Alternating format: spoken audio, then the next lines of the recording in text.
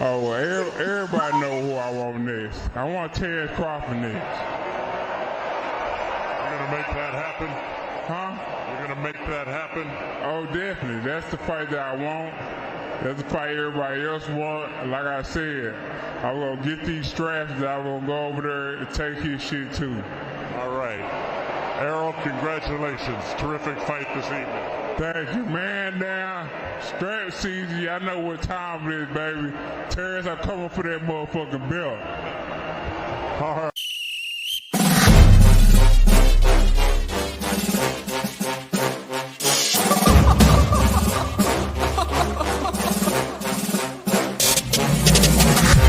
I'm not catching fades anymore. Gotta keep my hands clean when they come for the ball.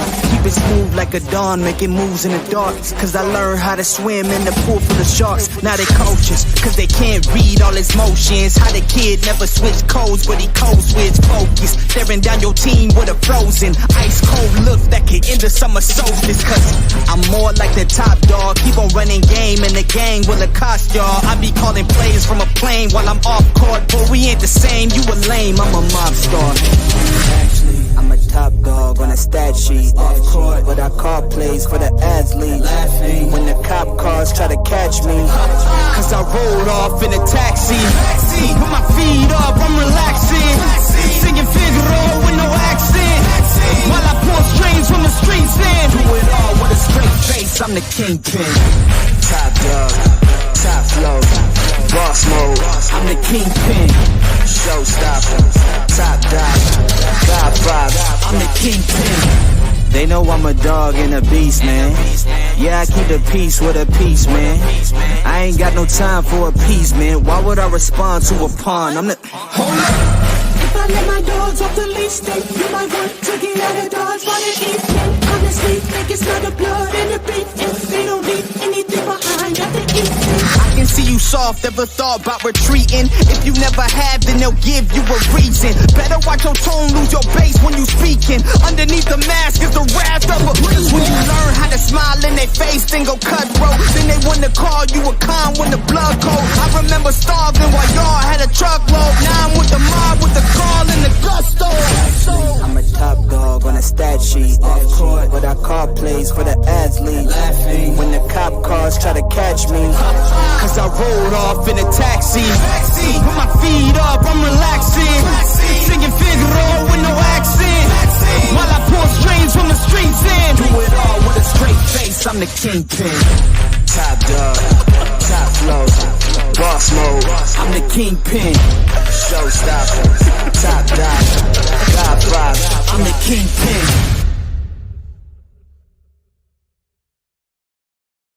A lot of drama going on in the LDBC out there. This is a small boxing community. Y'all come on in, man. You know what I'm saying? Y'all know how we do. Get on in here. What's happening? You know what I'm saying? Speak up. Salute, salute. Man, there's a lot of drama going on out here. But that's not what we're gonna focus on. But the community is small, man. You know, Ryan shocked the world. You know what I'm saying? That's all it is. All you have to do is be 100. Everybody, I don't care who you root for. That's cool. I mean, you can root for who you want to root for. I hope everybody can hear me. I know I've been having like sound problems and stuff like that. But I got 20% left on this thing. That's okay. We have a lot of drama, man. You know what I'm saying? Everybody, you know what I'm saying? It's a devastating time. You know what I'm saying? Devin got Falumaloon, bro. There's no way else you can put it. Did Ryan come in at 143? Yeah, but people are trying to, what I'm saying, correlate with that, with Devin being heavy, what I'm saying, over other fighters when he came in on the back end, right? So they're trying to say, that he was a weight bully to Lomachenko, he was a weight bully to everybody else. So he got his just due, as I should say, as my boy Just Do be saying. What's going on, T? Z Frank, what's happening? He says weight bully is such a bitch ass nigga term. Only sucker ass niggas use that shit. He says either you good enough to beat them or not. And I believe that too. But this is what's this is the conversation that we having out there, TZ Frank. That's what's going on out there. Because I got a couple of clips right here by Regis Prograis that I want to show you guys. What's going on, Greece with Five? So that's what people are using that because Devin was heavy against other fighters. You know what I'm saying? Like this is some kind of poetic justice. Basically, is what's happening. And you know what I'm saying? I feel 78. I was listening to 78 this morning. You know what I'm saying? A lot of people don't know. I mean, I go way back. I go back before 78. A lot of people don't know that. I was on this shit like when it first started. You know what I'm saying? I'm gonna release some of my boxing predictions when I had Pacquiao and Floyd Mayweather when I was on the online then, and I went under Cool Man C. I think it was Cool Man C. I think I went under back then, but I just had so much going on with the family and my kids were young and stuff like that. But I've been on this internet for a long time. I just was never one to get personal. These guys be doing all kind of espionage bullshit behind the scenes. And and I'm from a guy who played with sticks growing up and saying climbing trees. So this whole internet espionage shit never like really made sense to me. You know what I'm saying? So it's like it's kind of petty, man. I hate to see brothers get torn down just because one fighter got beat up. You know what I'm saying? Devin is an excellent fighter. But he lost. You know what I'm saying? And I think he will be back. I think a loss does better for your career than if you're just going out there beating everybody ass. I think this was good for him. So I know people think that's some kind of trolling shit, but as a hardcore boxing fan, you should know you learn a lot more about your flaws from when you lose than just going out there whitewashing everybody. And you know what I'm saying? Now Devin understand that shit is real. That boxing is real. Like you can't just master it all, you know what I'm saying, and one, one, unique little few years stretch of wins. You know what I'm saying? You're gonna come across that dude that's gonna put you on your ass. And it's just what it is. No matter what it is, you got to find out where you went wrong, come back and get better. That's the beauty of it, is the rematch. Now I don't know if he want to come right back and get a get a shellacking like that, because sometimes you got to understand what you can do. Is it, can he come back and just box and beat Ryan Garcia? You know what I'm saying? Not confront him and not, not get falumaloom, you know what I'm saying, by standing in front of him, not stop getting disillusioned that you can walk a power puncher down, right? um I just think that we all getting too caught up, man. I mean, you know how small our box. I see everybody and everybody else's on everybody else's channel. I don't care how small the channel is. So we see everybody on each other channel. Now I don't be monitoring what people saying. I mean, everybody got their own free will and free speech. You know what I'm saying? But one thing we have in common is that we try to keep it 100. You know what I'm saying? And yes, you're gonna be a little bit biased. Everybody's biased against their favorite fighter, right? You know what I'm saying? Some people don't feel as strong about Devin as others, right? 78 and Devin got a close relationship. So, don't troll that relationship. I mean, that they're close. I mean, so why try to troll the LDBC just because they get down with each other? You know what I'm saying? It's like it just don't make no sense, right?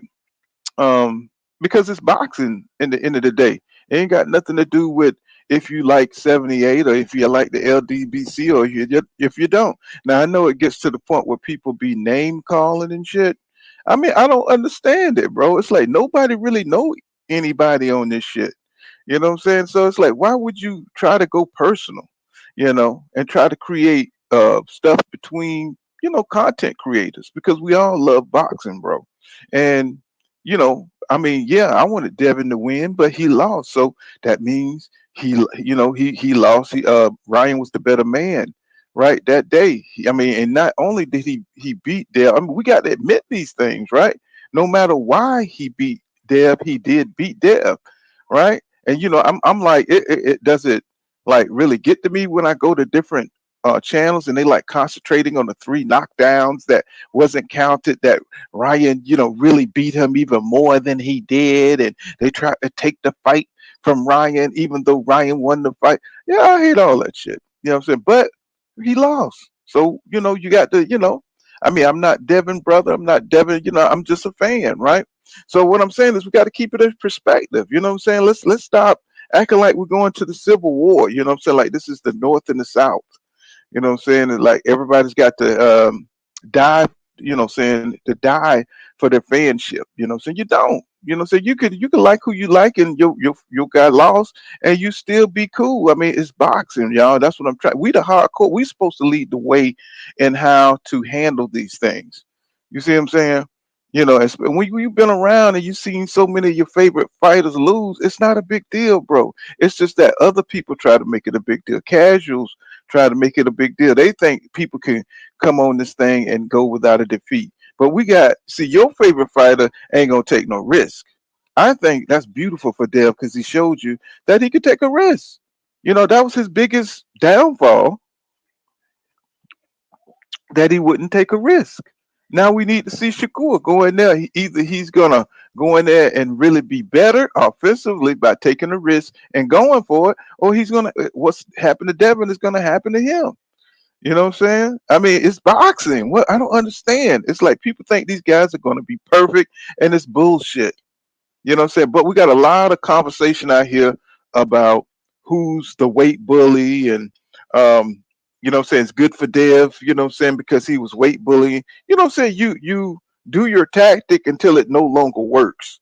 You know what I'm saying? He came across and plus, even if Ryan would have came and weighed on that scale 150 pounds, if you went ahead with the fight, that's your goddamn problem.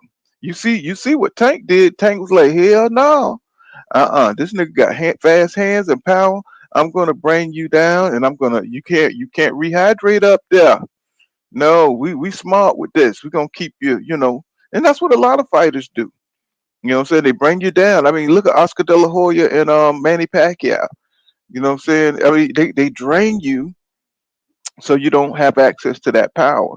You know what I'm saying? I don't care if you've been out of weight for, what I'm saying, if you've been out of weight for 8 years and they know you can't make that weight no more, that's time to make the fight. Time to make the fight. So it's all strategic. You know what I'm saying? And if you fool enough to go in there thinking I think the Ryan greatest strategy was to get Devin to think that he wasn't focused and that the extra weight didn't matter. And that, saying that, saying with the extra weight came the speed and the gifts that he had that was going to like really add on to the power and everything that he had, the gifts that he had. And he thought that he was what, because they were dancing and shit all up in the motherfucking locker room, and they were, I think him and that Quavo Takeoff or whatever the guy name was, they were dancing and shit, and Ryan and them was over there, they were hyped up, nigga. They was in a zone, man. And if you looked at Devin them, they was over there getting down like they was already doing a damn post fight dance or some shit. You know what I'm saying? Took his eyes off, took his mind right out the game. He thought he was gonna go out there and dominate. You know what I'm saying? And I'm surprised by that because usually, we are some of the most focused, motherfuckers when it comes to, wanting to win. You know what I'm saying? Would that have happened to Floyd? Like the same thing with AB. You know what I'm saying? He didn't check the gloves like Floyd. Floyd be focused when he go into that shit. He checking everything. He don't give a fuck how much of a favorite that he is, right? And I think Dev just brought him to the height, and he didn't have people there that kept him level headed to check everything, to prepare for everything. I think Mickey Bay was saying that, man, what I'm saying, we got to get ready for everything. He wish he was there in the camp and stuff, but see, they thought Ryan was off his rocker, and that's where he fooled everybody. That's why Devin was dancing in the locker room with the little rapper guy, and he had Uggs on and shit. He had the gray Uggs on. I was like, bro, come on, man. What's up with the Uggs, bro? I mean, what are you doing? What I'm saying? Them shits are gonna fall apart, bro. You know what I'm saying? I mean, I didn't even see any grips on that motherfucker. That's probably why he couldn't take off because he had them Payless Uggs on and shit. What's up, 2 Cent boxing in the building? Can you hear me, 2 Cent? Oh, give me a second, Paul. Okay. You know. So let me holler at some of my people. Doc Kent he said, what up, Pool? He said, I'm amazed how many of the the U.S. wanted to do this young brother Haney lose. Yeah, man, but that's his daddy. Like one thing about this country, they hate to see. They love arrogance when it's white people, but they hate arrogance when it's black people. I mean, we can't, what I'm saying? They hated Ali when he talked his shit, but they didn't appreciate him until he lost, right? But Tyson Fury, what I'm saying? They love it when he talks shit, right? Because, I mean, he could back it up, right?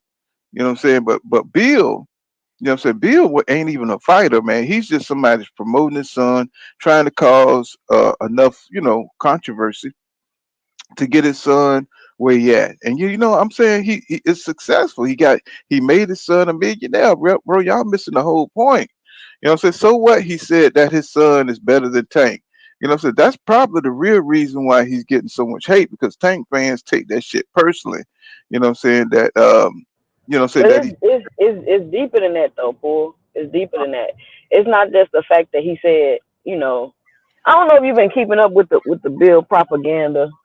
mm-mm, He really tore down a lot of fighters. Like when Tank got arrested, he was passing out the mug shots, calling Tank Mama crackhead, trying mm. to trying to frame people for like Bill did a lot of F Wait a minute, stuff. wait a minute, hold on, hold on, wait a minute. Say that again. He called his mama a crackhead.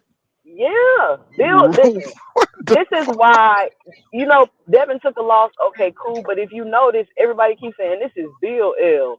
Bill took this loss. The focus is on Bill because of the propaganda he's been going around doing. He's been doing interviews with people, cutting up the interviews, making it look like the interviewer said one thing when they ain't really what they said. It's a lot of stuff Bill has done.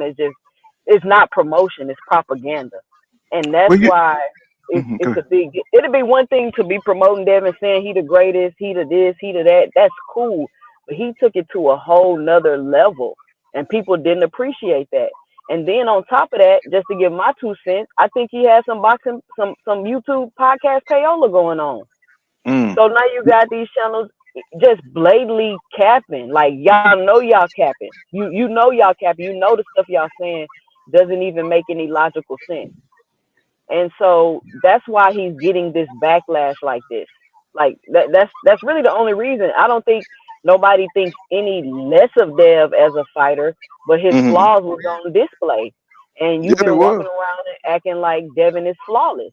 You've been walking around framing people for ducks. You've been blatantly lying, saying, "Oh, I called this person and offered them this and this and that." Like I'm talking about blatant lies, bro. I ain't talking about. Of course, you're gonna cap in boxing when you promoting the Right. boxer. It's part And of it. that's my point. But That's my only point. I mean, I don't know how. I mean, if you would have to pull out those, I think calling somebody mama crackhead is gone too. Of course, that's going too far. But those are the things. It's like, why focus on those things when Devin is the fighter in the ring. We all know what kind of character that boy has. So it don't really matter what his dad talking about to me, because it's about Dev, right? Even though he has to suffer, because I think Lomachenko had some of the similar situation going on with the media always calling him like white Jesus, or you know what I'm saying. And he never carried himself like that, you know what I'm saying. But it's always was the media that made Lomachenko like more than what he was, right? um so I think Deb is kind of getting some of the same thing, you know what I'm saying. Like Bill's just maybe putting it on a little bit too thick. And too thick, but too thick. I think when Devin fought Lomachenko and beat him in the fashion that he did, I think that rubbed people, with a close fight and didn't give him a rematch. That kind of set the stage for, saying the slave police to come out. You know what I'm saying? Like, looked like everybody's just like all of a sudden got into a frenzy and they wanted to get them. They was like public enemy number one.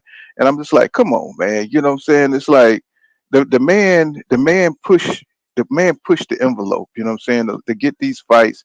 Yeah, he talked a lot of shit, telling me he's gonna kill Ryan Garcia, but I think it was to promote the fight, because he knew Devin don't have a lot of charisma. He don't have a lot of I think Bill, like, he really pushed the envelope for Dev, because he don't have it. And I think he went too far.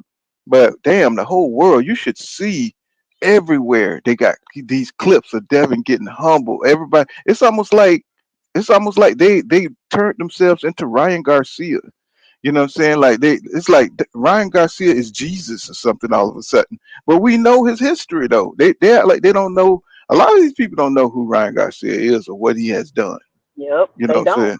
They don't. So it's like to me, I'm just like, what the fuck is going on here? Don't they know this is the goofy that wouldn't fight this man for 3 years at 135? I mean, see anybody. But see, it's stuff like that though. It's stuff like that Mhm, though.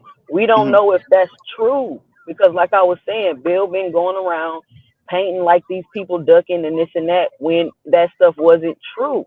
You get what I'm saying? I mean, That but stuff wasn't you true. seen Dale go into the ring with Ryan, right? And they said they wanted to fight. Now, he was his WBA interim champion. These are things that you know.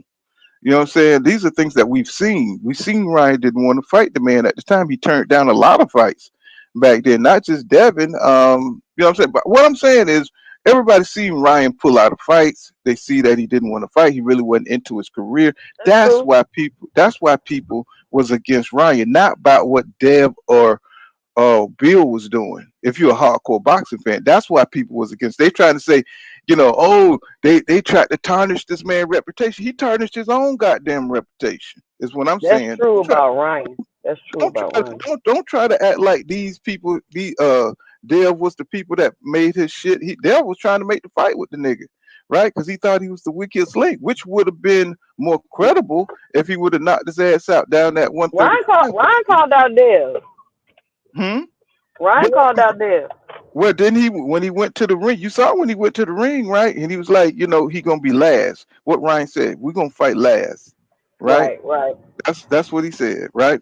So what I'm saying is Ryan, he did a lot of things against his own career by pulling out of fights, saying he's gonna fight Manny Pacquiao. Just this foolishness that puts you in the mindset that he's not a real fighter. So it wasn't build him that made people think he was a C-level fighter. I mean, he kind of did that himself, which worked out for him in the end because people, they underestimated him. You know what I'm saying? This was like I'm pretty sure it was not something planned, but I think it became part of the plan once, what I'm saying, he got into a position to fight Dev that he underestimated him. You know what I'm saying? Everybody thought he was unfocused. Yeah, I even thought he was unfocused. At one point, I thought he was going to be focused when he went to Dev. You remember that time because I was posting all kind of Ryan Garcia videos. You remember that? Tom said it's all right to say he cute. You know what I'm saying? I was on my Ryan Garcia shit there. You know what I'm saying? I was like, man, Ryan, you see my videos? They were fly as fuck with Ryan Garcia on there. And then all of a sudden he came out with more foolishness. I said, this motherfucker's not focused. This nigga is straight food, right? But he was just bullshitting, you know what I'm saying? So he fooled everybody and he raised his game and he got a coach that could get him focused and get him out of that foolishness. And he went out there and he put on a master performance. He's a brawler, bro. And Dev he still couldn't get what the old Ryan that he saw in his mind out of his mind, the one he went 3 for 3 with. And Ryan schooled him. This was his second camp, I believe, with Derek James. So his skills are starting to click with Derek James. You know what I'm saying? Somebody he need a strategist with him in that. You know what I'm saying? Even though Oscar wanted him to lose, you know what I'm saying? So Ryan got a lot of things that he's overcame, man. So he's becoming like, this Mexican Captain America or some shit. Or Captain Mexico or what. No, he's not even Mexican. He's Mexican American. You know what I'm saying? He's kind of like he's their hero now, the underdog hero. Even though the Yeah. motherfucker been good. He been Been good. good. Been Yeah. good. It's just never fucking focused. Now that he's focused, it's almost like when saying you can make you're a pro, but saying you never really show your skills until you want to. And so people underestimate you and you go out there, you bust their ass, right? For 20, for 30, right? And that's what happened. You know what I'm saying? He downplayed himself for so long. And so he finally had something to focus on and fight for, and he exceeded everybody's expectation by knocking down Dev. I mean, he really embarrassed Dev, right? It was terrible the way it played out for Dev, but at the same time, people can't be overly sensitive for Dev, man.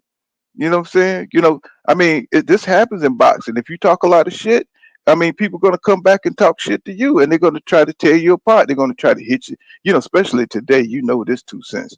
You know what I'm saying? Especially this, they're going to rub it in your face. And I got a couple of clips here. Where the people who they're beat, such as Regis Prograis, and I got a clip here by Bill. I wanted us to go over. Because Bill kind of responded to all the hate and everything. You know what I'm saying? That's going on. But we'll get to that though. But let's highlight that. But let me hear what you think. You've been seeing what's going on the internet. What you think about everything you've been hearing out there? I know you just shocked as I am, right? Um, I'm not surprised because it's really just all the cap and Bill been doing, man. It's been on Hmm. another level. You know how Right. Tony Harrison talked the most trash, and Yeah. then he go get beat up. Nobody bothered Tony Harrison. Nobody is on the thing talking about, oh, you talking all that. Nobody do Tony Harrison like that because you understand that that level of trash talk is just to sell the fight. But Right. when you go months and months and years and you're building your career off the backs of the fighters, like the infamous sparring tape. For years, Bill said Devin knocked Tank out in sparring. Tank wasn't able to touch him, this and that, and then the sparring Tank dropped. Why you think that went so viral? Because Bill had been lying about it for so long, and then when people were finally able to see it, it's like, oh, you lied. Whether it's edited or not, you were saying Tank couldn't touch him and this and that and all of that. So the backlash is not necessarily because Devin just lost. Of course, he was going to experience some backlash about that. If they would have came at this like Ryan is a dangerous fighter, he got some speed, he got some power, this and that, but we gonna kill him, we gonna do this, we gonna do that, it would have been different. It would have Hmm. been different. But for years, you just been, oh, we retired Mayweather. You saying stuff like that? What type of backlash you think you gonna get? You out here talking about you retired Mayweather. Mm. You Oh you yeah. beat him for six Yeah, months. yeah, You yeah. know what I'm That shit. saying? Like, That come shit is on. sacrilege. That shit is sacrilege. The niggas be like, oh yeah, we can't wait till you get your ass towed up. Be that guard. He says, how did Devin keep getting hit with the same left hook over and over with no adjustments, bruh? His If you IQ seen, was in question. His IQ was bro, in question. well, sometimes it's IQ, but sometimes when you get rocked, I think he rocked Dev early, and I don't think he recovered. He recuperated, bro. I think he was putting on a brave front. But I think when he got his first jaw jacking, he was so discombobulated, bro. Be that guy. So we think that Devin is so experienced, and he is. But sometimes when you get hit with somebody, see, when you have those special athletes that can skip the rules and shit, that's Ryan Garcia. He got a special gift, that speed and power, right? Some things you can adjust over time, but it takes time. What Devin did wrong was he went in the range and he got jaw jacked and clipped, and everything went out the window. Everything went out the window. You think you got this guy. Everything you thinking your skills are way up here. This is supposed to be an easy fight. All your expectations. Ryan went out there and one left hook knocked all that shit out the water. You know what I'm saying? His fear, he brought Devin's fear into a panic, and he couldn't think, man. You know what I'm saying? His head wasn't clear when he jock jacked him with that fucking left hook. He couldn't recover. He kept getting hit with big shots, and when he did recover, he was trying to get back, and he won 3 rounds straight. But then he kept getting clipped because he couldn't deal with that power that Ryan was bum rushing him with. All Ryan was doing was falling back and bum rushing him, and Yep. Taking his and shots. and and the power, Dev couldn't handle the power. It was almost like he was a 135 pounder versus a welterweight as far as power wise. So really, he couldn't hurt Ryan either. You know what I'm saying? And I think that was frustrating him. He couldn't. That little defense thing, it totally negated what Dev was doing. And plus, he was already hurt. He never recuperated in the fight. You know what I'm saying? He never had nothing that could really touch Ryan. So Ryan was resting. He'd fall back, he'd rest, so he could bum rush him again. You know what I'm saying? So seriously, a lot of people been saying 2 cents over the years that Dev don't have no power. You know what I'm saying? So say to fight anybody off like a Matias or any a power punching type of person, And now I see it. Before I thought, hey, maybe if he just boxed and he could box circles around people, but felt like his little snack program was like building him up, right? We thought the snack program was I thought we was gonna go out there and see that nigga, like really, yeah, like really, knocking niggas back and knocking the wind out of niggas. But I don't know. He must be didn't pay for the good shit. Well, the snack can only increase whatever you already have. So Hmm. it can't give you power, but do know Devin do got good punch resistance, and he's able to go 12 rounds. It's not, Hmm. if you ain't got power, you ain't just finna take something and give you power. Like, it don't work like that. It's gonna enhance whatever you have, and so the snack could be why he was able to take them shots and keep getting back up. It wasn't beneficial, but I'm just saying, like, his punch resistance, he wasn't able to get knocked out. And if that's the same thing that happened to Mikey Garcia with Earl Spence. Mikey Garcia was with snack, Earl couldn't knock him out, but that ain't helping. Right. Jermaine Wood. I mean, he said y'all need to stop with the Devin is a great boxer or talent. He says Devin has no power, toilet paper chin, no inside game. Said he's flawed.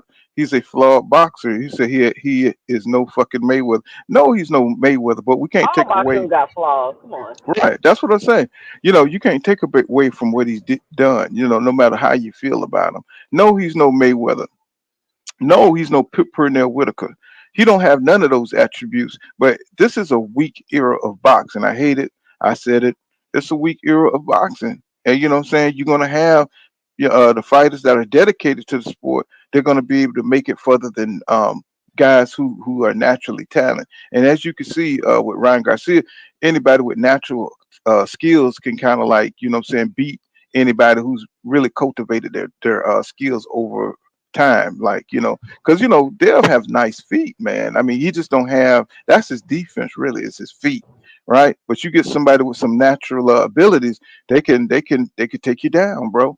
Say all they have to do is be able to do a couple of things. Say look at the Dante Wilder, this for this era, this heavyweight era, one punch, bro. He was able to go all the way to the top with that one punch. No boxing skills, really.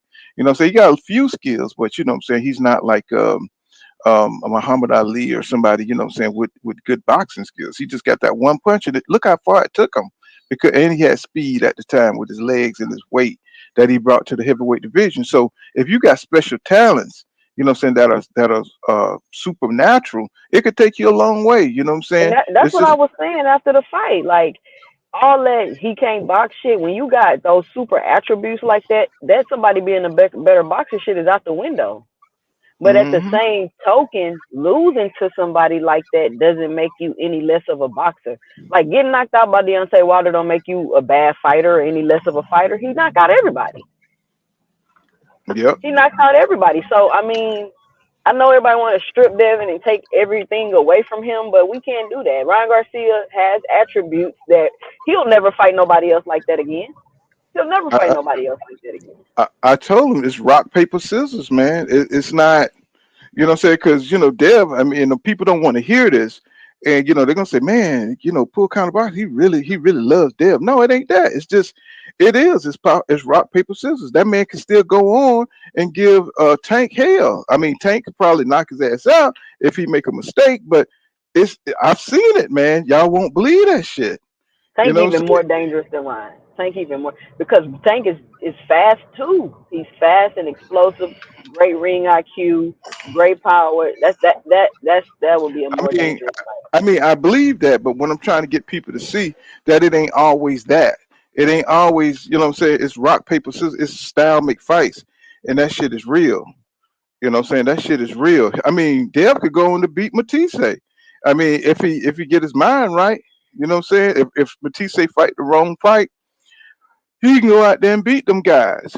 You know what I'm saying? If Tank comes up to 140, it may be a different story for him. You know what I'm saying? He beat Marius Boreals, but that's not that don't mean he's gonna beat everybody at 140. That's all I'm saying. I think Devin's one of Devin's biggest mistake is Hmm. he fought fighters with the same profile.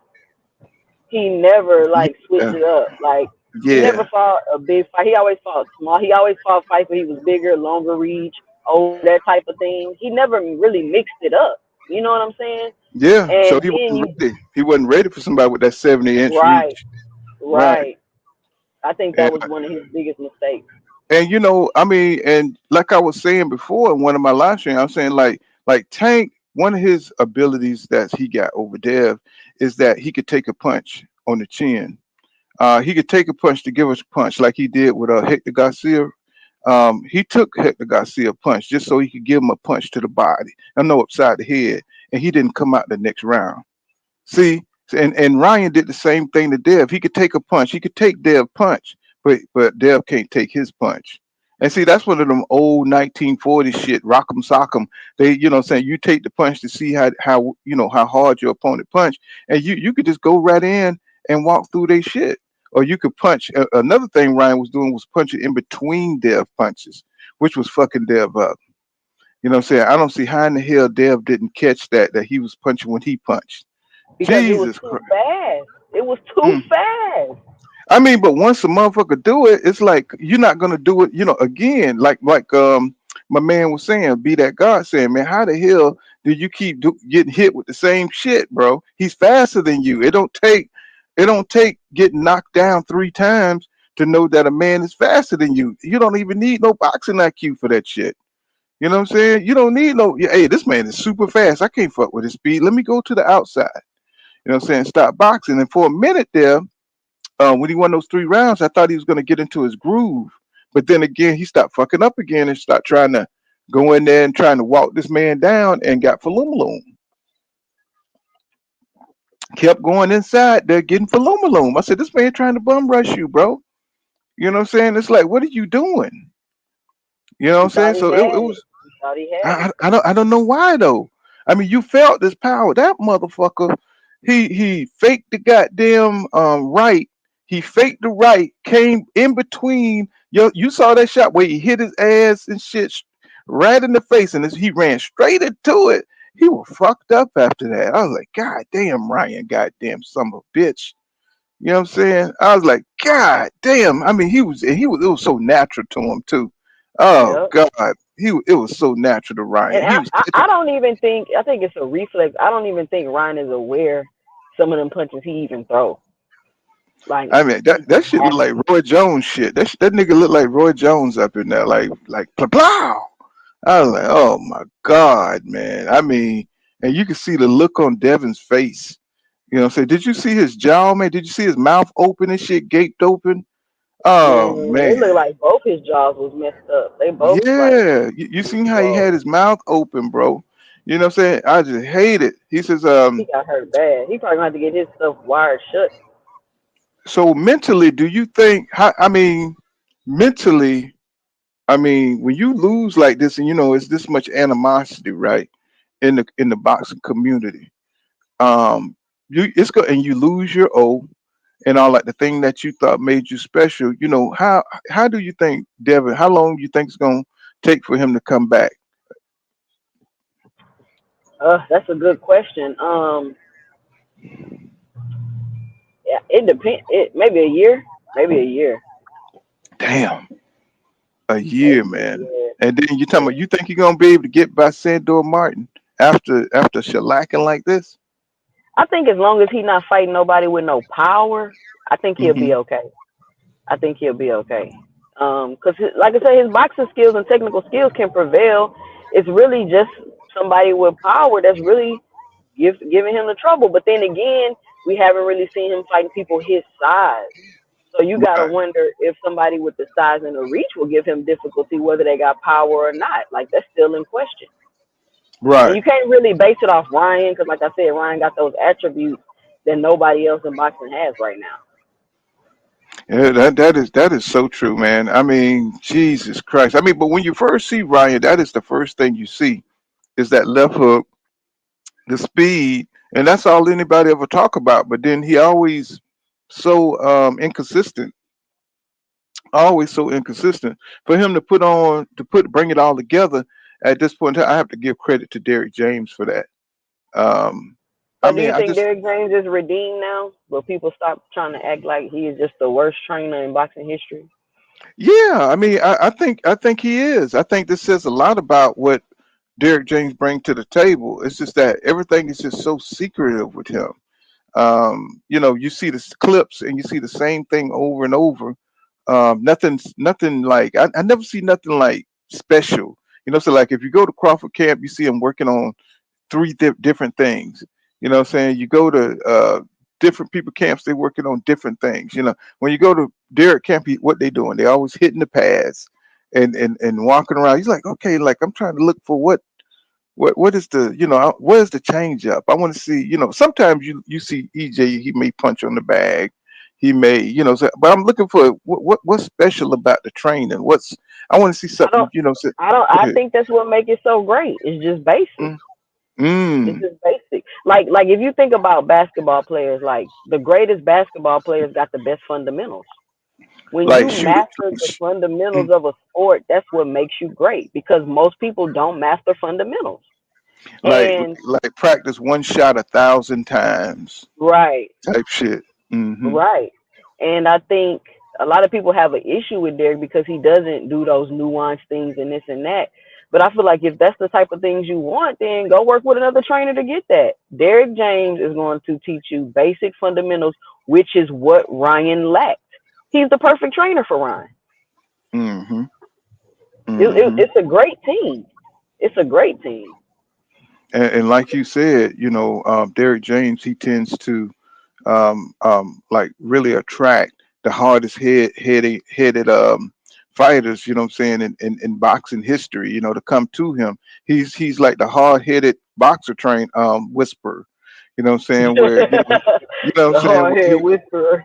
yeah, you know what I'm saying? Like, he got the Jamel Charlo. I mean, come on, some of the most you know what I'm saying, just self-centered motherfuckers, you know what I'm saying? And he's just that dude, man. He take his ego out the way, you know what I'm saying? And somehow people respect that from him, you know what I'm saying? He's somebody who could probably go to the NBA and coach them niggas, them rich ass niggas, you know what I'm saying? Yep. To get them His patience is on 1,000. like Phil Jackson or some shit. You know what I'm saying? Like, he got that kind of Zen type of vibe to him, and I'm just like, wow, wow. You know what I'm saying? That's amazing. So, what I wanted to get into now was to get into y'all. Have you seen this Regis interview? 2 Cent. I seen one when he was in his car. I don't think I seen this one. Okay, let me preface it with the thing so they don't flag this thing what I'm about to do. This is for fair use. Let me see. Let me do the little flag thing. This is for fair use. You know what I'm saying? This is for educational purposes, and we're going to be commentating over this thing. So, But they don't flag you when you put that up. I mean, yeah, but basically, I guess they say it's always 50-50, but it just depends on how much of it that you use, really. So, Oh, okay. but this is Regis. Regis, y'all know he got Falumaloon. Let's just, he got Falumaloon by Devin, right? So you already see that it's kind of like a little saying revenge talk right here where he's talking about he weight bullied everybody he ever fought, talking about devinhaney, and he felt like this is poetic justice, and y'all going to hear it in his tone, and I want y'all to check it out. So here we go. You know what I'm saying? Oh, hating ass Regis. Man, it'd be different. Yeah, it's a different animal, especially after you're like done wrapping your hand and ain't those gloves on. Oh yeah. Man, it'd be hard. I mean, that should be hard as a rock, bro. That should be. It's really. It's harder than It's harder than a fist. That should be hard as shit with those gloves on with a wrap on. Let me forward it because he be saying some stuff up in here. I don't want to be talking shit about judges because I'm still an active fighter right now. So I'm Yeah. definitely not gonna take shots at no judges or nothing like that. But man, they're human just like we are. They might be seeing something different than and it's always and everybody. If people don't know, Let me fast forward it. So, oh fuck, what did I just do? Let's see, hold on. Come on, reach. I There we mean, go. who else?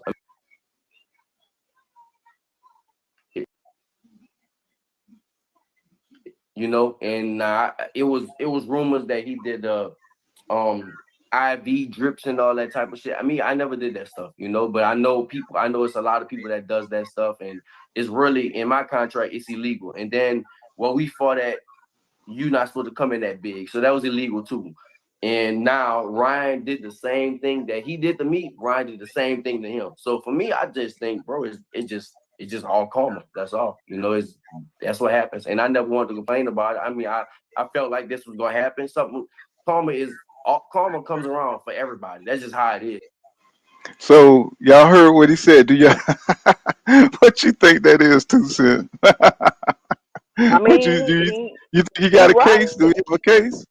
I think he got a case. I mean, we all know Dev came in that fight over the weight, over the percentage weight that it was supposed to be. I think he had to pay a. So it's a little bit of. They kind of cutting out. What you say now? You think it's a little bit of what? And why everybody worried about the weight now? Nobody was ever talking about what people rehydrate to and this and that. And then now, backdoor, somebody pull a Devin on Devin, and now they want to act like he really had like this super huge unfair advantage when I don't think he did. Mm, mm. So you think it's a little bit of both with Regis here? You know what I'm saying? Because he even says, I think he says in this interview, he beat Ryan beat the shit out of Devin. You know, that must have felt good. I don't Yeah. think Regis hating. I don't think Regis hating. I think he's keeping it a book. I think he is. I mean, I do think he's getting some revenge for his loss. You know what I'm saying? Trying to get, it's cathartic, you You know know. he gonna do it. You know he gonna do it. He told something. I think he said I think Ryan beat the shit out of there. You can't get away from karma. You do good, you do bad. Whatever it is, karma is gonna happen. And I felt the same thing. Like he fuck Devin blew up on me, and it was literally like, and I'm not saying that well, I am in my contract, it was illegal. You can't do that in the contract. Like that much weight, you cannot put that much weight on in my contract when they fought me. Between you and Devin? With me and Devin, yeah. How Mm. big he was, you cannot. It was literally you're not supposed to do it. And I like I said, I can't prove about the IV drips and stuff. I don't know, but mostly he probably was on doing IV shit, and that's illegal too in the contract. But I never complained about it. For me, I say whatever. It is what it is. For me, I take my lick on. I lost the fight. That's what it is. But I know it was illegal. But it's like he did the same weight thing that Ryan did to him. Ryan was like, man, fuck it. I don't care about the weight. Was there any financial repercussions for Devin in your fight? No, nothing like that. No, I just let it go, bro. I mean, I for me, I take it on the chin. Like I said, it was when I did the thing last week, which I said, bro, it was the devinhaney show. That was just, that's how it was, and I let all that shit go. I just took it on the chin. It is what it for me. So Regis said, I mean, hey, I guess he said Devin got to take it on the chin. Basically, Greece says Reg cooked Haney. Um, Cooking with Frank says Regis is right. Says Devin weight bullied Regis, but want to cry when Ryan missed weight. Karma. God damn. He says Devin just finally fought somebody his own size, and I think everybody coming to a consensus that that's about what it is. He just wasn't used to somebody. I mean, the power, the speed, the size. It was a recipe for a real ass whipping that we're seeing right here, and no amount of skill was going to help him out that night. Same fight, different rounds. Says Regis ain't hating Dev. He says pull the same shit with Regis. He said might be a little happy and have a little bit of hate, but he's being honest, and I get that. I get that. You know what I'm saying? Because Regis that's pretty noble, man. How you feel back with it? Because when somebody beats you in the ring and you got this kind of hype behind it, it's kind of like hard to deal with that shit. So I like how he just took his lick and went on about his business, even though he lost his belt, and he's 34 years old. So what I'm saying, he ain't got a lot left going on. You know what I'm saying? He's that dude they're gonna call upon when they want to bring up a young lion or something. Like if he was to go up to 147, he'll be the dude they feed to Udanis Ugas, or maybe somebody like a Ryan Garcia that's going up. Somebody moving up to 147 and they need a victim. You know what I'm saying? Because he looking pretty bad these days. But Ricky Wright I says think they got 600,000 for Ryan missing weight. they got I thought they got 1.5 million. Nah, for that that was that shit. little bet they had made, but I think in real life he got extra 600,000 for Ryan missing weight, and Yeah, you knew he Ryan paid was for gonna that. miss weight. You knew Ryan was gonna miss weight because he hasn't fought at 140, and he hasn't fought at 140 yet. But you don't think it would have been different, a little bit different? You don't think that weight drain would have brought um, Ryan his energy down or his power down any? You know what I'm saying? If he would have had to make that weight, they would have held him to it. You know what I'm saying? Maybe a little, but if he, it's just like you seen in the Tank fight, he Mhm. was drained and he still caught Tank. He Yeah, still that's caught true. Tank. So I don't think it would have made that big of a difference. So Ricky Wright says they don't want to give Tank credit. He says people don't like them that do Big Star real. Uh, let me see. They don't want to give Tank credit. People don't like them that do a Big Star real talk. And he humble.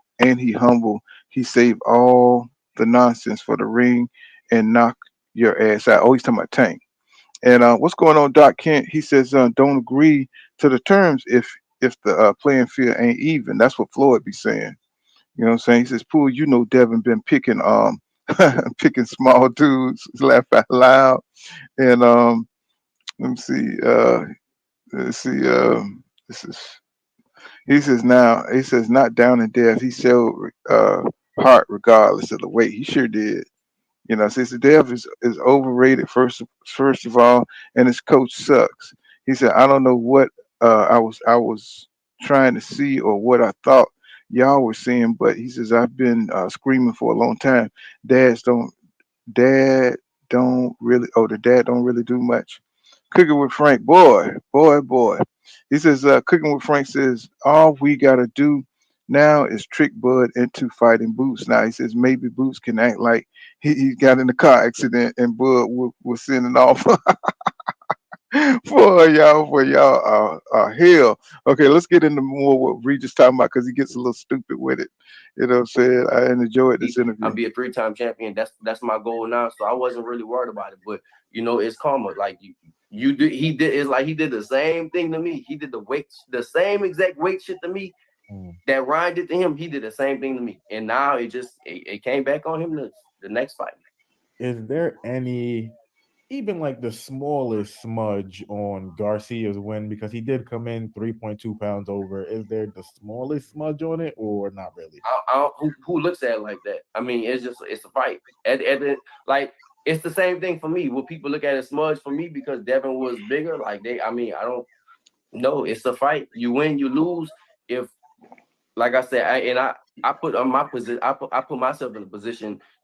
Would I go crying and complain about it? No, I'm not gonna cry and complain about it. You don't take the fight. If that's the case, just don't take the fight. That's Mm. all. Like for me, So y'all, you see, my people be on it. See, I could tell my people be on it because, even the experts, they be holding the same, what I'm saying the same responses. You know what I'm saying? Everybody know that it just is what it is. So Regis just letting you know. We just discussed it, so we're gonna try to move on to more what he's saying. it was if I would have known, I mean, and then I think we probably could have known that same night, like how much he was and stuff like that, how big he was. Then you could say, "Oh, I'm not fighting," but you did fight. So if you fought, you can't complain about it. So it's the same thing. He knew the weigh-in days. He knew Ryan's gonna be bigger. You can't complain about it. That's just how I go. If you take the fight, don't complain after. It's just you can't do that. Do you want to see a rematch? No, I don't think so. I wouldn't. I mean, I think that they can build it up, but at the same time, it was it was just a beating. Like when somebody take a beating like that, I don't think you want to see unless the only way is if Devin can build itself back up. Mm. If Devin can, excuse me, if Devin can come off two spectacular wins against two or three real good names. Like say if Devin go fight a Tank and Devin can beat Tank like that. He could beat him. Then you be like, oh shit, maybe Devin got better. He can go fight Ryan. But like right now, immediately, no, you don't want to see that. Y'all agree with that? Do y'all agree with that? Yeah, You know, because Devin I'm wondering what can he do? Like what can he do? What? And I've been asking that. What is it that Devin could do in the rematch to win? If somebody can answer that question, then it's like, okay, cool, do the rematch. But what is it? How can you combat the speed and the power? Yeah, but that's what he was saying. He's saying like, he got to get better. Do y'all agree that he got to fight maybe one or two, fights to show, to kind of show that he improved? It's not going to be that next guy he's going to fight. It's got to be like a Tank. It's got to be like a Shakur Stevenson, saying something that's going to force his hand to He improve. has to fight the hard fight now. No more Right, cherry picking. exactly, exactly. I think at this point in his career, he has no choice because now, saying he's at the top. He's considered, saying one of the A plus fighters. So you can't go back fighting B minus fighters. You're not going to get credit for it. People are going to look at now. He may need some confidence. He may need a couple of, and I think what's that guy he's fighting next? What's the name of that guy? 2 cents that he's fighting next for the I think in the WBA, right? What's that Sandor guy name? Martin. Yeah, Sandor Martin. I could not think of his name. That guy isn't going to help him with shit, except for maybe his confidence. And then if you can't go out there and put a hurting on him, nobody's going to care about that fight either. So it's going to be hard. Then he don't want to go out there and do like your boy did at 154, Swift Heard, go out there and get your ass whipped by nobody or make you look bad out there. I think he got knocked out by nobody too. I think he got stopped. Swift Heard, so you don't want, because you lost and you're still going through your mental growth, your mental healing, and take a fight like Sandor Martin too lightly and too soon and go out there and hurt your reputation even more. I want to see Dev, rebuild, the right way. And, maybe go with another coach that can like really get him on the right path. Shit, he may need to go with Derek James. What you think? Shit. He may need to go get Derek James, god damn it. Like shit, what the hell did you teach this motherfucker? He It's need to like go see the wizard. okay, so let's see what Regis else he's talking about. That same thing with me. Like, what I go is like, yeah, I say I put myself in the same shoes. Like, will people want to see me and Devin again? No, he beat me. It's like, no, what I would have to do is build myself back up. So the same thing with him. He would have to build himself back up. And then it's like, all right, get that momentum again and then go into it. But like right now, no, definitely don't want to see a rematch. What does Devin do in terms of trying to build himself back up? I mean, you were obviously successful with it, became champ again. Does Mhm. Devin take like a few smaller fights in your view, or he's a pretty big name in boxing? So do you think he should just be like, nah, I'm gonna just go for the next biggest fight and just go from there? What do you think he should do? It depends on him, man. It depends on what he wants. It depends if you want to build yourself back up, or you like you just want to go straight to the money fights again. For me, what I would think is build yourself back up. Go down again, go down the list of maybe get lesser opponents or something like that. Just and build yourself back up, and little by little get back to that spot again. But he's And I think that's good. I think that's a good idea for Dev because he don't have devastating power. He don't have those special gifts, and I think you need to be careful. You know what I'm saying? Because he could get clipped by somebody coming up. Saying as you get closer to that top 10, the more dangerous it is. You know what I'm saying? So I think that's good advice. What do you think, 2 Cent? You there, 2 Cent? I think that's good advice. You know what I'm saying? Do it all 36 in the building. Well, let me even see Yeah, that. that's great. Uh, That's great advice. Like just mm, take the time and get back together because Devin will always be under the pressure of getting a quote unquote knockout. Like, yeah. but hopefully that goes away though. Like we all know he don't got the power like that. I don't even know why people was encouraging that. Like he haven't had a knockout in years. He doesn't Well, do that. That's not his fighting style. So I don't even know why people were so obsessed with it. one thing that's been the one myth that's been knocked out the window is that he's going to get stronger and become this puncher at 140. That's out the window. What I'm saying? I even thought that maybe, him growing into his man strength, what I'm saying? Because, every man as they, when they get around 25, 26, what I'm saying? You get a little boost. What I'm saying? You get your little super saiyan strength, what I'm saying? As a full grown man with everything, what I'm saying? Working together. And even with that, man, Dev, he's not going to be a devastating puncher. He's not going to That's going out the window. You know what I'm saying? So, I think it'll behoove him to do what Regis is saying, man. Go out there and just, get yourself together and take, smaller fights, smaller venues. You know what I'm saying? Don't worry about the big money fights right now. Because those are going to be, better fighters with power, fighters that can clip you. You know what I'm saying? And just take it easy and get your game back together. I think that's something that's going to be straight for him. Good advice, man, from Regis Prograis, man. It's good that he could be evenly balanced like this. I guess as a fighter who's been in that position before, coming from the losing. I mean, he knows what it is. He knows what he's going through. Still a champion, so maybe he has to fight. You know, he might has to fight like a mandatory I think fight yeah, or something like like that. So I don't know. he was saying before the fight that he told his team that he's trying to fight Sandor Martin. That's his like mandatory. So maybe he'll go that route.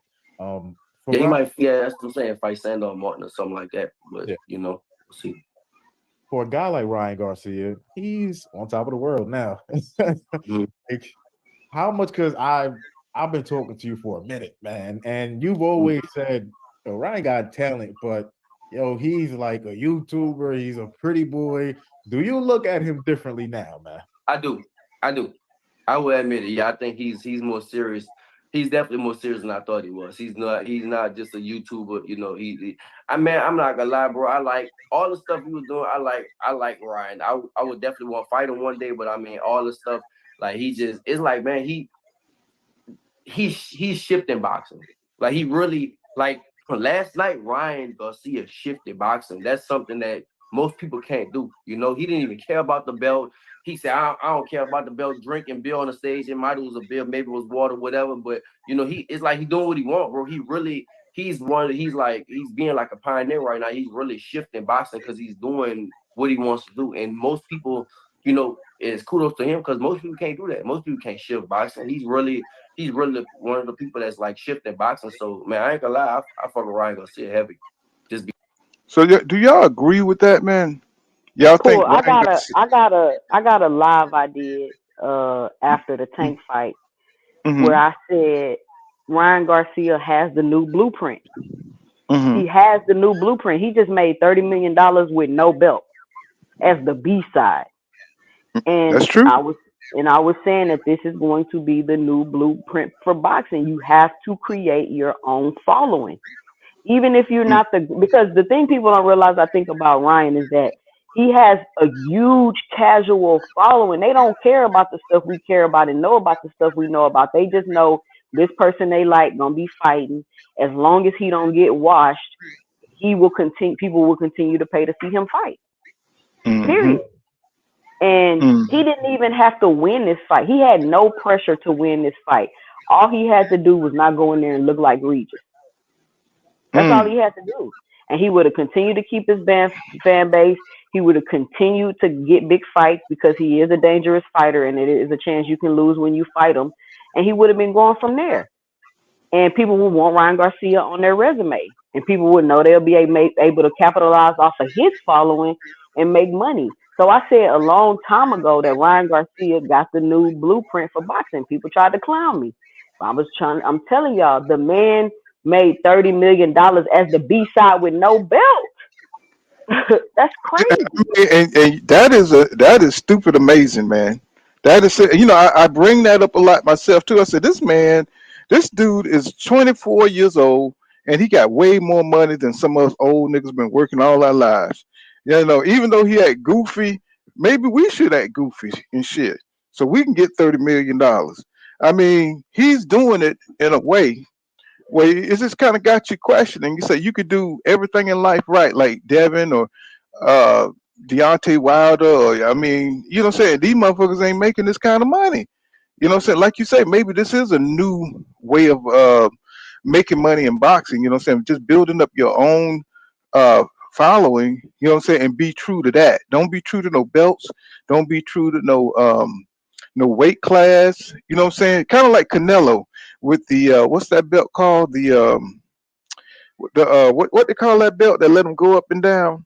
What's the belt called? I can't even think of the shit. Um, You know, saying just Canelo kind of the same way. He's self-contained. You Not know, the he got his own, franchise belt. yeah, the franchise belt. You What know what I'm happened saying? to that belt? I ain't heard nothing about that belt. Because it's one of them bullshit belts. Like you being, it's kind of like makes you the protagonist in your own movie, right? Type belt. You know what I'm saying? It gets you out of bullshit. You know what I'm saying? It's an eraser for an artist. You know what I'm saying? When he makes a mistake, you know what I'm saying? It allows you to make your own rules, right? And look like that's what Canelo has. He was like maybe Floyd Mayweather was the one who's kind of like started all this shit, but Canelo took it to another level, and now you see Ryan Garcia for to hop on his popularity train and turn it into, you know, what I'm saying turn boxing into, you know, something that the casual fans want to see. I'm They're like, gonna try to damn. hold it against him though. He's not even a champion. But so, what does that even mean for Basically, Ryan Garcia? I mean, basically for us traditional people, it's almost becoming like, you know, we need the organization so we can look back on the history. You know, we could talk about these old fights. You know what I'm saying? But these young people don't know shit about that.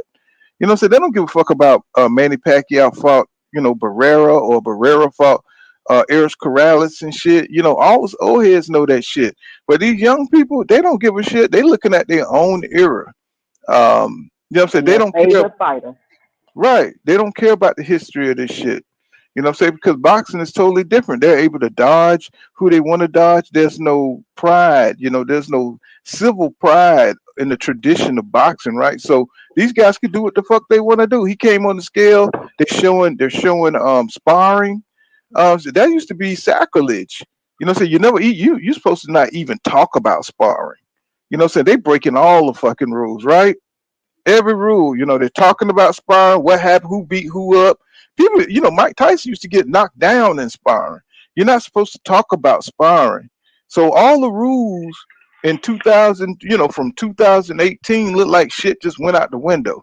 Somebody threw down the gauntlet and said, fuck it, we're gonna talk about everything. You know what I'm saying? And put it on the net, you know what I'm saying, and leak footage. You know what I'm saying? Because everybody's trying to make a dollar off of, you know, saying some kind of content, right? Well, And attention is a currency now. yeah, that's what I was trying to say. God damn it, you too articulate. God damn it, get off my shit. God damn it.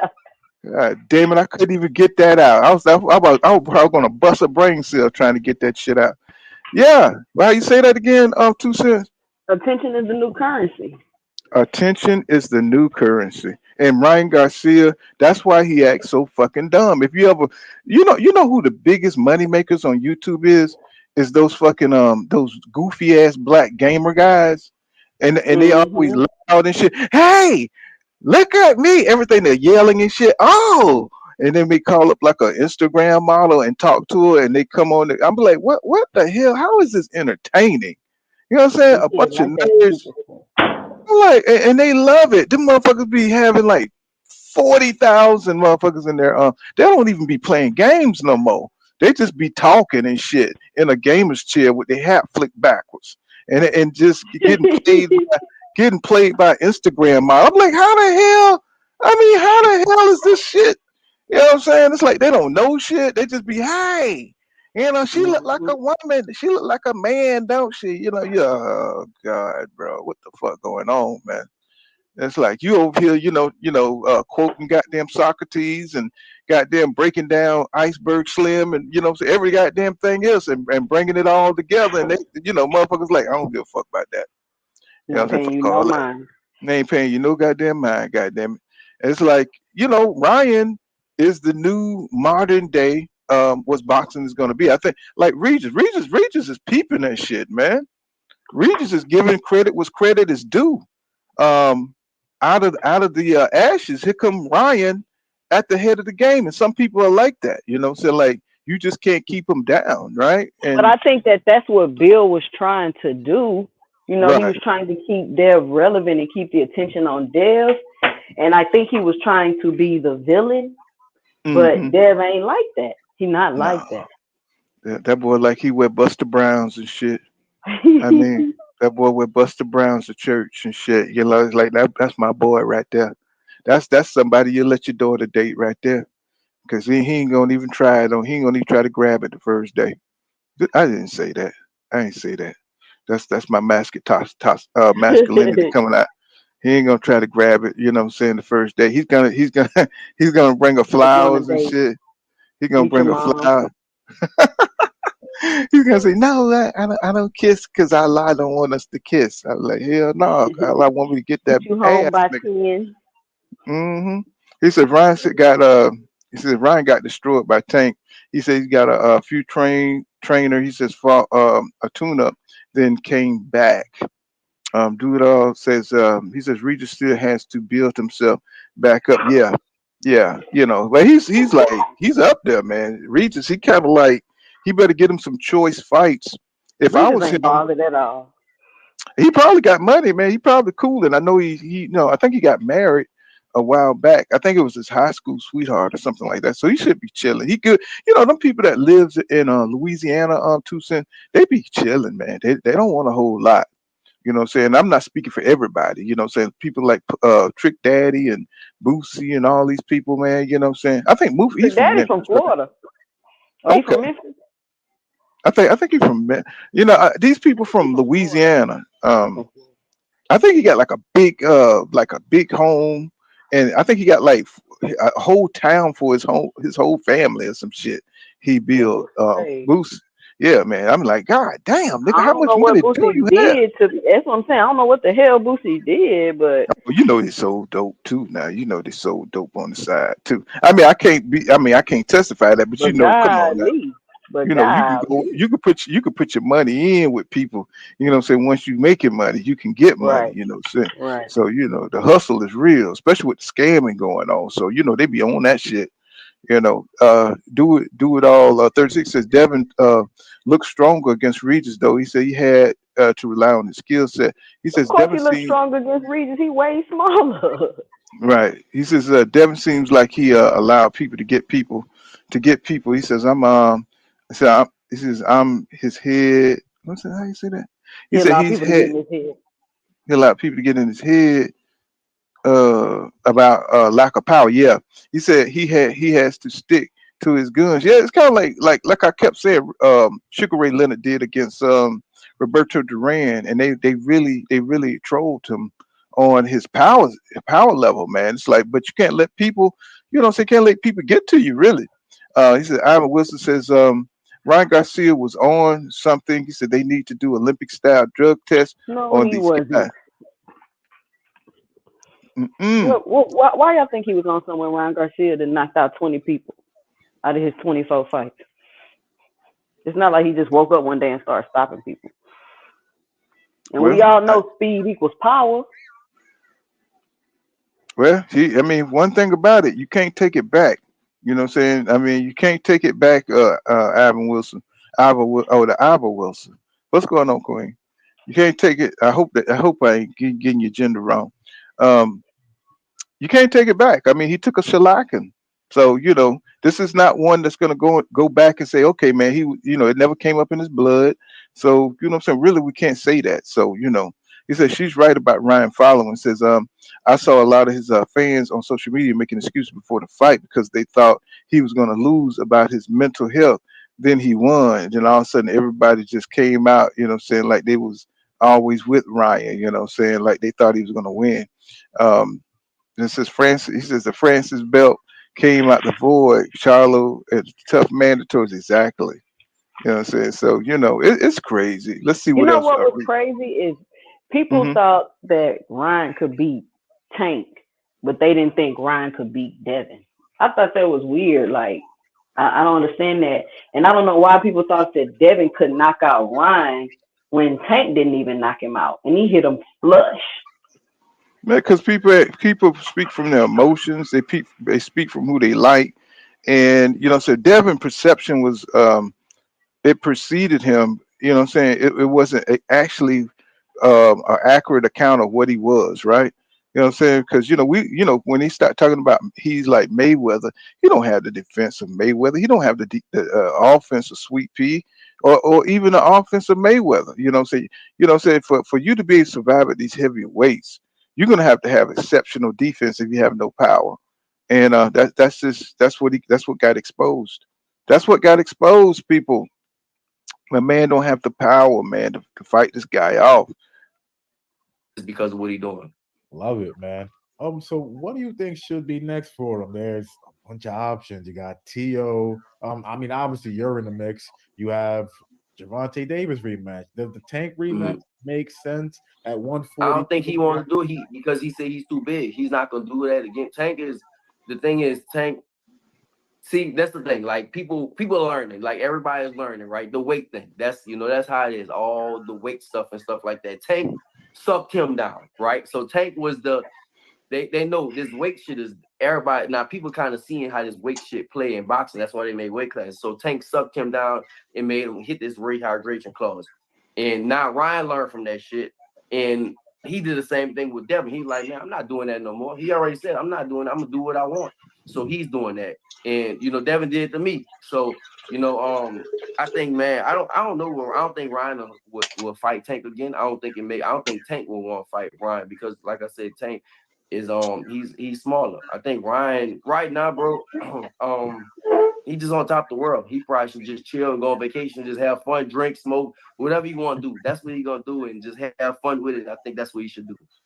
Okay, so you said that you don't think the fight with Tank would happen because of like maybe the weight and stuff like that. Like, or are you saying it's just because of the weight, or are you saying that now Ryan might get Tank in, in the rematch? He might beat him. I don't. I think kind of both of them.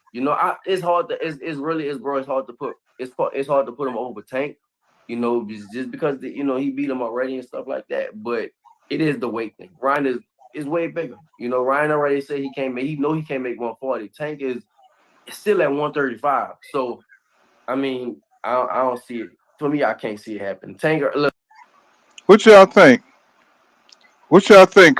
Tank and Ryan at 140. What that look like? 2 cent. I think they might be rebuilding that. I think Tank was at the fight. I Yeah, but think they what you think about at 140? You think Tank could go for the 140, or you think it'll bring him back down to the catch weight situation, or what you think? I think he may fight him at 140, but he gonna have to be 140. You know what I'm saying? Don't let him get to 3 pounds. He ain't gonna. What was he can come in there trying to do all that, but I still think Tank. what wrong with the ones at 3 pounds, huh? I Mm-mm. still think Tank beat Ryan though. He's just levels above. He just levels Yeah, above. yeah. Well, I think I seen an interesting man. I saw this interesting analysis of how Ryan really beat Dev. Y'all check this out. My man, you know how Tank kind of frames you saw like framing that Ryan was doing Yeah, in the fight. That's how Tank did him. I mean, I wasn't really thinking about it until I saw this clip. I said, and Tank was framing him, saying the control, that right Ryan, hand. him bum rushing him forward, right? And he got a shorter reach than Devin. Devin could have been doing the same thing, saying keeping Ryan from bum rushing him, coming over with that right or faking with the left and just controlling that, saying? And that, Ryan was doing Dev like that when he would come in and so he could get and punch between his punches. And I said, you know what? He learned that shit from Tank. And Yeah, he they learned a showed lot from Tank in that fight. they showed the footage. You know how they showed the footage of how Tank controlled him as he came in, as Ryan came in and shit, and went up underneath. It gave him that split second to be able to deal with Ryan's speed. You see what I'm saying? And Yep. that's what Ryan was fucking him up with that shit that he learned from Tank. Y'all go. I'm gonna see if I can find that footage and show you he did exactly what he learned from Tank, bro. I was like, wow, wow. And I mean, and Dev, you know what I'm saying? He could have took some of the Lomachenko stuff that he learned. You know what I'm saying? But he just didn't apply it. He was That thinking that goes he back was to IQ. That goes back right. to IQ. You never lied. I mean, you never lied. Yeah, you know what I'm saying? Hey, make sure y'all check out 2 Cent Boxing. Y'all see my sister is on the same level, you know what I'm saying, as some of all of us content creators. And you know what I'm saying? Go ahead and subscribe to 2 Cents Boxing, man. Doc Kent says let's not forget Ryan has a whole country behind him. So man, I don't know, man. It's like I don't know. Dev ain't He's got no country I'm behind him. He gonna got a say, yeah, following behind him. He's more American, crazy teenage boy. Well, he's not teenager, but you know what I'm saying. He's white boy, sort of. You know that boy is. Whew, I mean, I don't think the Mexicans recognize him and shit. You know what I'm saying? I mean, that boy white as hell. You know what I'm saying? He says Mexican descent. Why he has a strong following. That's why I'm confused why some black folks on Ryan hype train and down in Devon. Well, we are that we the race that want to I'm a, conform. Go ahead, I'm a fan of boxing. Ain't that what they say, Paul? I'm a fan of right? boxing. But we got I've been a them. Ryan fan. I've been a But Ryan you fan. know, I ain't talking about you. But we got them ones that they love to be exotic. You know what I'm saying? They want to be the exotic one. Instead of getting a cat or a dog, they want to get a lizard. You know what I'm saying? Instead of getting a cat, they want to be like those folks. You know what I'm saying? They want to get a fucking a poisonous iguana dragon. You know what I'm saying? They want to get you know what I'm saying? They don't just want to do normal shit. They want to be outside the lines. There's nothing wrong with that. But we just recognize that we got folks like that. Right. So, they don't want to go with everybody else.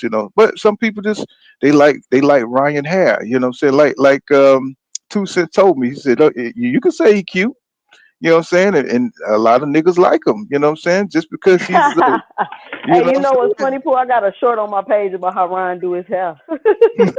I'm just saying, it's like that. It's like Superman. Would anybody except Superman if he didn't have that little S thing going down his hair? You know what I'm saying? And he didn't represent, white domination and shit like that. You know what I'm saying? If you had a He'll be nigga. a villain. He'll be a Well, villain. yeah, I mean, if he was a nigga, would he be so popular? See, we've been brainwashed to believe that that's the look, and Ryan got the look, man. He got the look, and a lot of motherfuckers want like that. They superficial.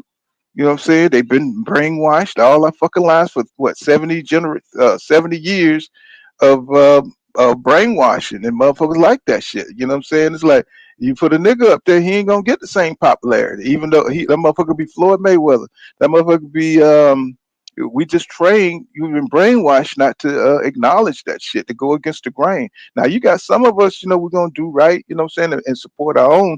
But I mean, because if that wasn't true, we would have our own boxing shit, man. I'm talking about just to ourselves. You know what I'm saying? If what I'm saying is a lie, you know what I'm saying, we would have our own boxing league, bro. I mean, quickly, easily.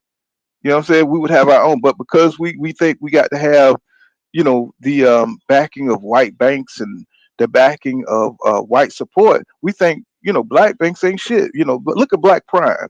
Every time we try to start some shit up, it's always corrupted.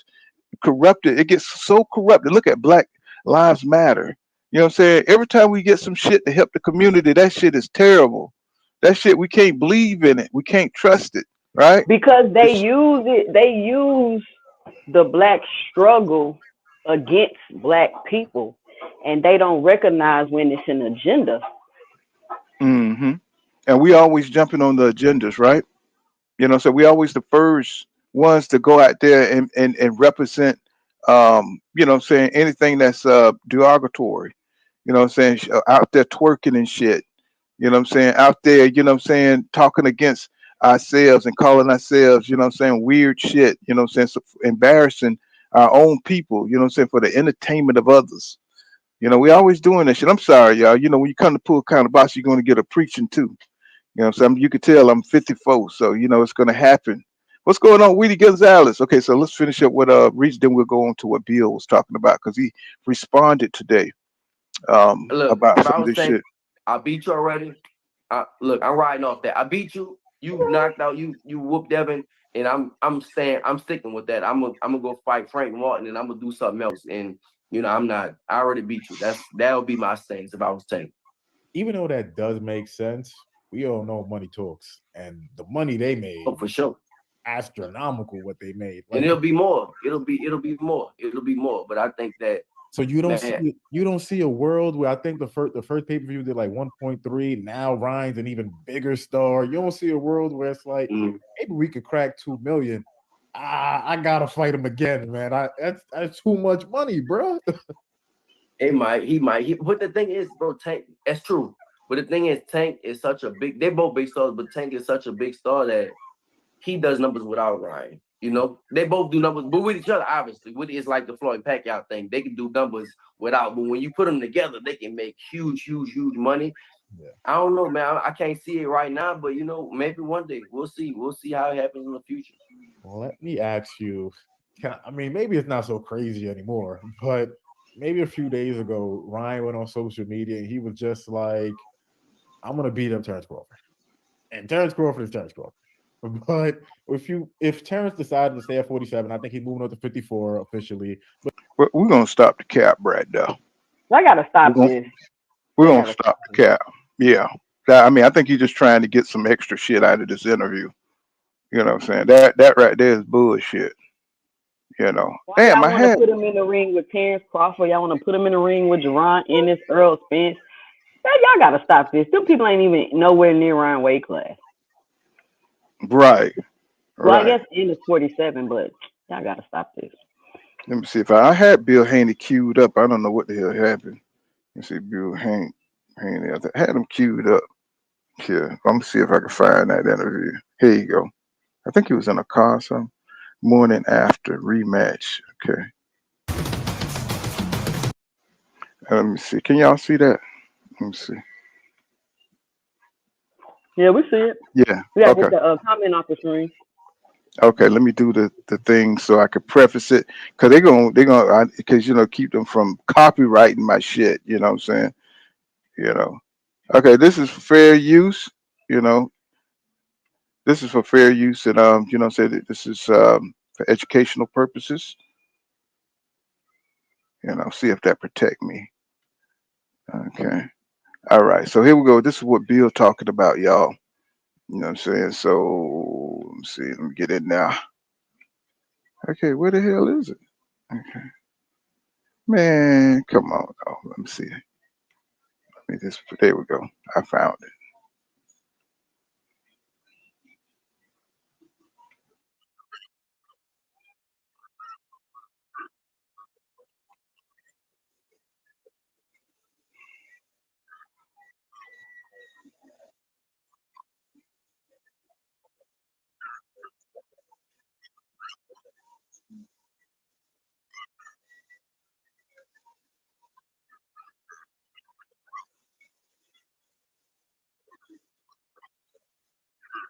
Can y'all see that?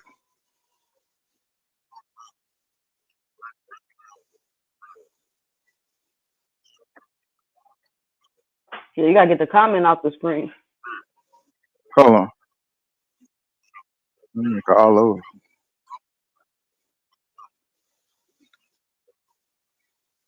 Oh yeah, y'all can't see that. Hold on. I know what it is.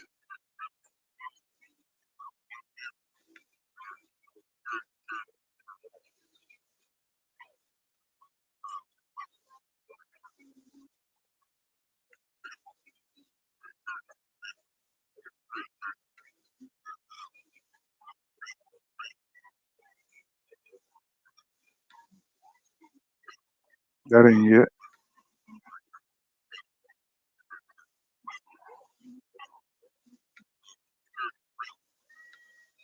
Can you hear that? No, I Can don't hear you nothing. hear I that? don't see nothing. Oh, okay, so it's just on my side. I keep been talking for a while, so let me see if I can pull that up. This is yeah, he was talking in my ears for a second, so I thought y'all could hear that. Let me see. Let me see. I got to pull it up first. Hold on. Technical difficulties. Devin Haney, Bill Haney hits back. This is okay. So Bill Haney, here Haney hits back.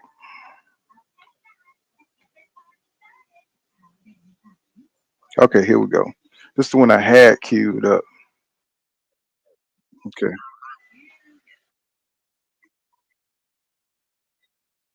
Okay, let me share my screen. This is the one that's been going on in my ears.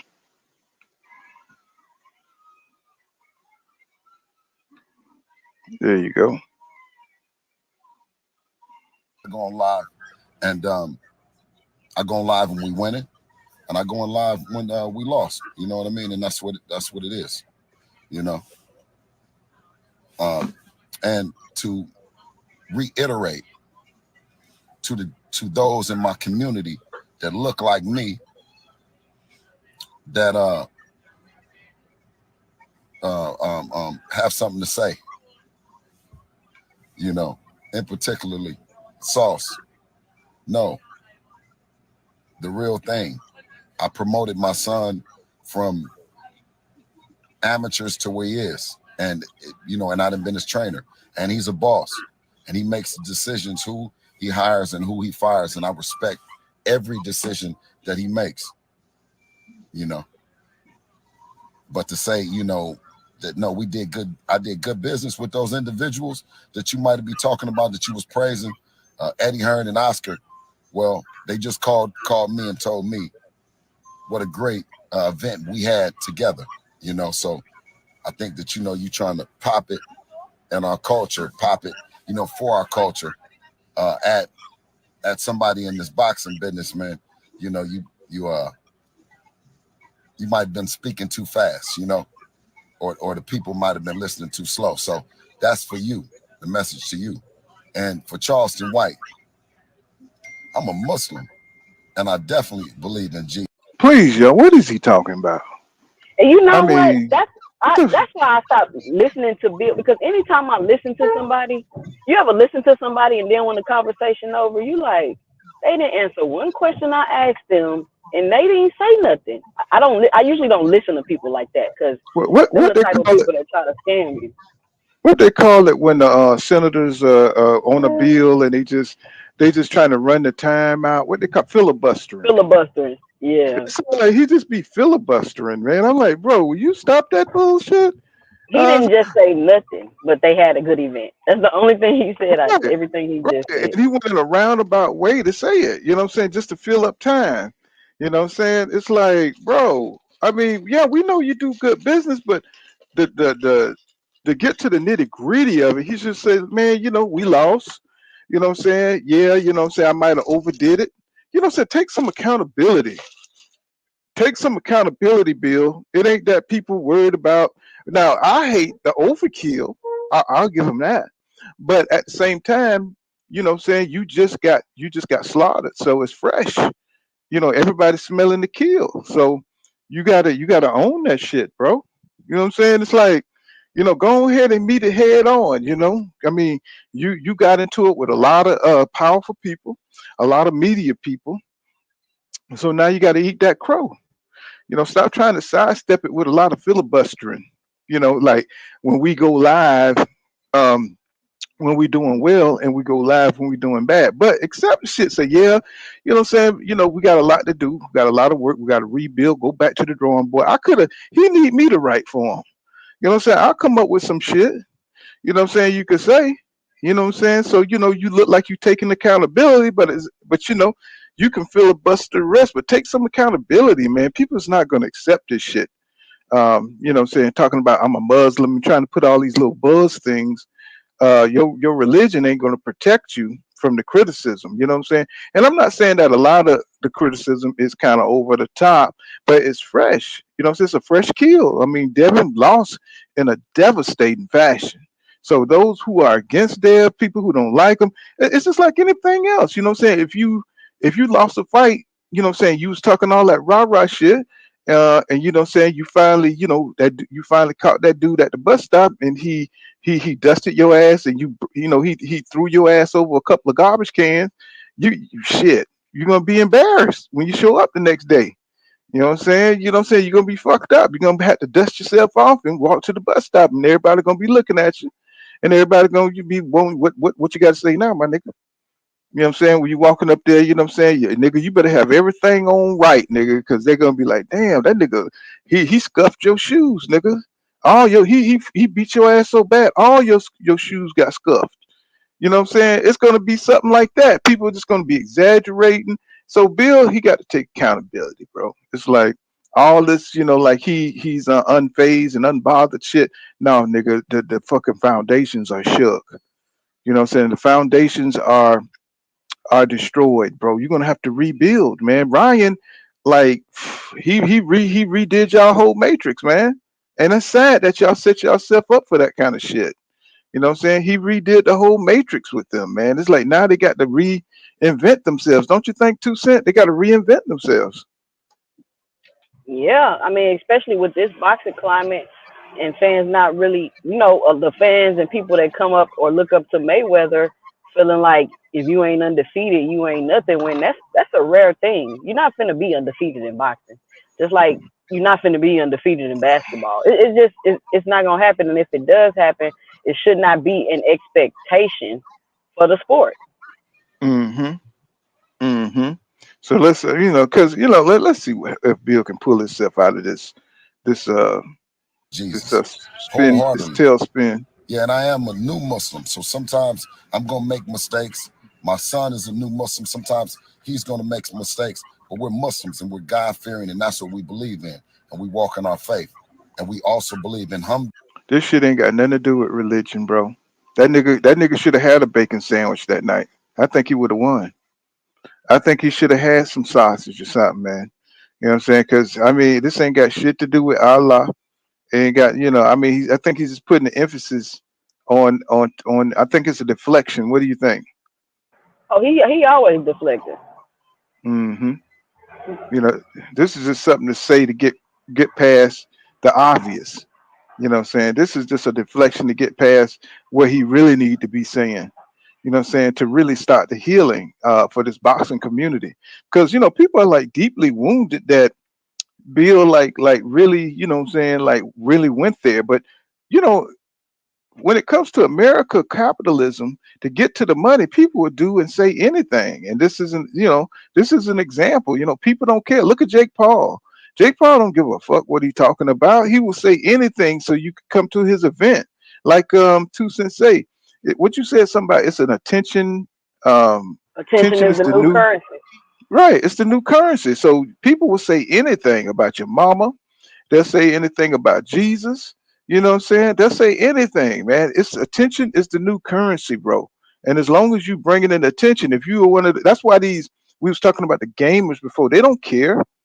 You know what I'm saying? What they talking about. They don't care if it's negative attention. You got fresh and fit. You know what I'm saying? Got an Instagram allegedly got an Instagram model pregnant, right?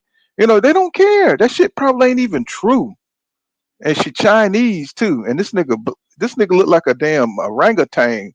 This nigga look like a monkey, man. It's like, come on, bro. It's like you trying to be a player, and I mean, you look like nigga. You look like you could go to the jungle now, and niggas, the monkeys couldn't tell the difference.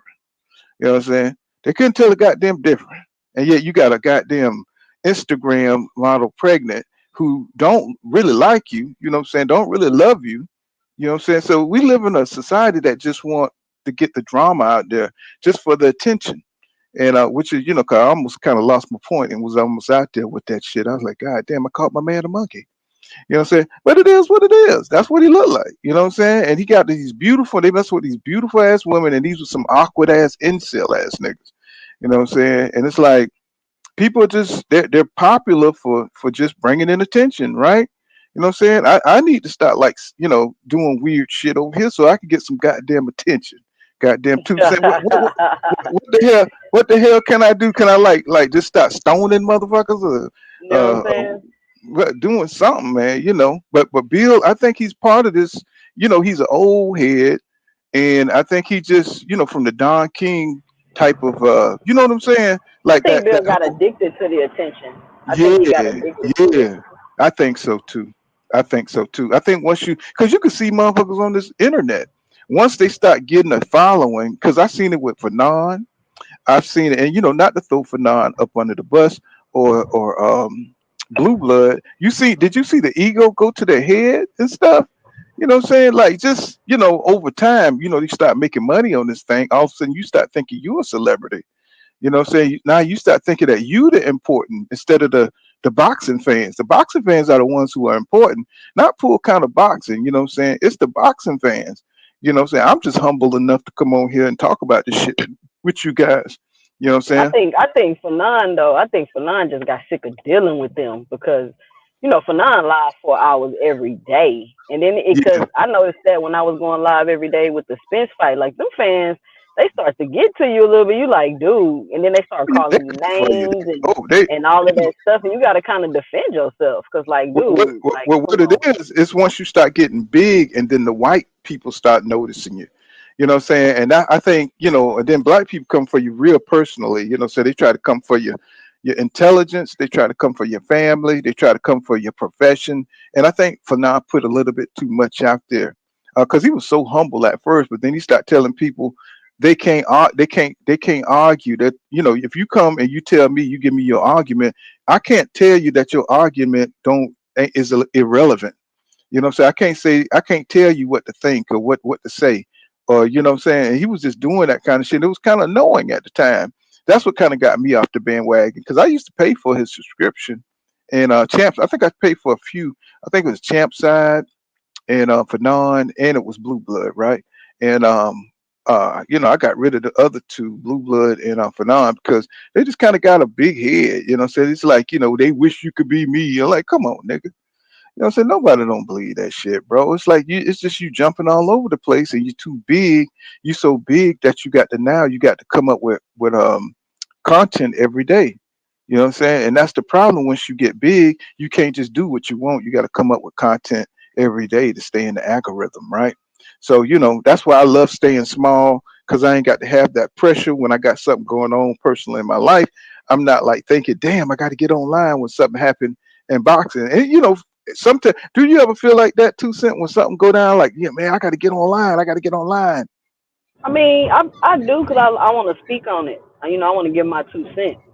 So that's the premise of my channel. Like, something go down, let me hop on here and give my 2 cents. Like, even with small as my channel is, I ain't even got 1,000 subscribers yet. People calling me names and telling me I need a man, all kind of crazy stuff. Like, people, I had to put a post up like, y'all gonna have to chill. Like, Wait a y'all minute. really You gonna don't have have to chill. you still don't have 1,000 subscribers. Hey man, hey everybody, hey, let's get over there, man. Y'all know 2 Cent is one of us. Let's spread her videos. Let's share her videos. Let's get us up to 1,000. Come on, but Queen should be having at least 5,000 subscribers. You know what I'm saying? I mean, come on now. I mean, I know we better than this. I mean, I know y'all see she's straight. You know what I'm saying? But like So you said, it's the controversy, it's the mhm. negative attention, and when you intellectual and you being honest, it makes you a villain on YouTube. And you gotta come a certain way sometimes, so people can understand. Like, y'all not really just about to disrespect me like that. That's what I feel. But some of these YouTubers really they just they just make things up or say stuff that, come on, like, that don't make no logical sense, Oh type of yeah, thing. And 'cause I people mean, hop on the bandwagon. I be wanting to mention names, but everybody pretty much know who are the ones that just be with some bullshit to keep. Because a lot of these guys are just paid trolls. You know what I'm saying? A lot of these guys are paid trolls from the different promotion companies because it don't make sense how they keep going, and it don't make sense because I mean, you can see some of these guys, man. They are like really well funded. I'm gonna just say it. True Media, y'all know that dude is well funded. You know what I'm saying? He's well funded troll. So, they're gonna put the boxing voice. I think they're paid off pretty good. Even though I think he started his own shit. Like me, he was a truck driver. And what I'm saying? He really built the shit until he started getting paid off. And I'm not really familiar with True Media. I never really watched me neither. I True don't Media. watch him, but he the little nigga. They was talking about how they were about to bum rush his ass after the devinhaney fight of 78. Them that shit had me rolling. Cause I think they Recently, yeah, they all went to the thing. They went to the boxing match and stuff. And I think him, Black Fight Fan, uh Best Fight the Best. They all be going to the fights and stuff, right? And not all of them, but sometimes they coordinate and go. And I think they saw True Media there, and they was talking after Devin lost. It was like really Devin. You seen how I was, so they said they was gonna mop the flow with with True Media. True Media knew he better get the fuck up out of there, bro. And he got the hell y'all, on. they beefing like True that. Media, They yeah, beefing like man. that. But because they close to Dev. They're close to Dev. Them, you know what I'm saying? I'm talking about like go over to their house type close. You know what I'm saying? So, they, Bill go on the channel all the time. So, but I thought that was funny as hell. I said, True Media be bringing that, that hate out in people because he always over the top with some extreme shit. You know what I'm saying? He's always saying some racial shit about the LDBC. Already know he's a butter biscuit coon ass dude. You know what I'm saying? So he really is like that. But he's popular, and anything as anti-black, you're gonna get that. You're gonna get that boost from them people because he's part of the system to keep us fighting and divided and stuff like that. So Greek says Bill's just an idiot. You know what I'm saying? And what Doc Kent say? Greedy. What he say? He says Doc Kent said he says cause I stay looking at the ring girl. Man, the ring girls is going down, bro. I don't know what's going on, man. He says Mevanir podcast. What's going on, bro? He says we says damn, I wish I could get paid talking shit hitting YouTube. Yeah, man, y'all make sure y'all smash the like button, man, and hit your boy Cash App up because my shit ain't monetized no more. You know what I'm saying? It ain't monetized no more. So, I'm trying to come on, you know what I'm saying, much as I can, but I'm in transition right now with a new gig and everything. So y'all help your boy out, You man. tried to That get back Cash to App. your monetize?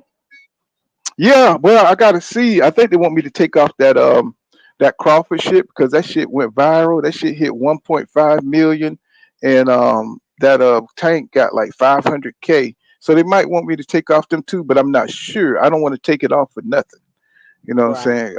I want to take it off for nothing. So I'm trying to reach YouTube to see what they want me to do. But until then, y'all hook your boy up, man. You know what I'm saying? Y'all know how I get down. Y'all know I'm one of the reasonable what I'm saying, content creators on here, man. That's it floating across the damn screen right there. Hook your boy up, you know what I'm saying? And you know me, I was on for what, 8 hours? On fight day, I was on for 8 hours. So, it is what it is, you know what I'm saying? I'll put in that work. Y'all know how I do. What's going on, Ramen and Carolyn Jones in the building? What's going on, Mevanil Podcast? You know, so what's good? He says, what good, Pool? He says, yeah, I don't fuck with the boxers, but even though they have some good information, um, they really fuck with Nets on the other side of I this don't really boxing watch thing. it. If I I mean, don't like channels, or it's not even that if I dislike a channel, if it just ain't my vibe or whatever, I just don't watch yeah, it. I mean, I don't talk I'm shit gonna about tell him and you, make videos and all that. I just but don't watch it.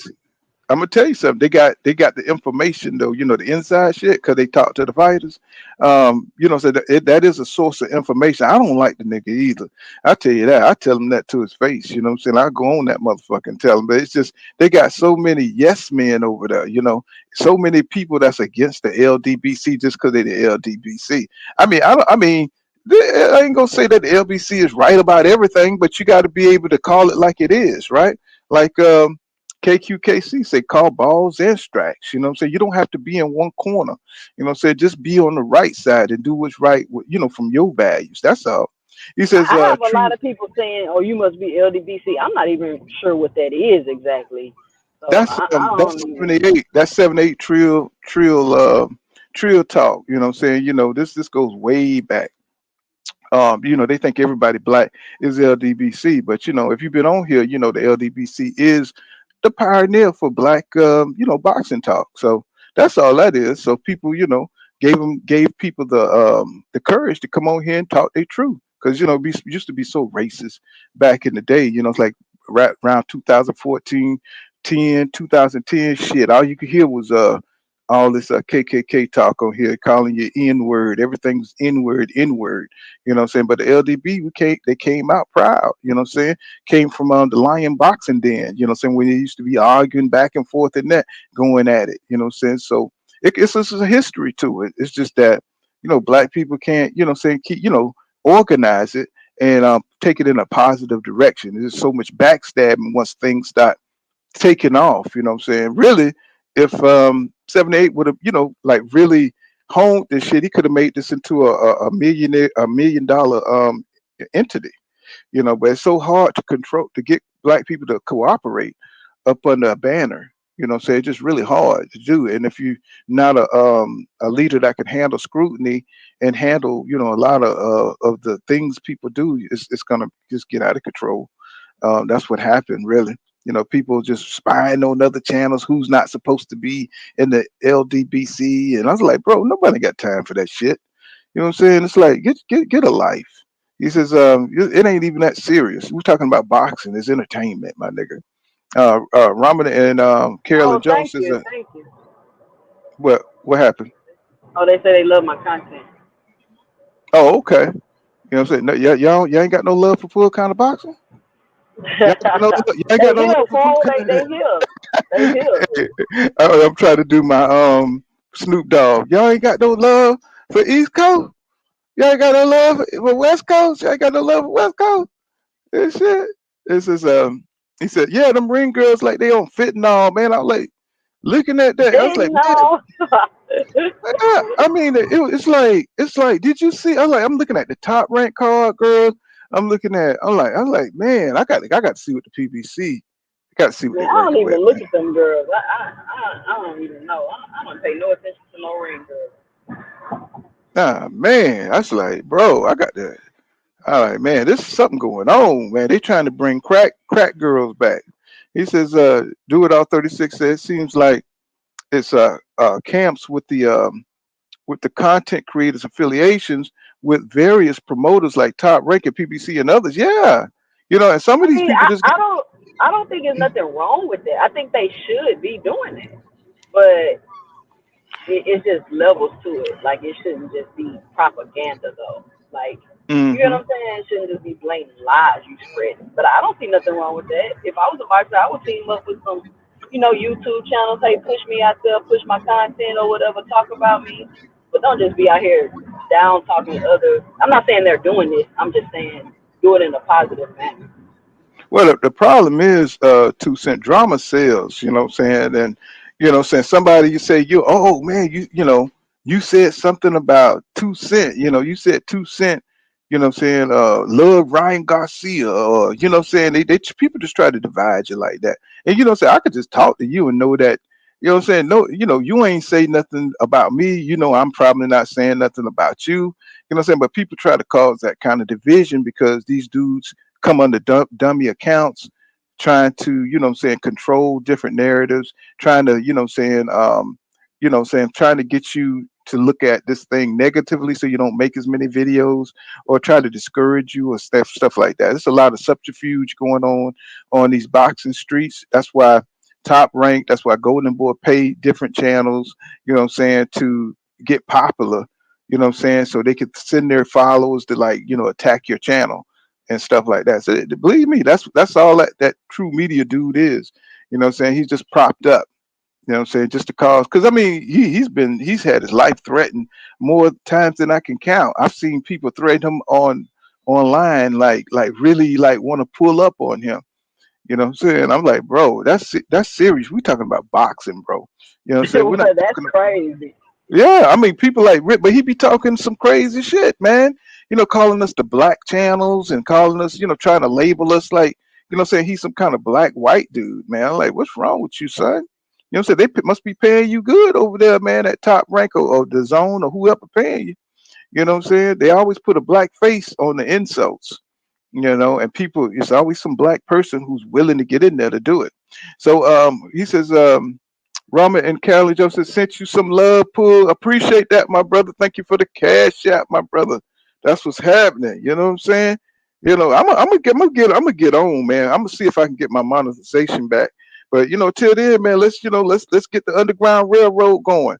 You know what I'm saying? Pull kind of boxing. You know what I'm saying? I work for mine. You know what I'm saying? I'm out here. You know what I'm saying? It ain't nothing free out here. I put in that work. But let's see what Bill, what else he's talking about, because it's not that much more to go on here. But this is what he's saying after Dev has taken that shellac. And I wish they had something with Dev saying something, but I know he's probably still emotionally trying to recover, right? Alhamdulillah, that this is good, and it's good all the time, and God makes no mistakes. So you know it's about not how you win. It's at times that you lose and how you come back from it. And my way of coming back is staying in your face, smiling, and you understanding that you can do it too.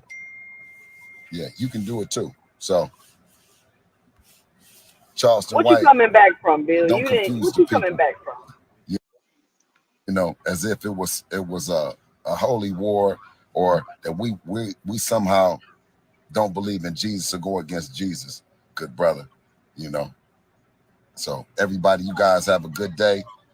And you know, I'm gonna still represent. I'm from the Bay, and where I came from, it has been quite a journey. You dig? Y'all have a He really didn't say anything, don't you think? He didn't say nothing. He really didn't say anything. Hey, I know. this is under fair use. This is under fair use. I'm gonna see what Ryan said up in there. 'Cause I really did. You watch the post fight um, interview with Ryan? Did you watch it? Yeah, I see him up there still being crazy. Yeah, but Bill, I'm sorry, I'm going back and forth on you. He said, but Bill didn't really say shit, did he? All he said was it was a good fight, a good card or a good production or whatever. That's all he said. Uh huh. I don't think he got to fight AB because I think it's over for AB. And plus he wouldn't get any credit for that shit. He says come on, Carissa Shield thicker than a motherfucker. Y'all love Carissa Shield. Y'all love them little hood chicks, don't you?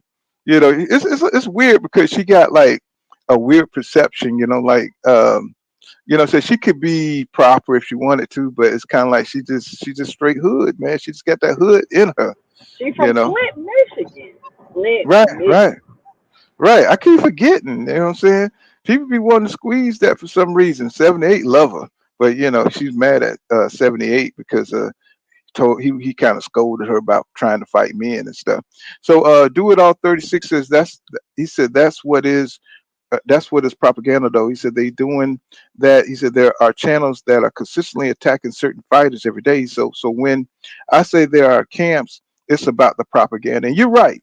You're right, 36. Do it all 36. You're right. And so they be trying to, tear down that pay-per-view ability, saying that they may garner over time. So Weedy Gonzalez says, I never be popular because I'm gonna tell it how I feel. Uh-huh. He said all I got is my balls and my word. No doubt. That's what make boxing talk great, because you don't have to cap. Saying you really don't. Saying you don't really have to cap. Do It All 36 say you can tell these people are being paid by some of these Yeah, you can tell because they hate the promotional companies. It's like, why would you hate a promotional company? You know what I'm saying? Especially somebody like Al Heyman who never says a mumbling word. Um, Greek says he says Haney got to fight. I don't think he got to fight AB. AB need to he can get knocked out and shit. You saw his last fight. He looked horrible. He looked horrible. Devin says Devin talked a little bit right after the fight, and let me see. He says, "Salute. What's going on, Keg? What's going on, bro?" He says funny shit. He says that Ryan didn't have a mark on him post fight. That's a bad sign, boy. That's a sign that you won the fight. He said, I do like him clatchet. He said classy and ratchet. Classy and ratchet. That's what it is. Flint, Michigan. So I want no shit. She should not know how to do that. When they come from, they have that built-in shoulder roll knowledge. You know what I'm saying? She don't need it though. But let's see what Ryan talking about. Hey, Ryan, as well, if you go to meet Netanyahu, don't let him brainwash you in it, because Elon Musk come back last time waving Israel flags to lot. What is going on here? What is this? Let's see. What is going on here? What is going on? Let's see. That was, I don't know what that was. Says, let's see. Ryan post fight. Because, he's happy as hell. Post fight interview. Let's see.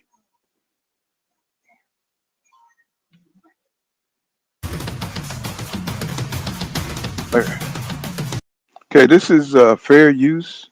This is protected under fair use. We're just gonna use a portion of it, so don't copyright my shit, right? Let's see. There we go. Can y'all see that? It was a statement to show you guys can't really fuck with me. That's right. I do whatever I want. Absolutely. He did settle down on Sunday though. That's the bad shit. I don't know. None of that happened. And he stayed in camp for 8 weeks. Oh, I didn't do that. But Just imagine, use your imagination because y'all all had great ones. Just imagine all the things he just said. Bernard Hopkins just changed the energy out of every conversation. I don't give a damn what conversation you have, and once he start talking, everybody's just like it just stops everything because he's gonna say something that just take everybody in a whole different direction. I mean, do you look forward to hearing from him saying anything? 2 cents. Bernard, another one where you be like, that wasn't even a question, Bernard. What are you talking about? Mm-hmm. He like, I mean, he'll just, he kind of reminds me of not Jim Lampley, but the other one, Larry Merchant. What I'm saying? He just say what the hell he want to say. The shit ain't gonna be on subject, but he's gonna say it anything. He says pool about the only is the pool. Oh, AB is the only fighter Haney can beat. He says everyone else will watch him. Jesus Christ. Jesus Christ, we know that ain't true. He says Bernard Hopkins seemed so off the wall like a drunk. Yeah, that's what I'm talking about. It's like who put that hair in my sink? What I'm saying, as soon as the camera come over there, I'm saying somebody put the hair on my sink. I don't like that shit. They go back to Ryan. Said, I'm gonna keep up my shit 'cause this is What is he talking about? but Let's get back to look Ryan. at me like an example. Look at Jesus Christ, because I'm far from perfect. What ran through your mind in the first knockdown? Because everybody from the beginning of the first bell to the 12th, I kid you not, everybody was just on their feet. But what was running through your mind? Is this gonna be the moment I stop him? That's just all I was thinking. I shouldn't have put too much pressure on myself to stop him. Because every time I heard him, I just went crazy and I just couldn't finish. All right, thank you. But I think what's his name? Harvey Duff? Can y'all hear that? Because it's kind of muffled. What Yeah, I'm it's saying? you can't hear it like this. Not they ain't got the mic on or something. Yeah, it's like, but he said that he put too much pressure on himself. Say, is this going to be the moment that I knock him out? What I'm saying? So Ryan already kind of felt like he was going to go out there and knock him out. What I'm saying? Where did he get that confidence from? What I'm saying? Because you didn't see this confidence when he was at 135, but now he has a whole new swag. Where do you think that come from, Tucson? Uh, I mean, he's new. maybe the familiar. Maybe he was familiar with Devin from their Hmm. time in the amateurs, and maybe he was more confident because he actually put focus and work this camp. When you work Hmm. hard, they give you confidence. Yeah, that's right. I think you hit the nail on the head because we never seen this kind of confidence. Did you see how he was acting when he was getting hit by Devin? He was acting like a dog. Like if you slap a dog, he just got more pissed. Did you see the look on his face when Dev hit him and he just jerked his neck like a psycho? Slapped his Did you gloves see that? together. He Yeah, I slapped was his like, gloves. wait. Yeah. I was like, I was scared for Dev, man. I was scared for Dev. I was like, bro, I think it's the mentality. He psyched himself up. And I think Dev he was too relaxed. It's almost like Dev wasn't in that zone in his head. You know, um, Ryan had done how you said he hypnotized him into just thinking he was going to be this easy fight when he needed to get height, man. It's almost like, oh, he just jumped on his ass, man. I was like, how did you let that happen? This is one of the biggest fights of your career. Just like Errol Spence Jr. let the moment go. And of course, he's got the rib thing, what I'm saying? But you got to take care of everything before a fight because there's not going to be any excuses once you lose, right? You're not going to be able to say my ribs were broke in camp. You're not going to be able to say I wasn't feeling my best on fight night. You're not going to be able to say, what I'm saying, my aunt died or, what I'm saying, anything that could affect you mentally, so you're not going to be able to make those excuses. And then even if you had those, they want you to fight through that shit. So, it's up to you, what I'm saying, to kind of isolate yourself, what I'm saying, from those kind of things. And it just didn't make sense, man. It's like, damn, Dev, what I'm saying, you're a pro fighter. How many pro fights that you have that's high profile? You should be ready for all this. But they're all human. They're all human. Look like you dropped off. You know what I'm saying? I put this link up there in case you want to come back. He says Tim Bradley was talking his usual trash. Yeah, I saw that. We'll see if they'll allow us to switch over there and talk about, that. Let's get back to Ryan and see what Ryan talking about. I think he was tripping. He should have stopped that fight. He should have been stopped at first. It was Now, Ryan said that he think they should have stopped that fight. He really wanted that damn TKO so damn bad. I mean, that is an argument for it because once you usually a lot of fights have a three knockdown rule, even though they didn't rule it. The knockdowns that Devin took a knockdown, you could like really question that Ryan knocked him down three times, and I think if the ref when it came in between them and that first time he got rocked and he went down. I mean, he could have Ryan could have followed up if he wouldn't have hit Dev illegally. You know what I'm saying? When the ref was breaking him up, I think Ryan would have got the knockout, right? And but he did go down like three times. You know, he couldn't hold himself up. But it was so awkward. What do you think? What do you think about that, Tucson? You know, do you think he should have got the do you think Derek should have stopped the fight, or you think he should have been counted those three knockdowns in one round? You talking about Derek should have stopped the fight? Yeah, that's what he's talking about. He said not Derek. I mean, um, Bill? Bill. Uh-huh. I thought that once Ryan had him stumbling, he should have just jumped on him and just started throwing his hands, and the ref would have stopped it. It seemed like when he got him, you know, Ryan was kind of being a little cautious. Mm-hmm. But Mm-hmm. I yeah, mean, I because think he kept. See, that's the inconsistency. That's the focus I'm saying about Ryan. Those are the weaknesses in his game is that he can't stay focused and go ahead and because if he would have been focused like he was before, he could have just went out there and finished him off. But just like Amir Khan, he have these lapses in his conviction. You know what I'm saying? To go out there and do what you got to do. You know what I'm saying? And he just kept pulling back. And I guess he wanted to make sure that Devin wasn't going to have a second win, maybe, and that he had something left in the tank. Because I yeah, mean, yeah. I don't think his conditioning was the greatest. yeah, I mean, I don't know. I mean, because it looked like he could have definitely finished Dev if he wanted to. You know what I'm saying? Really, really, But really. they definitely couldn't throw in the towel.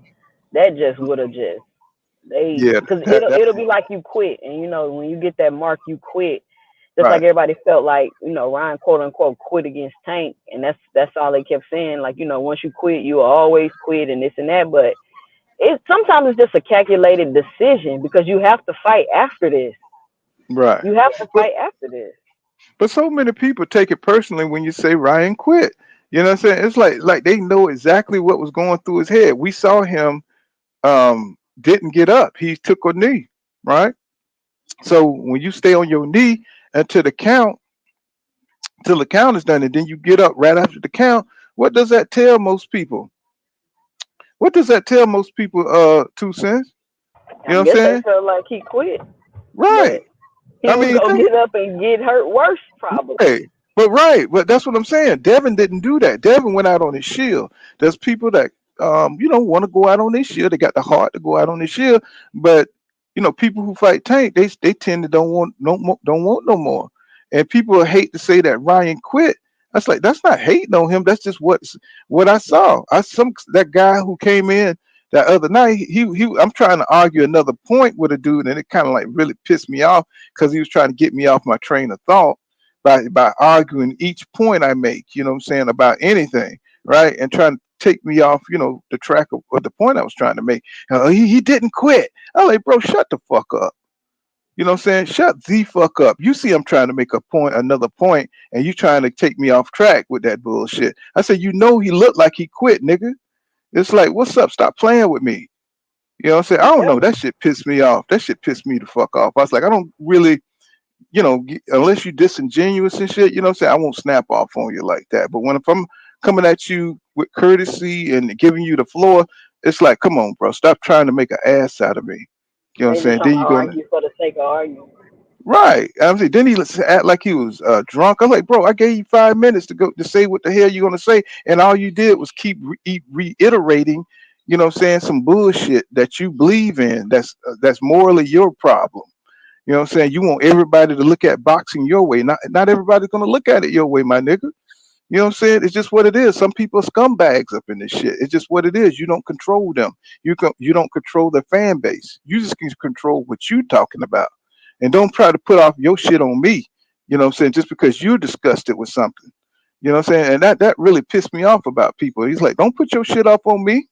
You know what I'm saying? I'm not dealing with that shit, bro. You know what I'm saying? It's like, stop. You know what I'm saying? It's like, come on now. You don't control other people. You ain't shit. You know what I'm saying? Nobody really care about you. You know what I'm saying? Or your opinion, bro. You know what I'm saying? Coming in here like you goddamn Walter Concrete. Fuck you. You know what I'm saying? I'm sorry, y'all. That I'm sorry. But what I don't know what the hell happened. See, that's how they Um, get you, boy. They get you stepping on them because they just not being rational. right. I'm just like, I don't know what the hell happened. I think, was you talking about Canelo? What the hell? What happened? Um, Greek says, Pool, he says, from the jump, I never trusted Haney because he had only OKOs in Mexico. And, but, he had to become pro, had to turn pro, and you have to get your experience. And, I understand, you got to go to, somebody who's going to sanction that so you can get in the ring. And, Devin, look like Devin and Canelo should be way better than they are because they've got those extra fights in Mexico. Don't you think 2 cents? Don't you think you should be way better if you got more experience? You know what I'm saying? You pick up from an earlier age, you know what I'm saying? And I know that don't equate to, the level of talent and cognitive ability that you have, right? But don't you think they should be way better than they are? You know what I'm saying? Because they had that extra experience in Mexico, Canelo and Devin. Shouldn't they be way better off than what they are? I Don't you mean, but know? like it goes to like what I was saying earlier. Are you fighting the same type of profile fighters, or are you mixing it up, fighting different styles, getting more of the experience? Are Well, you padding your record and stuff like that? Like I think you gotta take all that into consideration with the fights you have. Like you could have 100 fights with people that you know you gonna have the advantage over versus you really challenging yourself throughout your career. And I think that's the difference. hmm hmm But it's rumored that Dev had some losses, and I ain't gonna say losses, but a loss in Mexico, and same with Canelo. You know what I'm saying? Or they fought guys with like 32 losses in a row, fighting them back to back, padding their records. So there's a lot you can do in Mexico that you can't do. You could cover up a lot of shit down there with money, right? Um, so it's like, damn, if you could do all that shit, you can experiment. Even though you're a different fighter as you develop, what I'm saying, along the way. I just think if I you think have that once kind we of get this, you got to be undefeated mentality. People will hmm start mixing it up a little bit more.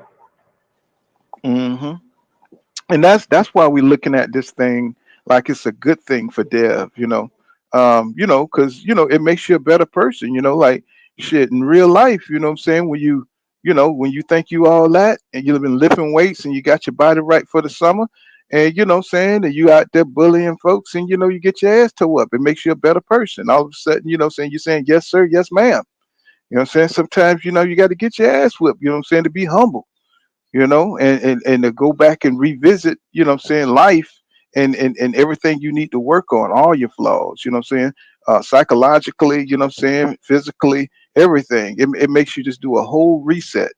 And I think that's good for Devin because now he knows that he needs to box. He needs to concentrate on becoming a better boxer, not a puncher. For Fernando Vargas, what I'm saying, excellent boxer, y'all. Will fuck you up boxing. But he went out there, somebody told him he could punch, and that was the worst thing that ever happened to him. Because he was a better boxer puncher than he was a puncher, right? And it just tore his career apart because you had Felix Trinidad, you had Oscar. It was during the era of Sugar Shane Mosley. It was the Vernon Forrest. He had everybody in his division, everybody. You know what I'm saying? So every fight was a goddamn legendary fight, right? So even though I think Fernando should go down in history, bro, just because he came up during a tough time with nothing but talent around him, right? And that to me, he wasn't a bad fighter. He was just in a really competitive division and a competitive era, which is why, maybe we seeing the Devin Haney's, we seeing the Terrence Crawfords, saying they're exceptional fighters in a weak era of boxing, is what I'm saying. See that? I just pulled off for 2 cents. You know what I'm saying? You know what I'm saying? I was able to get it out, my nigga. I'm like, shit, nigga. You It know? was bad. He was really hurt. I felt bad. I even looked at him. She's like, "Yo, you probably should stop this." But I, he didn't. That's it. I don't So like Radio this Rumble, interview. you This check is us too out. low. I am curious what you did think overall of the referee's performance, particularly in the 7th round. Horrible. It was a horrible round. Yeah, I mean, the guy was holding me for dear life, and I felt an opportunity to keep swinging while my hands were free, and I cracked him, and then he took point away when I cracked him. But he held me, and then, like, I should have knocked him out in that 7th round. They stole that from me. Yeah, the referee was horrible. I think everybody in the arena saw it was horrible. It should have been stopped the first time, and Devin was holding, and Ryan got it. I don't think it had nothing. I don't think it. I don't think they should have stopped it. But But I what do mean, I you think think about the way Devin was holding, but then they made Rolly stop holding, stop grabbing when he was fighting Pitbull? Because I, I think I if think they we're wouldn't have holding each stopped, other. I think if they wouldn't have stopped Rolly from being able to hold Pitbull, I think that fight might have been a little different. Yeah, could have been for that fight. But I think Ryan was holding. He was smothering Dev too. You know what I'm saying? I think he was smothering Dev too. You know what I'm saying? He was holding the shit out of Dev. I mean, he was strong arming Dev. You could see how much stronger he was than Dev when he was holding him. I mean, he held Dev shit tight. You know what I'm saying? Anytime Dev was trying to get off some punches, shit, he couldn't because Ryan was holding his ass. Let's see what Derek James talking about. And this is under fair use act.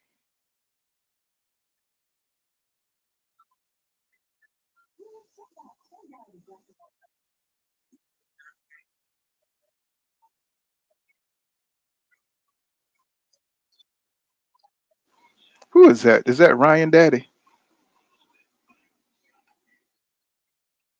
Who is that? Ryan Ain't Daddy? ain't nothing up there. Hold on, let me see. Oh, y'all can't see. Okay, my bad. It's like y'all know I'm old. Stop. Let me see. Ryan.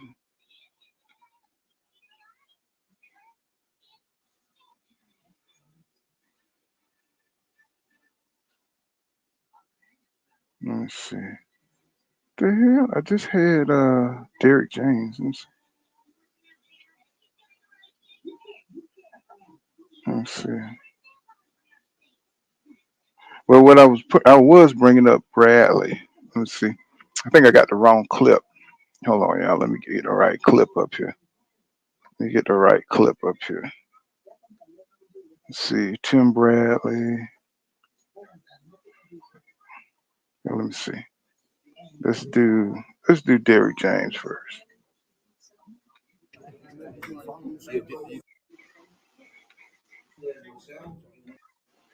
Trying to cue it up. Hold on. Okay, here we go. Man, you can't hear his nigga, man. He always mumbling. What is it about Derek James and sound systems and shit? This nigga got a problem with sound waves. His voice And is so equipment. light. It's like, I like the same shit is like. Just real quick reaction. How do you feel? I could tell. Well, you know what? Okay, I'm happy. I'm very happy. I feel accomplished, like I did my job. And so this is really what my joy is. I'm gonna be like this whether I win or lose. But I feel accomplished because I did my job. So I'm happy. Do you feel like not just you in general, but your back was against the wall with everything was going on with the social media, the antics. Do you feel like your back was against the wall? Now you just feel like this is how we proved it wrong. Yeah. Did you feel like? I mean, no, it's life, man. I mean, come on, bro. I mean, like, come on, man. Oh my God. Derek just keep it short and sweet. What I'm saying, he's not the. I would say he's media trained. You know what I'm saying? It's natural. You know what I'm saying? He just say what he need to say. He don't say nothing that's gonna get him trapped. and he out, man. He said, "Hey, man, I just did my job, man. What do y'all think? That's a cool ass coach. What do y'all think, man? What do you think, Yeah, Two that's what Cent?" Derek do. Like, hey, I don't know, I don't get it. Derek is just pretty straightforward. We come here, we do this, and then we go about our business. He seems like that type of guy. I don't get involved in too much. I don't bring my opinion too much. Hey, you pay me. What is it you want to do? Let's do that. He just seems like he's that type of trainer, and maybe that's why he can get along, and is able to deal with the hard headed boxers. Mm-hmm. Yeah, I agree, man. I love him. You know what I'm saying? His discretion. You know what I'm saying? He's not too arrogant. You know what I'm saying? I'll say the only time you seen Derek when he was about to get out the pocket was when you know what I'm saying, he was at that conference with Bomac and Crawford. That's the first time you seen Derek like get animated and like really about to pop off on the motherfucker and stuff, you know what I'm saying? He wanted to fight that day. But they've been going after Derek for years though. Like people Mm, that wasn't just happening because of that fight. People want to say Spence and Derek disrespected him, but they have been disrespecting them for years. Nobody want yeah. to say that though. And I think that, maybe it was a little insecurity because they knew something was going on with Earl. And, you know, like he said, his satisfaction comes when he's able to do his job. And he knew he probably wasn't going to be able to do that with whatever circumstances they had going on. Hmm. I mean, I agree, man. It's like, and it's like everything gets lost in translation. You know what I'm saying? When you know what I'm saying, Derek James say one thing. You know what I'm saying? People always add, 2 and 3 cents on there, like shit that he never even said, bro. You know what I'm saying? But they act like he alluded to it, and we know that James don't even think like that. What he said is what the hell he meant, even though it may be open ended and open to interpretation. No, what he said is all he meant. You know what I'm saying? The man is very simple. You can see it in his coaching style. You know what I'm saying? What they call a minimalist, right? You know what I'm saying? Like a lot of artists, like a lot of acting, you know what I'm saying, where they just give you the bare minimum. You know what I'm saying? You may read something from his demeanor, but he's not going to give you more than that, man. He's just going to say what it is. Like you say, straightforward 2 cents. Let's see. Let's get into what Bradley was talking about. This dude here, I Oh like this dude. Lord. I like what this dude he'll be talking about because he be getting into the crux of it. You know what I'm saying? I wish he'd get a haircut, but you know what I'm saying? It is what it is.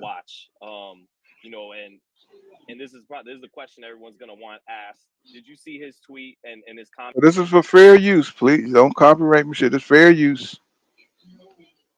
Crazy, Oh, bro. I'm not gonna lie, I hold didn't expect hold on. it would have hurt him.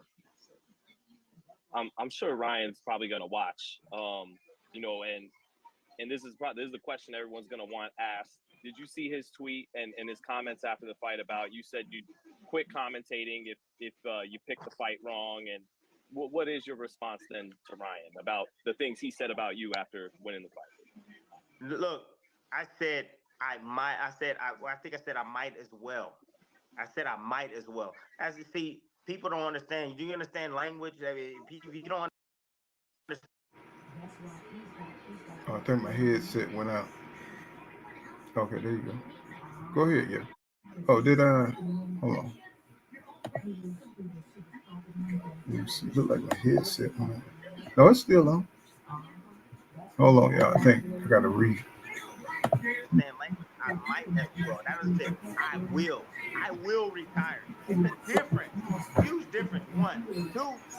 Ryan, you talking about me? I can't hear Paul. It's Go over loud. I there, think you make got the to weight. mute your mic or something. Make the Yeah, weight, let me bro. see. Do your job. Hold on. Behave like a Let me professional see. at the end of the I damn don't know day. what's going on. My You know what I'm saying? headset You just over kind of here. went out. Let me see. I don't know what be going on with this shit, man. It's like, let me see. Let me disconnect my head. Oh, it's going out. That's what. Let me see. Let me disconnect my headset because it's going out. Okay.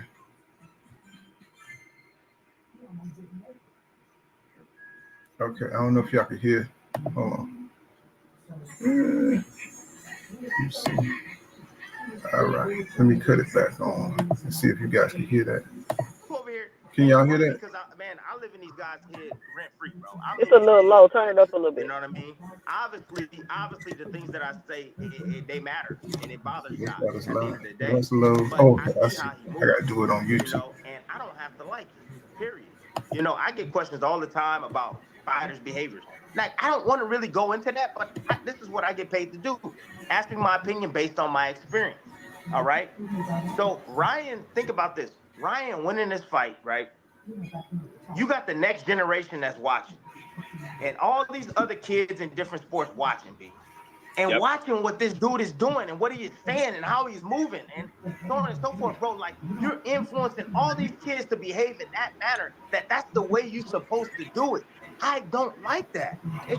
That's just it. At the end of the day, I'm not a fan of that at all. Ryan is blessed with speed. He's blessed with power. You know, he is a decent fighter. Not gonna lie, but he hasn't accomplished anything in the sport. You know, that's it.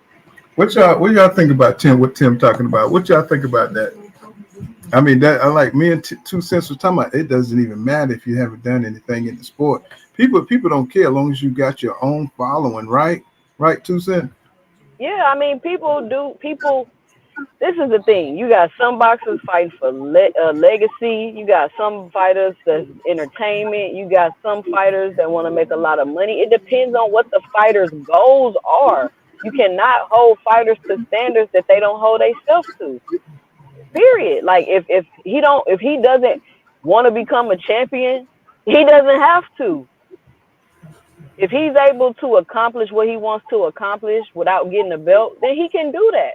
And that's what I'm saying. Like, if I don't understand it, like, he's already there. He's already accomplished. He's already pay-per-view. He's already making tens of millions of dollars for a fight. But everybody going to want to keep falling back on he's not a champion. But if that's not what he wants, then that's not what he wants. Period. And Ryan Garcia is not the only fighter to ever miss weight on purpose and go into a fight. Like, let's not act like that. That's true. That is true. That is true. Let me see. But I think Tim Bradley, you know what I'm saying, he's a traditionalist, you know, he's a boxing purist, even though he do put that propaganda out there for Top Rank. He's an old school, you know what I'm saying? He wants you to make weight. So there'll be no excuses, you know what I'm saying? And I think he believed that Ryan just kind of used his weight, you know what I'm saying, to be able to beat Dev. So let's get more into it. He hasn't accomplished anything in sport, and that's factual. You beat Haney. Good job. Where your titles at? Where your accolades? You have no accolades, dog. At the end of the day, when you're mentioned, you're gonna be mentioned for the popularity. That's it. Oh man, he was a star. He was a popular. Well, how many championships he won? He ain't won none. He didn't win any. But he was a good fighter. Then how was he a good fighter? How was he a good fighter? It's like picking a heart. One more time for face off. I'm gonna give him one. Face off. It would have hurt him. I'm sure Ryan's probably gonna watch. You got one that never done a surgery before, and you got one that done over 2,000 heart surgery. Which one you gonna go with? You gonna say, man, this the one that got the credibility. The one that did 2,000, that's the dude I want. The one that got one or none at all, no, I ain't messing with you. I'm not messing with you. But he's still making a lot of money, right? That's not what this is about, man. This is about this game, bro. Popularity, making money. It's all about that. Yes, at the end of the day, but bro, it's about the accolades. It's about becoming legendary in this sport. That's what it's about for me at the end of the day. You know what I'm saying? And so it might not be that way for all these other guys, but if you want credit coming from me that's been in the game a long time, and obviously I'm in his head because he's talking about me, then you gotta perform and you gotta put out and you gotta deliver, bro. So look, I'm gonna just say this. Congratulations, Ryan Garcia. Cool. You won the fight. But are you gonna get credit from me? Very minimal credit from me. Very minimal credit from me. Is it Tim's a hater? What you said? What's going on, Greeks? You talking about Tim's a hater? He says, Terrell V, what's going on, bro? He says, not hating, just speaking the truth. You know what I'm saying? But let me say this. If that were true, Paul, like, let's say if that were true, people would not fight Ryan Garcia because he ain't got no accolades. If that were true, like he gave the heart surgeon example, are they gonna be like, oh no, I ain't fighting Ryan, he ain't got no belt? Absolutely not. They're not gonna do that. Well, that's them zeros. It's them zeros that come with fighting Ryan Garcia. Because of his popularity. Like you said, it's like not only it's the attention, it's the money that comes with fighting the Ryan Garcia, and then it was the perception that he's not that good. So if you can bring that kind of money, I think that's what attracted Ryan Garcia to Tank too. Plus, Tank understood, and Calvin Ford understood the mechanics of it. Say if they could drain Ryan, because he's not a 135 pounder. If they can drain him, he's not going to be as dangerous. 2, he really not that fundamentally sound, and 3, he's not on Tank's level. So you know what I'm saying. So it was a win-win-win for Tank, but for Devin to fight him up at a heavier, more dangerous weight, I think that's where Devin miscalculated. But Devin couldn't make the weight either. So you know what I'm saying. So really, it was kind of like Devin trying to dare to be great, and he just kind of misread the situation because Ryan is a more dangerous fighter at a heavier weight.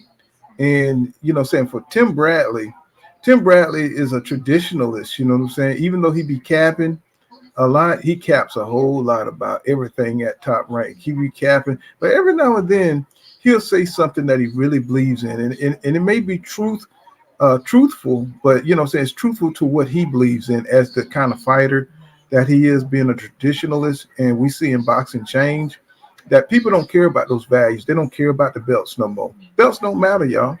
I hate to say it, much as I love the concept of the belts, and I love the concept, but we've seen too much. We've seen too much maneuvering around the belts. We've seen too many things happen with the belts, the franchise stuff being created. The rules don't really matter. They're adjustable to whoever's making the money in boxing. We all know this, right? So I mean, he can't. So Tim really don't have a foundation to stand on, because we've seen boxing it's too corrupt. You know what I'm saying? So it might have been at one upon a time for whatever rules he was under. You got to fight with Manny Pacquiao. That's the upper echelon shit right there. But these fighters don't care about that kind of being in that kind of classification anymore. People don't want to be classified going up through the ranks anymore. It's just a new day. And Ryan Garcia, he represents the change that we've seen in boxing. So it's turned into a big event type deal. And some people would say it always been like that, but really, I think it's the people that's not as popular are becoming popular, because they have access. Everybody's got a chance now to make a name for themselves, and they don't need the belts to do it. They don't need the belts to do it. So would you agree to that? 2 cents. Would you agree to what I just, saying? Did you hear what I said? Yeah, I think, it's obvious that the sanctioning bodies are also about money, right? So It's like, how can it trickles down. Well, if y'all gonna be about y'all money, I'm gonna be about my money too. Like, you want me to be risking my career or whatever the case to get these belts? Like, for example, Canelo. Does David Benavidez not deserve a shot at the belt? He deserves a shot at the belt. You get what I'm saying? But it's like, y'all letting Canelo pretty much do whatever he wants because he's of so much value to those belts.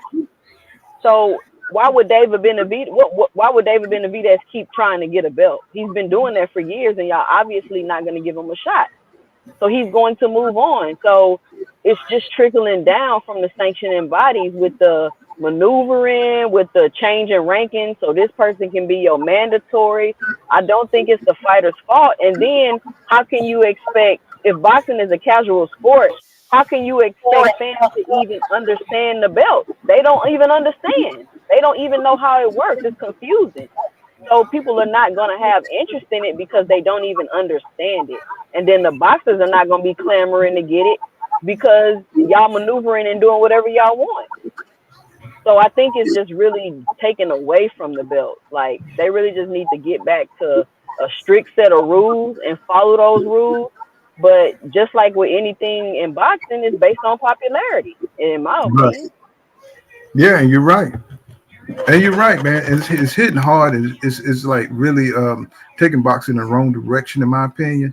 Because us who grew up with the structure, everything that's great in sports, you do need a structure. Like right now, I don't watch basketball because they got these extra steps that they don't count. Everybody can travel now, so now the skill set you develop don't mean shit because now you got extra steps. When I grew up, you had to take 2 steps and do a layup.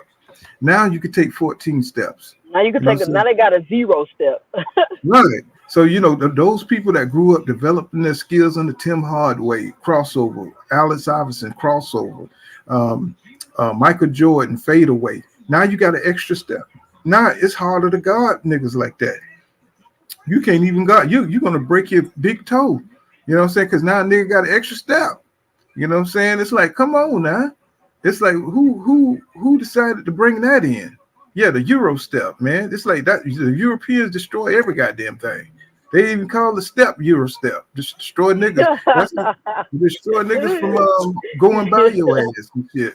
You know what I'm saying? It's like, come on now, the Euro step. You know what I'm saying? It's a disease in the sport. It's like, come on now, you know better than that. You know what I'm saying? So my man could get that jump shot off.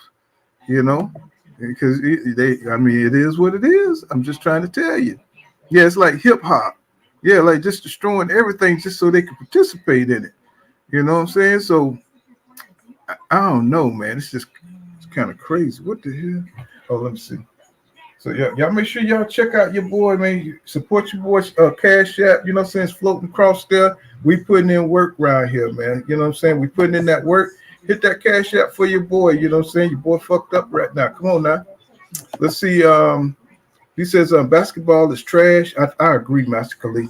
I don't even watch the shit, man. I couldn't even tell you 4 stars in the NBA. Maybe 4 stars, but that's about it. And that's from the last group that did anything in the damn sport. I mean, they keep adding shit that making it so they keep complaining. You got people flopping. I'm like, bro, I don't see how people could stand to watch that shit. That shit's so soft. I mean, bro, that shit's so soft. I mean, like, man, I can't. And then you got niggas with goddess braids all up in there. You know what I'm saying? It's like, bro, I don't want to. I cannot stand to see a nigga with goddess braids. You know what I'm saying? His hair prettier than, you know what I'm saying, my old lady hair.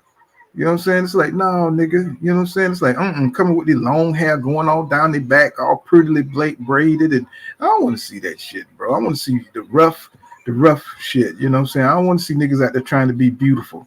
You know what I'm saying? That is shit. I don't know. This is not my era, bro. I just don't like that.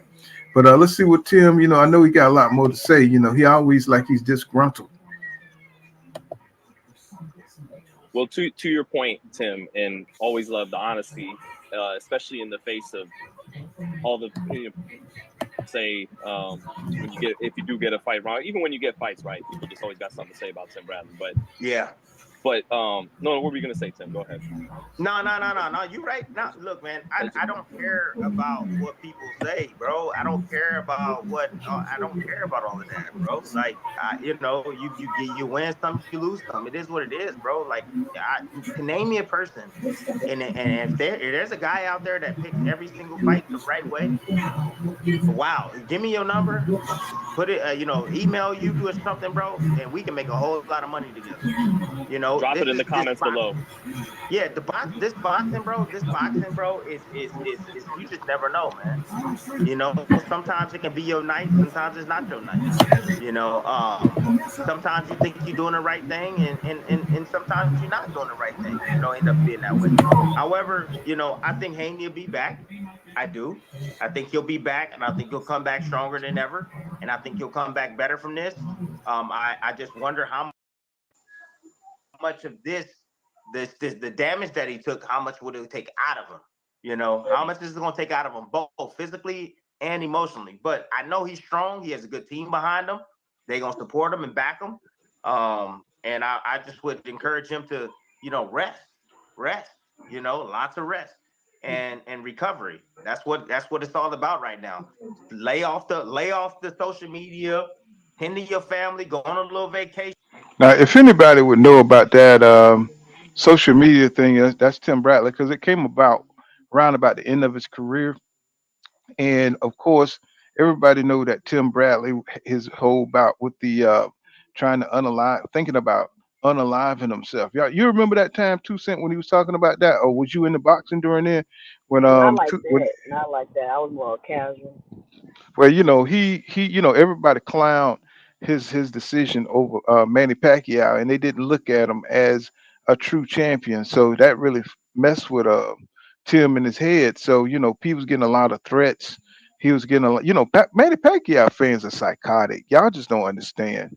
Manny Pacquiao fans are they're really psycho, bro. I mean, I fought with them online every day, calling me a flow mo, and I already know what that means. That's just, you might as well, you can replace that with the N word. You know what I'm saying? But that's what that was all about. And Tim, he said he contemplated suicide. You know what I'm saying? Because people was on him so bad about that win.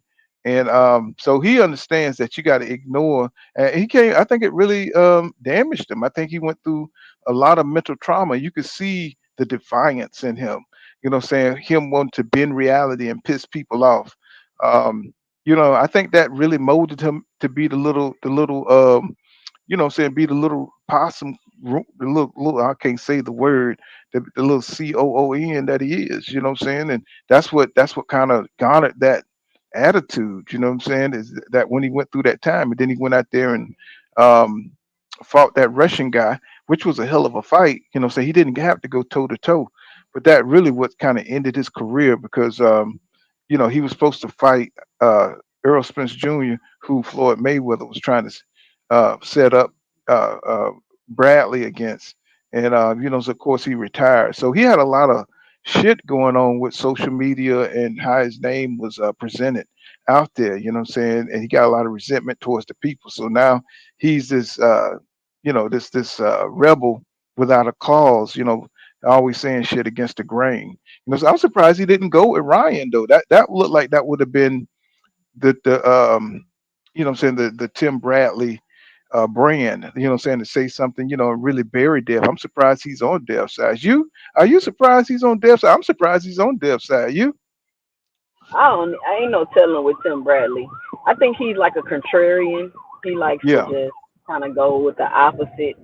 Um, I don't know. I don't even really listen to Tim Bradley. Even though Tim Bradley do be having some good points, he just kind of annoys me a little bit.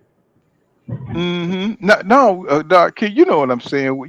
Today you got brothers who be competing with women, bro. You know what I'm saying? They be trying to get their hair just you don't be saying these nigga with the goddess brace. I just saw a dude the other day in boxing. He had I was talking about, we was covering it live. What was the little dude who was, no, he was fighting Big Baby. The dude who fought Big Baby. Did you saw that fight where he had the braids 2 cents? Yep, yep. I was on here with you, I think. Right. And I'll say, why is his hair so damn pretty? You know what I'm saying? Why is his hair so, you know what I'm saying? It's like they be They in their soft they era. They in their soft era. oh my God. Oh my God. Drizzle, drizzle, drizzle, drizzle, my nizzle. You know what I'm saying? I'm like, I understand being in your soft area, but come on now. We can't push you, you know what I'm saying? It's a slippery slope before get that banana all funky.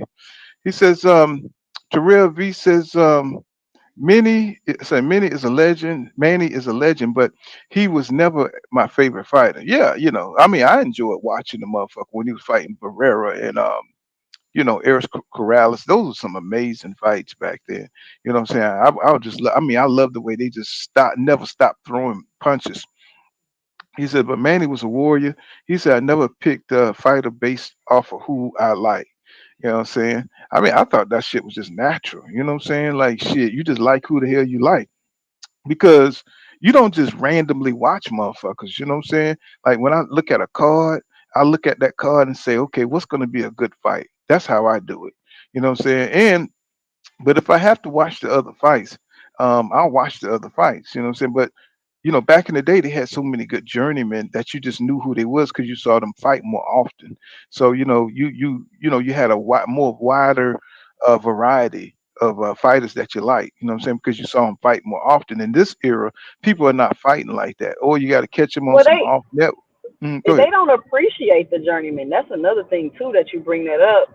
They don't appreciate the journeyman. Like they don't, they don't appreciate those people that's gonna hop in the ring, win or lose, give you a good entertaining fight.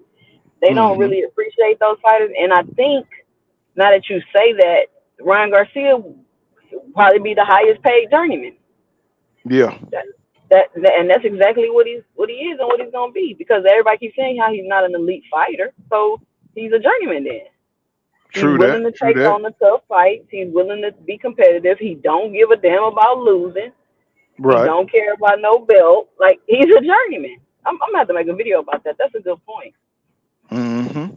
And see, we had so many, because they fought so often back then, and you had so many networks like USA Boxing, you had Friday Night Boxing, you had Thursday Night Boxing, you had Monday Night Boxing. You was able to see the 1 through 20, the 20 through 30 people fighting, and as they rose up through the ranks.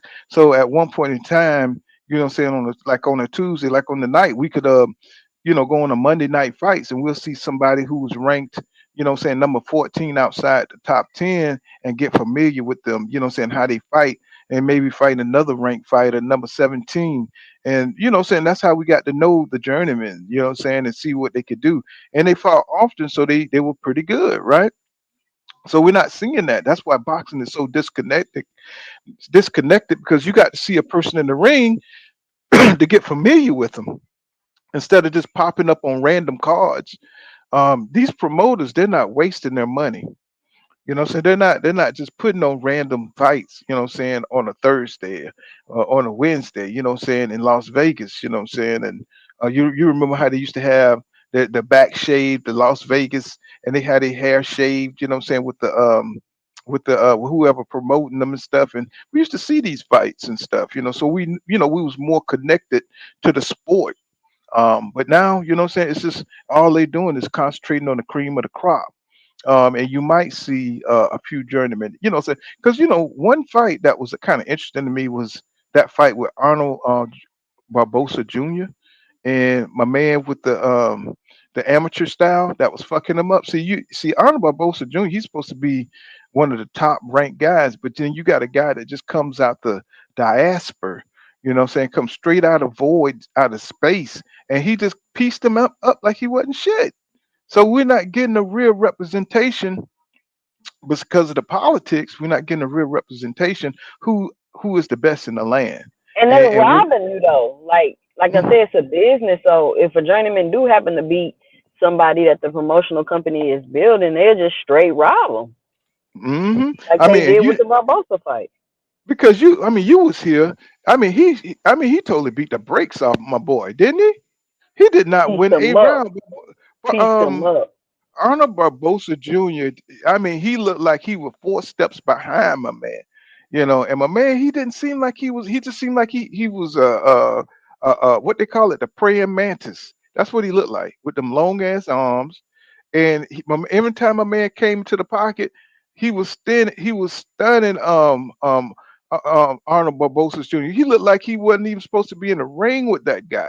And we're seeing too many guys getting built up, saying being at the top, and they placing them up there. You know what I'm saying? And it's like, come on, bro, you don't deserve to be up there, bro. Who are you? Who have you fought? You know what I'm saying? It's like, come on, can we see you in the ring some more? All of a sudden, you're just Arnold Barbosa Jr. You know what I'm saying? Oh, you deserve to be here at number 3. No, bro, I want to see what the hell you done. You know what I'm saying? I want to see you struggle. I want to see, the adversity. You come over adversity. This would make these guys great. Once you see them come over adversity, you see them in tough fights. You say, okay, man, I know this dude. This dude can fight. I mean, and I'm talking, instead of just watching the highlights, what I'm saying, and then the history of the other fighters that they fight. And okay, what I'm saying, this is Thanos, man. He's a great body puncher. What I'm saying? He could take a punch. I've seen him went down in a couple of fights, but he got back up and whipped the dude ass. That's what we need to see.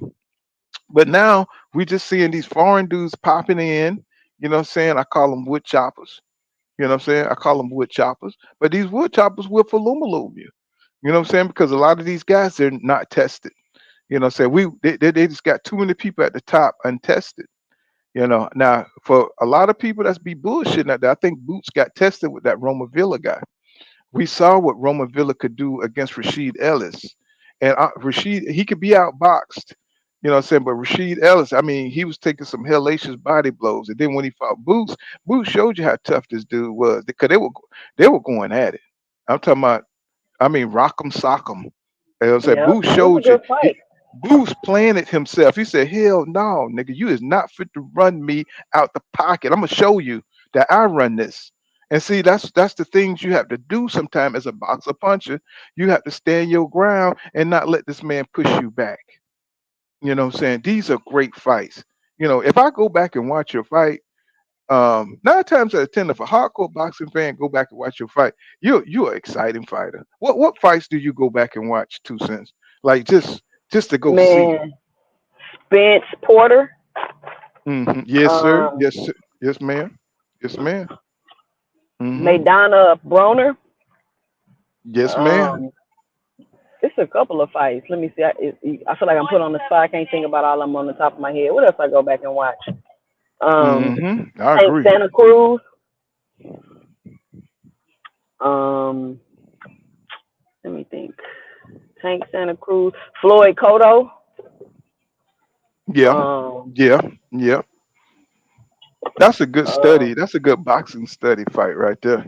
yeah, I watch these with my son. Like me and my son will watch these fights. Um, Spence Brook. Yep, yep. I don't watch that. Ooh, man, so many times. Um, let me think. Let me think. Who else I watch? Give me a second. Let me think. Let me think. When I'm thinking some more, I'm gonna call them out. hmm Okay, then we're gonna go on and let Tim say what he gonna say. He always have a lot to say when he got some when he on some Vacation, bullshit. enjoy Oh, yourself, Hagler Hearn, of far away course. from your Hagler label, Hearn. Who? Oh yeah, Hagler Hagler Hearn. Hearn. Yes, ma'am. That was a good, sweet, short one, wasn't it? Yep. and come back stronger. That's it. That's what I would say. And for Ryan, hey, congratulations, man. I'm congratulating you. All right. Good job. But for me, it ain't enough. I'm just keeping it 100. It ain't enough. Well, okay, so to your point about earlier when you're talking about Ryan and the things he's setting a precedent for the young fighters coming up and for the sport at large, he said in the post fight that he mentioned, I smoked this camp, I drank this camp. He's like, I'm not even necessarily. He did say himself, I'm not even necessarily proud of that. So for me to try and play a little peacemaker here is the compromise. Look, make weight. Don't advocate some of that stuff to the youth and beat Haney or beat Tank or beat Tiafimo at the contracted weight. And then I'll sing your praises from, here to, next month, whatever. Is that, what you want to see and what else? Speak on that, Tim. Just behave, man. Just behave like a normal human being, bro. Like, Man, you can't control how just because you straight laced and straight up and down, you know what I'm saying, and you're a company man. I mean, I think that's bogus.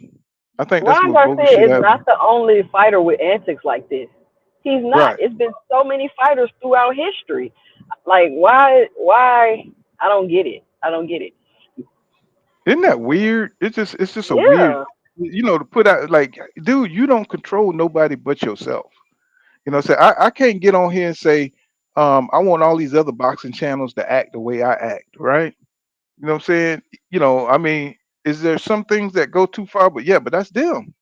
You know what I'm saying? I don't care about what they do. You know what I'm saying? I care about who I care about. Now I could say 2 cents, man, says you did something like, like weird or something that out of your character that I've never seen you do before. Behind the scenes, I'll be like, Queen, what's going on? You know what I'm Right, saying? Like, right. or if I see KQKC, I'll be like, bro, what's happening? You own one, bro. What's happening? You know what I'm saying? And I'll talk to that person and but I can't make them, what I'm saying, adhere to what I believe in. People Or evolve. discredit their victory. Right. You know what I'm saying? So it just, to me, some of these people are so entitled. You know what I'm saying? I think Bradley really believes he's a legend. And to some people, maybe I just wasn't on the Tim Bradley bandwagon. But when he beat Juan Marquez, I think that did put him in another class because I never thought he could outbox Juan Marquez, right?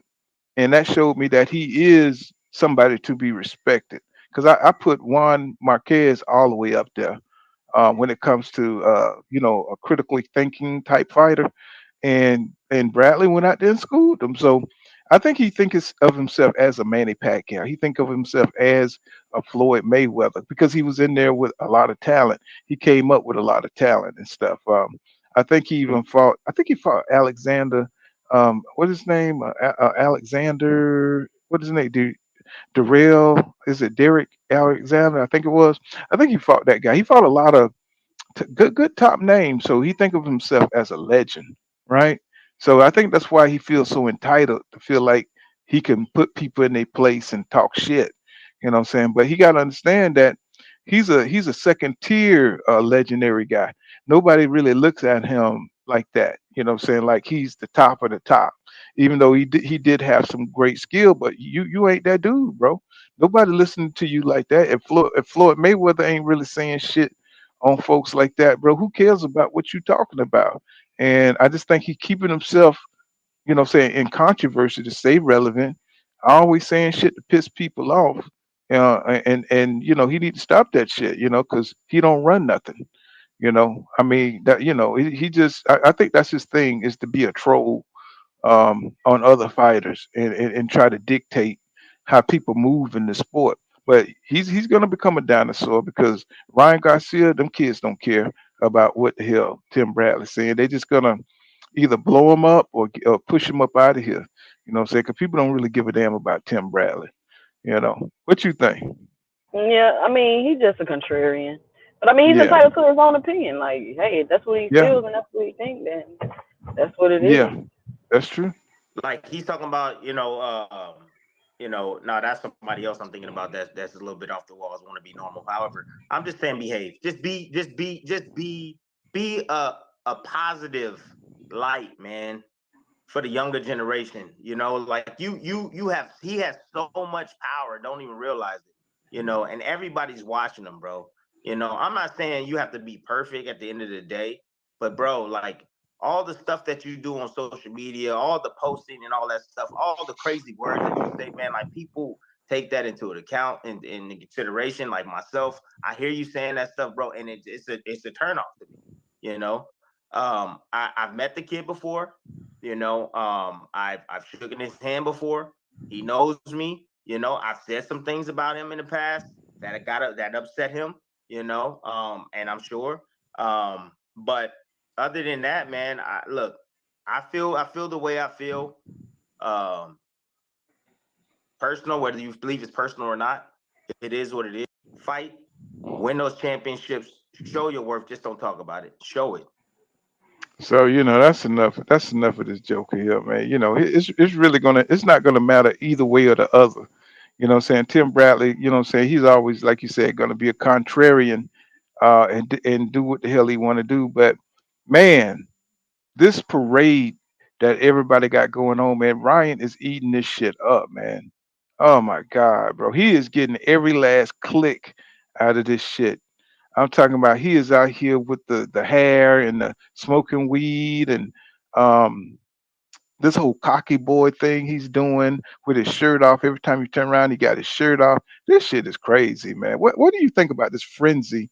I think he's going to be able to feed and eat off this for a long, long time. What do you think, Tucson? Yep, and his next fight gonna be crazy. Mm. His next fight So, gonna be insane. so does Tank come I mean to feed off the take advantage of this frenzy that's going on? Because right now everybody, whatever the loss they took in the Lomachenko fight, look like they getting it back with this Devin Haney loss, right? So everybody's got their chest pumped out. He's got the casuals on every platform, you know what I'm saying, going crazy, putting in their 2 cents. So Tank comes up to 140, or does Ryan come down in the catchweight, or does it don't even matter? I don't think Ryan is going to go down. I don't even think Tank worried about Ryan. I think Tank is Mhm. focusing on, trying to get, I don't want to say real fights, but he's trying to fight all these people to shut the naysayers up. He said he got 7 fights that he want to fight. Maybe Ryan in the deal for the rematch. But I think right now he's focusing on Frank Martin and the Shakurs and all that type of stuff. But I don't know. Gervonta's about his money. That fight could do 2 million plus pay-per-view buys, so we never know. I'm interested to see what's next. I'm interested to see will he rematch Ryan at what weight though. Ryan is big. Tank is a little guy, and people keep trying to press him to move up. He's a small guy. He's on his third weight class, Yeah, so that is we'll true. see. We'll see. And I think it might be his Yeah, fourth weight class. Didn't he start at 126? did he what now? Say that I again. think he started at 126. Yeah, I think so. Was it 126? Yeah, I think so. I kind of let me see. Yeah, I think so. Yeah, so he on his third weight class. So everybody keep pushing him to move up, but Tank's a small guy. Yeah, even though he did handle Maurice Boreas at 140, that was pretty cool. You know what I'm saying? Thank you. Okay. Yeah, I'm just typing something. Yeah,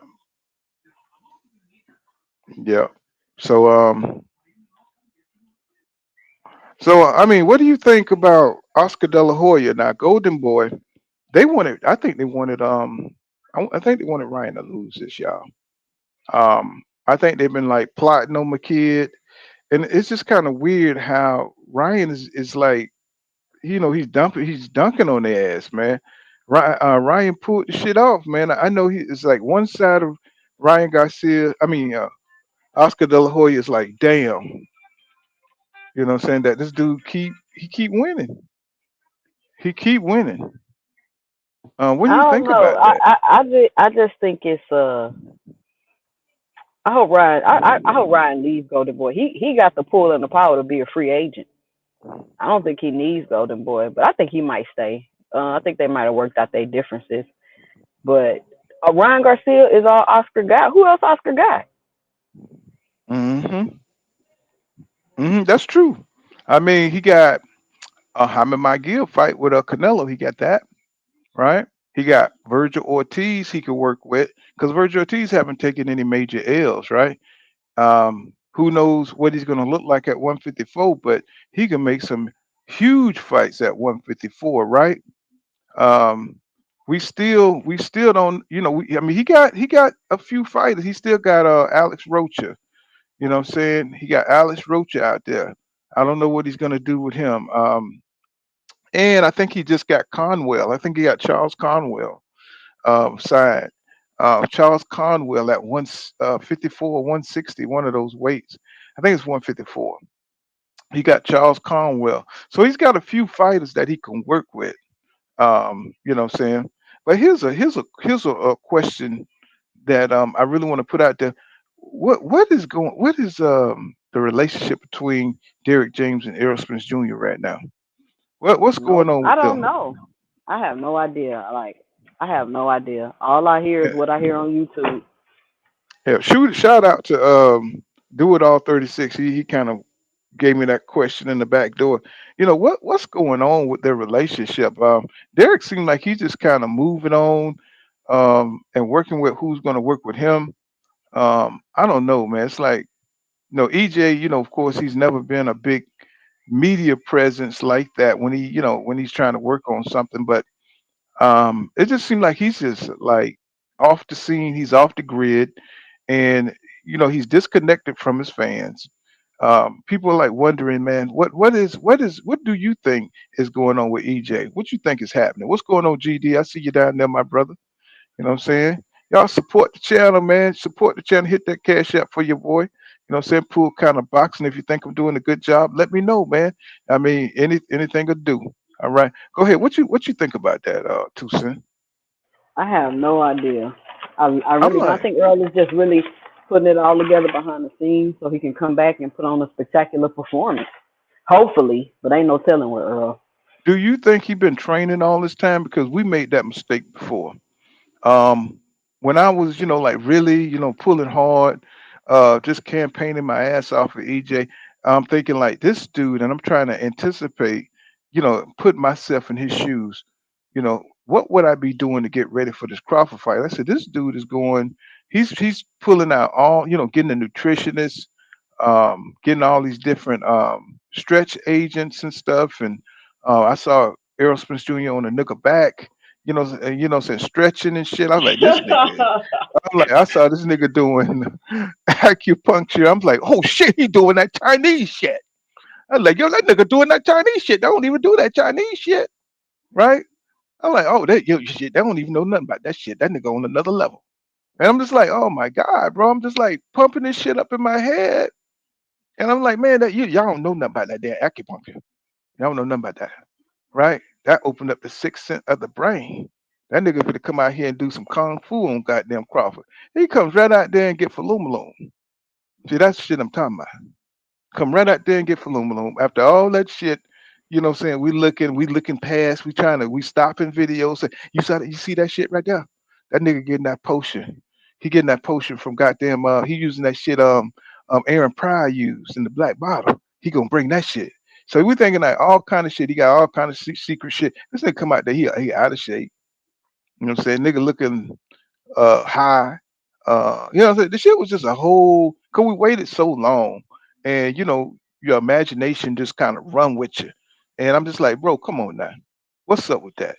I don't You know, know, but I know when I seen him in the room with the ring with Fundora, he looked healthy. He looked healthy. He didn't look like he was too much out of shape. But I don't know. I have no idea. I can't even guess. I'm not going to. So right, right. But until mhm. Earl puts something up, because you'll be thinking one thing and this another. I'm just interested to see when or if he's even going to fight again. But the sad, this is my thing though, 2 cents. They don't seem to have a friendship. It look like it's all about business. They You know what never I'm saying? did. I heard, and like I said, I don't think there's that type of trainer. I think he said out of all this time, Earl Spencer's only been in his house twice. That said a lot to me. Like when we not training, I probably don't fool with you, and that just might be how Earl is. Just like Oh how man, Blu-ray maybe say that's how he don't Derek even. is. You Yeah, know, just like Blu-ray say, oh, I was at Earl house for a party, but I don't know why we stopped working together. I thought that was weird.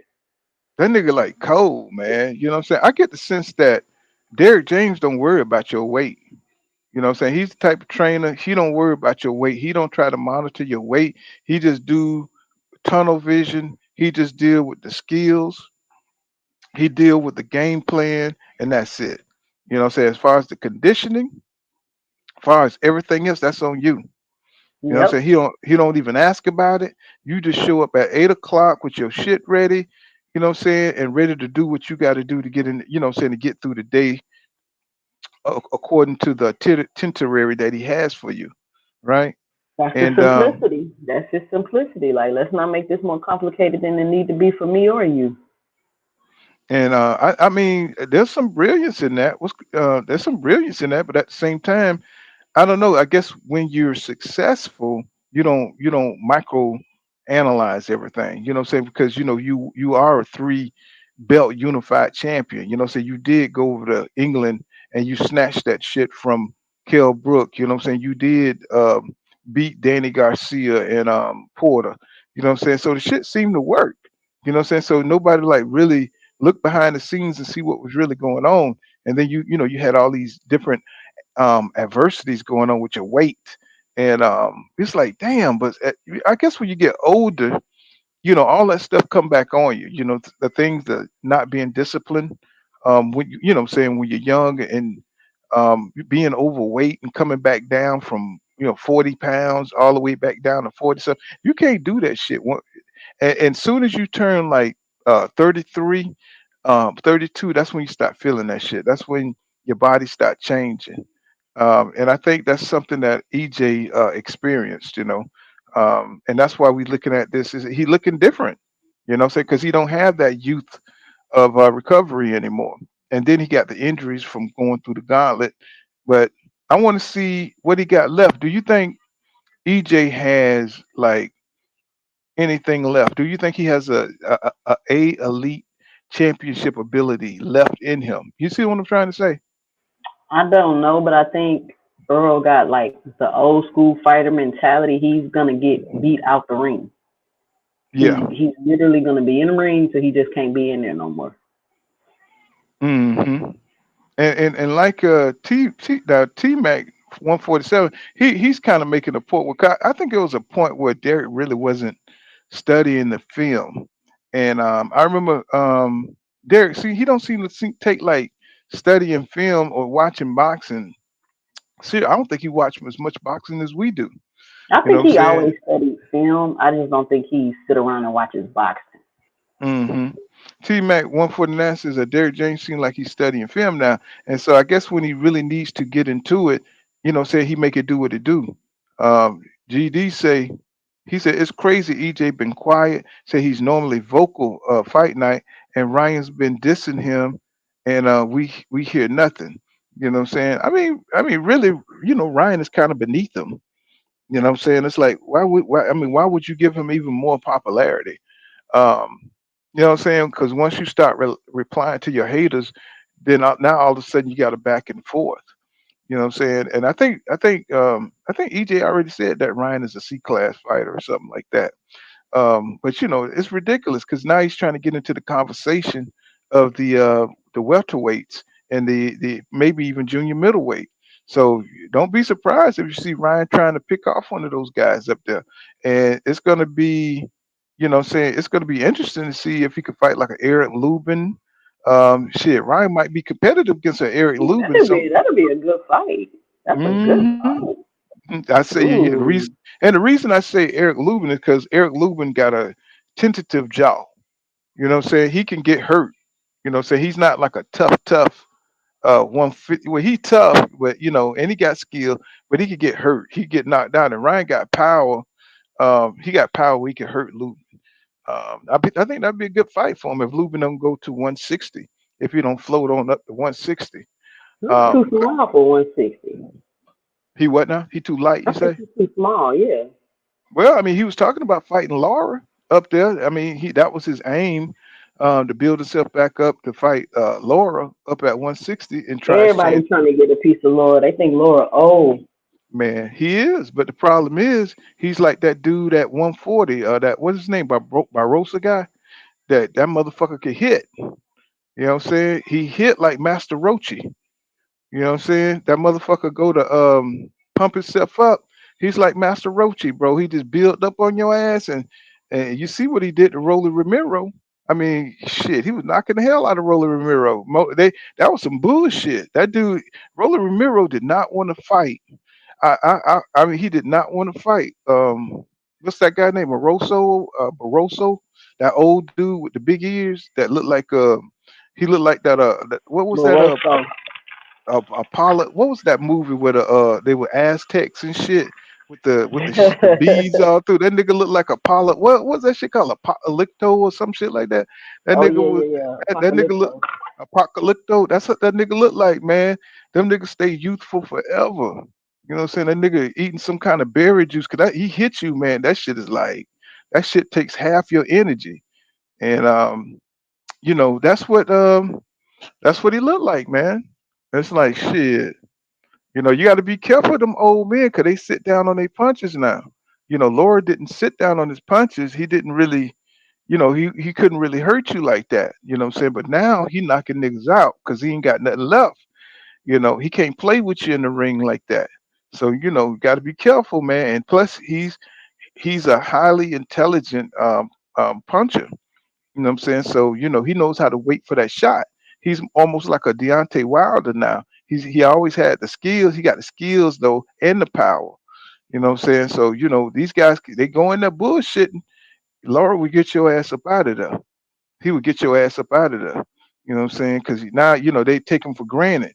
So I think somebody's gonna have to go in there on some real shit and fight this dude and know that he's waiting for that one punch to get your ass up out of there. He just knocked out his last dude. I was like, damn. I was like, this dude is serious power, man. It's like, wow, they seeing another side of Laura, you know. So this is DG, GD says crazy. He said EJ been quiet. He's normally vocal. Oh yeah, I read that. He says Let me see. Terrell V says he can't blame Derek for him losing. I don't think he really do. I mean, it's I think it was something about some money issues about getting paid. So 'cause that was like the biggest payday. I think EJ ever had. So I don't know. Maybe they had maybe Derek was expecting a bonus, or I don't. I'm just speculating right now. But anytime Negroes make more money, there's going to be more problems. So what I'm saying, until they get that resolved, we're probably not going to see them together. Um, but maybe a new trainer would be. I mean, I don't know. Do you think a new trainer, somebody like a Bozy Ennis, would be good for EJ? Do you think that he would benefit from a trainer like that, or I would it be mean, like a maybe it conflict of would. interest? I Hmm. mean, it seemed like Earl's just so far in his career. Like a new trainer, will do what? And then we all know how stubborn and hard headed EJ is. Will there be a Hmm. personality clash? Like I think it'll just be weird. But I mean, all fighters could get with a new trainer and polish up their game. But nobody's gonna change EJ. Like he's already who he is at this point. So maybe he Hmm. can get with a new trainer and polish up his style a little bit. But I mean, I don't know what people will expect for him if he get with a new trainer. Like, what will be so different? Well, I think Bozy said he can't change. He wouldn't change EJ. He said he would just add on some things. Add on to what he already got. Like add some defense. He said he would give him more defense, um, stuff to what I'm saying, to be able to counteract. Saying what stuff that's coming in. Like because the one thing I noticed in the Crawford fight was the combination. EJ didn't have anything. He couldn't handle the combination punching. And I of think course, it's so hard to refer to the Crawford fight because he hmm wasn't able to execute how he normally does. So yeah, that's it's kind of hard to even say this was the actual issue because who's to say if he was able to execute like we've seen him before that those things would have had that much of an effect on him. That's right, why right. it's hard for me to just be like, oh, he needs so much to work on. When it's like, I mean, he's been doing this stuff his whole career and it's worked for him. He wasn't even able to really be competitive in that fight. And I know a lot of people want to attribute it to the fact that Terrence Crawford was just so much better. But Earl just didn't look like himself in that fight, man. It was a weird night. I mean, it really was. And we got too many big fights where things are off. That's why I want them to be like micromanaged. I think the athletic commission, instead of these boys being paid off, so they need to get something where it's fair playing field, so these things can get checked out for the fighters. So nobody's on no juice. Everything is on an even playing field because the build up over the years is just too much for you to get to the final countdown, and then all of a sudden somebody's cheating. What I'm saying? It's just too much, bro. It's just a big letdown. One guy got the advantage. Ryan Garcia even said, "I got the advantage."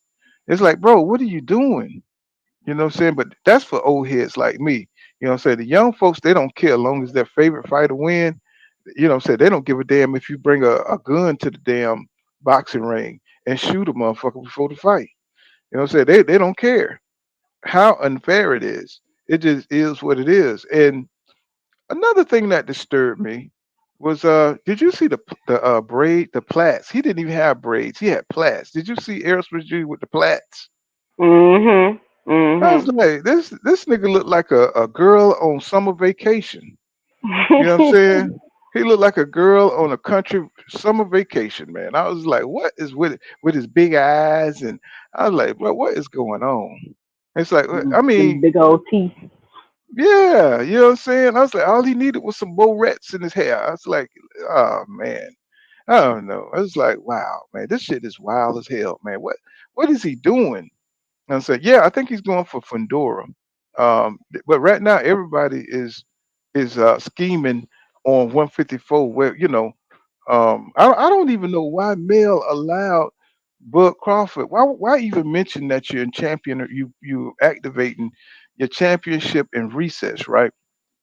And then you step back and allow this man to fight this Israel guy, right? Why do that? Is this I is this think guy he's really? setting up the fight. I think they're trying to trap Crawford to fighting Jamel. Because if Crawford win, he gonna have to fight Jamel next, right? But he could vacate that shit, right? Well, why And would he go through all that to get it and vacate it? why not? I mean, because he already undisputed 2 times. All he want is extra money. All he want to do is get that fight and kind of establish his relationship with the Turk, right? Long as he get a fight in with the Turk, and it becomes, let's say that fight, let's see if it's successful, and it do numbers, which we know it's not because it's Crawford. Um, you know, but if he can, he just want the money. He want the guaranteed money.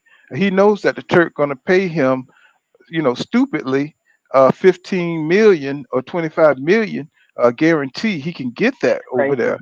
That's all he But why wants. fight somebody with 11 fights though? That almost seemed like It's safe. It's a safe bet that he win. It's the odds are when you put the odds in Terrence Crawford favor that you'll beat somebody with that experience level, right? You know, he's a wood chopper, so he's going to come at you a certain way. So with limited fights, Crawford can show him some things that he's never seen before and be safe. He don't. I mean, why would you want to fight somebody who that's experienced as you are, somebody that's a dangerous fight at this, and you can get $15 million? It's almost like a Canelo thing. It's like Canelo don't want to fight a tough fight with David Benavidez when he can fight Jaime Munguia. You know what I'm saying? He can make the same money fighting a Jaime Munguia as he can make with Benavidez and still keep his title. You know what I'm saying? So it's just smart business. We all understand what it is. It's just that as hardcore boxing fans, we don't want to see no pussy punk ass shit. You know what I'm saying? And we just watching. It's not about the legacy nowadays. It's all about this pussy punk ass moves to hold on to the belt to get another payday. And we understand the business of boxing, but the business of boxing and what the fans want, they don't jive. It don't jive. Nobody wants to see Canelo go out there and just get another payday. We want to see the challenge, the competition, and they taking that away from us by getting these paydays. These Emmanuel Suleimans and these presidents, they're fucking us over. You know what I'm saying? Because we're not getting the competition that we want to see, and then you got the fake fans that are approving this shit. You know what I'm saying? It's like, come on, man, you're killing the passion of the sport. Nobody want to see Canelo hold on the belts. You know what I'm saying? Just a little while longer. So nobody want to see Crawford fight. A couple of wood choppers that happen to be given belts because they stripped Jamel Charlo. That's the only way they got in. You know what I'm saying? This is like when you remember when HBO was bringing all these Europeans. They did it in boxing. I mean, in basketball too. They started bringing all these people from Croatia, all these people from Uzbekistan. And Triple G came out of that movement. Um, I mean, it's just they just do shit for no reason, right? When they can promote the boxers that they got, but they don't want those they guys trying to to be. tap into different markets because so Mhm. they can make more money. They want these people that quote unquote got countries behind them. Yeah, but do they really have countries behind them? The money is never there. You know what I'm saying? I think Triple G might have did a little decent, but they had look how they had to promote him. Look how they had to build him, right? As this knockout artist who was fighting nobody. I mean, does anybody care that he knocked out Steve Rose? Is it just me? You know what I'm saying? That he knocked out I mean, when he did finally get some decent competition in Canelo, I mean, and Derevyanchenko, he arguably lost. You know what I'm saying? He didn't fight no Bernard Hopkins. He definitely wasn't going to fight no Andre Ward. See, and that's how you know the shit is fake because they made Andre Ward move up instead of fight Triple G. And you already know Ward would have told Triple G ass up, would have made him look pedestrian out there. You know, they made Ward go upside his damn weight class and shit. You know what I'm saying? To go fight the Cuban. Um, you know what I'm saying? So that it just is what it is. G5 in the building. What's going on, G5? Long time no see, my brother. You know what I'm saying? What is going on with G5? And so y'all make sure y'all check out G5 and the winning team. I seen McClarence this morning and what's his name at his live at 78 live this morning. I seen Clarence McLean. I said, y'all know the winning team, A1 Hoop Zone, you know what I'm saying? Ricky. You know what I'm saying? Y'all all know the winning team. You know, but what you think about that? Did you hear what I said? I didn't Tune hear the in. last thing you said. I didn't hear the last thing you said I can't remember the last about thing I Andre said. Ward. Yeah.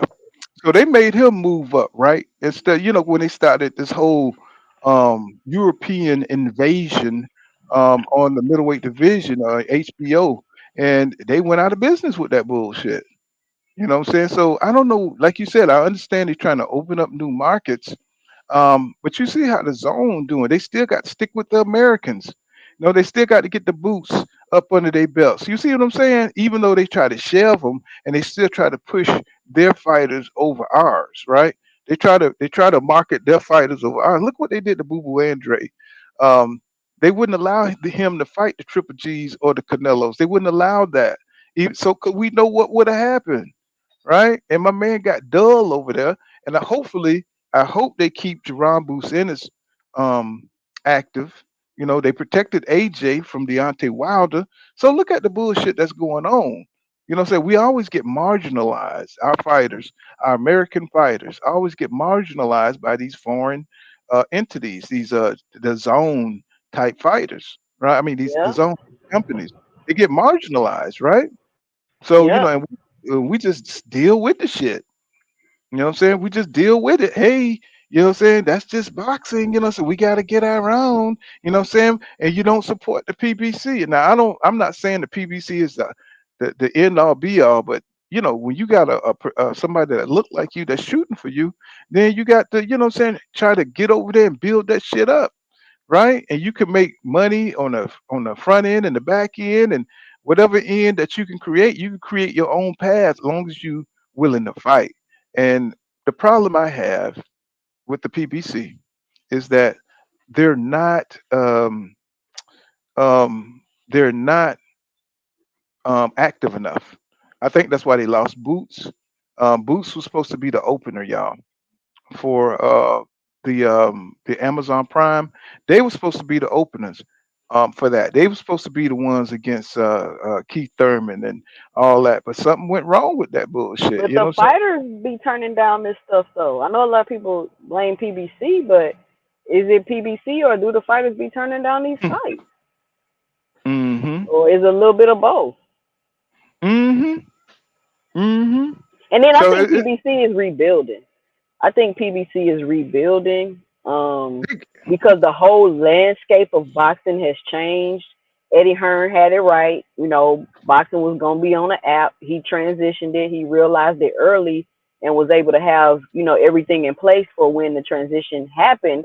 He was able to make it. But we also got to understand Eddie Hearn got Saudi backing him now. It's not like Eddie Hearn mm, just came up. You know what I'm saying? He got right. somebody with a whole bunch of money that's able to back him now, and they're doing that. But I just think just like every company, every sports team, even boxing as a whole, I feel like it's rebuilding. It's a rebuilding time. So Mm-hmm. I think just be more patient, give it a little time, and then it's gonna be right back where it was before. Al Heyman always got some up his sleeve. He always come back better and stronger. So I just think we need to be patient.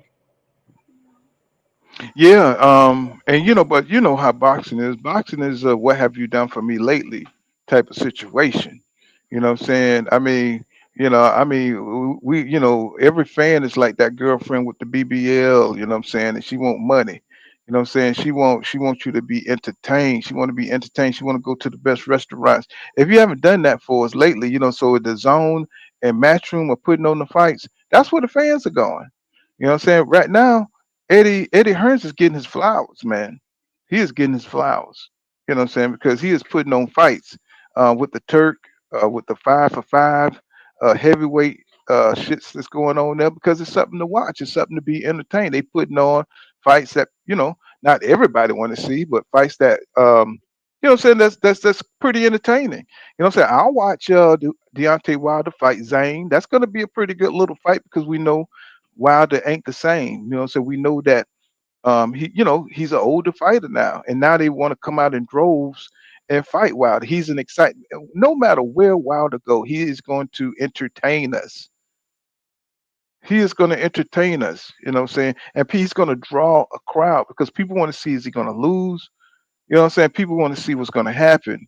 Um, AJ, I'm saying he got his following in England, but he should have been the next fight should have been AJ and Wilder. But AJ is never going to fight Wilder. You know what I'm saying? This is the pussy punk assness that I'm talking about. You know what I'm saying? He's never the next fight should be AJ versus Deontay Wilder. But he's trying to wait till Wilder's at like 44 years old before he fight Wilder. AJ, man, he is such a punk. You know what I'm saying? What do you think about that? You're Maybe not it's gonna just see that fight. That fight ain't happening. why? Why? I mean, it just ain't happening. I don't think AJ ever had any intention on fighting Wilder. Hmm. But why? I mean, especially with his new skill set, everybody think that this new skill set that he's showing that AJ is on another level or something. You He know ain't what I'm got the saying? heart. Like, there you go. Hmm. He ain't got the He heart. ain't, he ain't got the heart. You know what I'm saying? That's just, he just don't Wilder on have the his way heart. out the door, and you still won't fight him? Right, exactly. You know what I'm saying? I just don't get it. You willing to fight everybody else except for Deontay Wilder, even older uh Deontay Wilder. He's not even as crunk, what I'm saying, as he used to be. What I'm saying? He used to be crunk as hell, you know what I'm saying? Beating his chest and everything. He still don't want to fight Wilder, man. It's like I have never seen such a pussy ass heavyweight in my life. You know what I'm saying? I have never seen that. He says, Weedy says Turk is going to pay him well. He says they got money to blow. Isn't that the truth? And people But love that how money come to, when Al Heyman was doing that, he was ruining the sport? or I, when the it's zone. Hmm. Go ahead. it's such a contradiction to me. Well, Like, how I told you they could do it. They could do it, but we can't.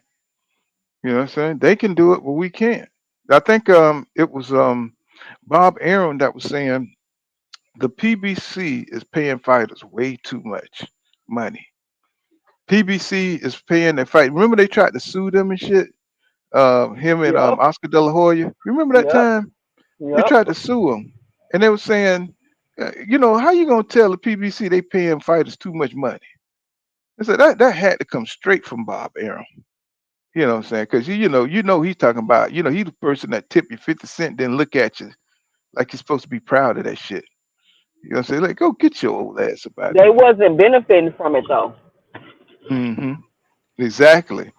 You know what I'm saying? It's like in that Costa Nostra, you know what I'm saying? They wasn't getting their beaks wet. So, they wanted to take down, they teamed up to take down Al Heyman and some bogus ass lawsuit. At the same time, Al Heyman still extended his hand out to him, and they fought and had cross promotions for Crawford on the lower level with the Delorme and other fights and stuff to help build his career with Top Rank. It shit is crazy how you can do business with somebody who's suing you. You know what I'm saying, in court. That's you got to be a real G to be able to do business with somebody who's suing you. You know what I'm saying? Yep. It's like you just got to be. I don't even know what that is. I don't even know what that looked like. You know what I'm saying? Like, hey man, I'm suing you, try for millions, but man, you know what I'm saying? Let's get this fight going. You know what I'm saying? You got to be a real Harvard. Because I think your boy Bob graduated from Harvard too. Just like Al Heyman, he graduated from Harvard. You know what I'm saying? The only people you have that like just grew up kind of like in the business, that's Floyd and I mean, I don't know about Frank Warren or Eddie. I think they're just rich children that grew up in the business. But Floyd, because Floyd and Oscar, so they were kind of grandfathered in with this shit. You know what I'm saying? If I was on the business side, and so but you got two Harvard motherfuckers. You got Al Heyman and you got Bob. So so maybe maybe that's the bond. Because when you go Yeah. to these Ivy leagues, you know what I'm saying, they on another level with the business shit. Shit is almost like skull and bones type shit. Hey, two Harvard elites. Fraternity. Hmm. Yeah, fraternities. See, you too goddamn articulate. Get off my shit. You know what I'm saying? Too But if articulate you with if this you think shit. about it, the fights that the Saudis are making, they probably Hmm. wouldn't make them themselves because Right. it wouldn't be profitable for them. Yeah. Yeah. I mean, because they made an arena, and seriously, we're all getting all these fights, attracting all these promoters. How many dates could they really get in that arena, in that Raya arena? How many fights could it come? Because they would have to build another stadium, another few stadiums. You know what I'm saying? Make that shit like Vegas or something. Have what I'm saying a few places. You know what I'm saying where you But can it's set up so fights. far. The time is Hmm. so different. You know what I'm saying? Like, and then the fights they are making, they're not. I feel like they're not drawing in casual fans. Nobody talking about this Bivol fight. These are more like hardcore fan fights that you're making that nobody was willing to pay for to make in America, in my opinion. And that's Hmm. cool. But I'm just saying, like, let's not act like they just over there with superstars and this type of stuff. They're not doing that. Yeah, but they should be. They should be opening up new venues because I mean, think about it.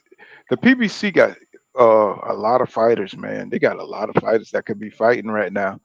They just need the dates. They just need some place to put them. And I don't understand why do they have to be? I know they want to make a profit and everything, but you got to keep these guys busy or they're gonna go somewhere else. You know what I'm saying? I just don't understand. Yeah, I mean they know I know Al Heyman, he's a genius and everything, but I mean, shit, man. I mean, we could have great fights. I mean, even if they created their own joints, let's say they created like a PBC stadium somewhere. Why not just have fights every month? I mean, what's so is that out of the realm of possibility? Just build your I own mean, shit, like I the think like the MMA people. it's more profitable though for them because I think my understanding is that PBC outsources everything. Because you gotta Hmm. think Al Heyman is a concert was a promoter like for concerts and stuff. Yeah, So, they outsource everything and maybe they make more money that way. They don't have no overhead. So it's almost like yeah, pretty much everything they making is straight profit. yeah. That's true. That's true. But I mean, but it's not good for the fighters, and I know they're all contractors and everything. But I think that's something we need to get in our head that as much as we think that there's a close relationship between PBC and the fighters, it's still just straight business, right? So it's like if you got an opportunity to go somewhere, they're not stopping you. It's just that your relationship isn't going to be the same with Al Heyman. You know what I'm saying? If you do break the loyalty code. So just like with AB, we saw that with AB, right? As much shit as he talked about Al Heyman, he still did business with them. You know what I'm Now, saying? He still, AB got the most chances of any fighter in boxing history. AB got chance after chance after. At some point, you got to be like, okay, like that's enough. That's enough. hmm yeah, but I mean, that's what I was saying. They gave him they gave him chances, even though he kind of trashed Floyd. He kind of trashed Floyd. He just kind of trashed the whole PBC. Talking about they want you to fight monster. You remember he said that shit? Talking about something they gonna Mhm. pay you. They're gonna pay you, but they want you to fight monsters. What the hell? That's your fucking job to fight monsters. You know what I'm saying? You get paid. Go ahead. They gave him all them broken promises at BLK Prime. Hmm. I mean, nobody told you to go to drinking and shit when you was training. You know what I'm saying? Nobody told you to do that dumbass shit. You know what I'm saying? That's something you decided to do. You know what I'm Yep. saying? So I mean, they said this dude was drinking 40s. You know what I'm saying? He said he was drinking 40s and shit, man, during training. He would go take a break, go out there, catch him out there drinking and shit and talking shit with people. I'm like, what is this? The Wire or some shit? You know what I'm saying? Like, god damn. And You that's know what what I I'm saying? mean. Like, let's not act like Ryan Garcia is the only dude that's tripping or doing crazy stuff and antics before a fight. Let's not act like that. Well, they destroying themselves though. You know what I'm saying? Like the Yep. fighters like live like monks, like Terrence Crawford, people who only concentrate on this sport. Let's just put it out there. They're socially awkward. You know what I'm saying? Terrence Crawford socially awkward. You know, Floyd Mayweather is socially awkward. These guys all they know is the gym training. I bet you Floyd is in shape right now. I Yep. guarantee it. Cause he don't know nothing else, y'all. These people are crazy as hell. You know what I'm saying? This nigga probably jog. I'm trying to tell you, he probably stay in shape like he getting ready for a fight. You know what I'm saying? And he probably, I think Floyd is like 44 or something like that, 44, 45, somewhere up in there. He's socially awkward, man. It just is what it is. You know what I'm saying? Man, I mean, I just hope that EJ, you know what I'm saying, he get back with Blu-ray. Um, it's just so little information. It's like it's hard to even speak on the shit. It's like, bro, you need to give us something. You know what I'm saying? Do I have to go down to DeSoto? You know what I'm saying? Go to the I mean, I don't even know where his farm at, bro. I don't know where that shit at. But We don't even know uh where he at. We can't even find him at the gym no more. you know what I'm saying? For sure. It's almost like he done semi-retired. I mean, it's like he done semi-retired. And why does he always wear that goddamn leather high school jacket shit on? That shit pissed me off. Why does he always wear that shit? Nigga, you almost goddamn 34 years old. Give it up. You know what I'm saying? He be wearing that shit like he's one of them Archie comic book high school football players and shit. Like, why you wear that shit? You know what I mean? Like, I mean, I just want to see him. You know, I want to see these guys grow up. I want to see them, you know, what I'm saying, go hard. You know, what I'm saying, I want to see them take some good fights before, you know. I mean, how many fights would you say seriously in your mind you think that Errol Spence Jr. has left? How many fights do we have left? I don't know. I mean, I would have to see him in another fight, and then I could make a better decision. But I don't know, man. I don't know if he could run through the division, get a couple more belts. I don't know if he should hang it up. I mean, I'm not sure. I got to see him again, and that's how I feel about Wilder too. I got to see him Hmm. in this next fight, and then we'll see. I think people don't accept the fact that Wilder is a hit or miss. Um, you know, Wilder done spoke a little bit about almost by thinking that like this is his last fight. But I guarantee you, if he go out there and look good against Zane, he gonna fight again. I guarantee you because now he done raised his stock again. Even though Zane ain't really nobody, you know. I think he beat Joe Joyce, right? I think Zane beat Joe Joyce. And even though you know Joe Joyce ain't no great motherfucker, he's just a solid heavyweight. I think Zane beat him, but the dude look like, let's just get it straight, man. The dude looked like the Buddha himself. And that's why he's winning these goddamn matches. That nigga coming in with a whole new fucking He religion huge. behind him. He is That huge. motherfucker, I mean, he looked like the goddamn Buddha himself. You know what I'm saying? This nigga is coming in with the noodles, nigga. Like knocking shit out of people and shit. He's slower than Joe Joyce. Yeah, he's slow. He's slower than Joe Joyce, but he's smart and his timing is impeccable. Um, if he goes in there and leaning on Deontay Wilder, and Deontay Wilder ain't in shape, he'll knock out Wilder, you know, because he's durable. He's a durable, big headed, um, everything stacked, you know what I'm saying, like a blob, like the blob from the X-Men, but he's Yeah, solid underneath. You know what I'm saying? He's gonna yeah. absorb everything, you know what I'm saying? But you know what I'm saying? It's gonna be, I think he's gonna give Deontay Wilder trouble. I think Deontay He Wilder, if he might can be too catch, slow. He might be too slow. hopefully, you know what I'm saying. But if he get hit, if he hit Wilder and he goes through laying that arm and holding on to Wilder, he's gonna wear down fast. Cause I don't think Wilder trained like that no more. I don't think he really trains like that no more. And these big ass dudes laying on him. I don't know if he comes in there over like 120, 125. I don't think that's not good for Wilder for his activity rate. He needs to come in there like 109, 110, 115, somewhere up in there. And I think that'll help Wilder out. You know what I'm saying? That you know what I'm saying, that he's better at that weight. You know what I'm saying? But I think that's a damn good fight that I want to see. And but nobody is talking about Demetrius what's his last name? Bivol.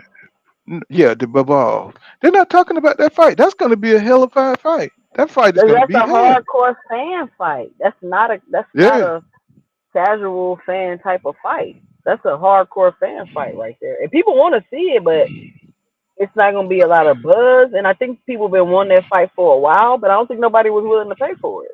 and that was the issue.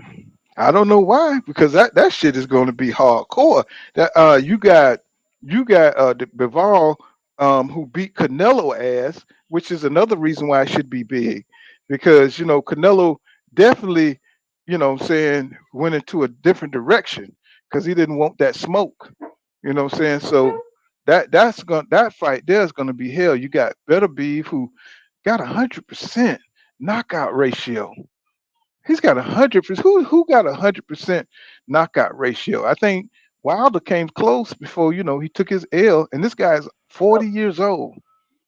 Damn, it's like, isn't that crazy? You know what That's I'm saying? He got crazy. I mean, a you knocked he's out got. every single person you fought. That's wild. I'm like, bro, hey, but you already know that test. Y'all seen the irregular test? Yep. Y'all saw the irregular test.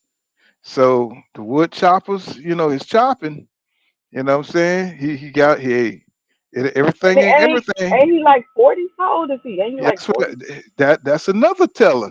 See, I keep telling you, it's not just Crawford that's doing it, making these extraordinary movements, and they getting older. How you gonna get stronger and faster as you get older? You know what I'm saying? I'm trying to tell you, you better stop watching this shit because this shit is common sense. You know what I'm saying? Y'all help your boy out in the cash app. You know what I'm saying? We pushing it. You know what I'm saying? We pushing it every day. Let's get it. Let's get it.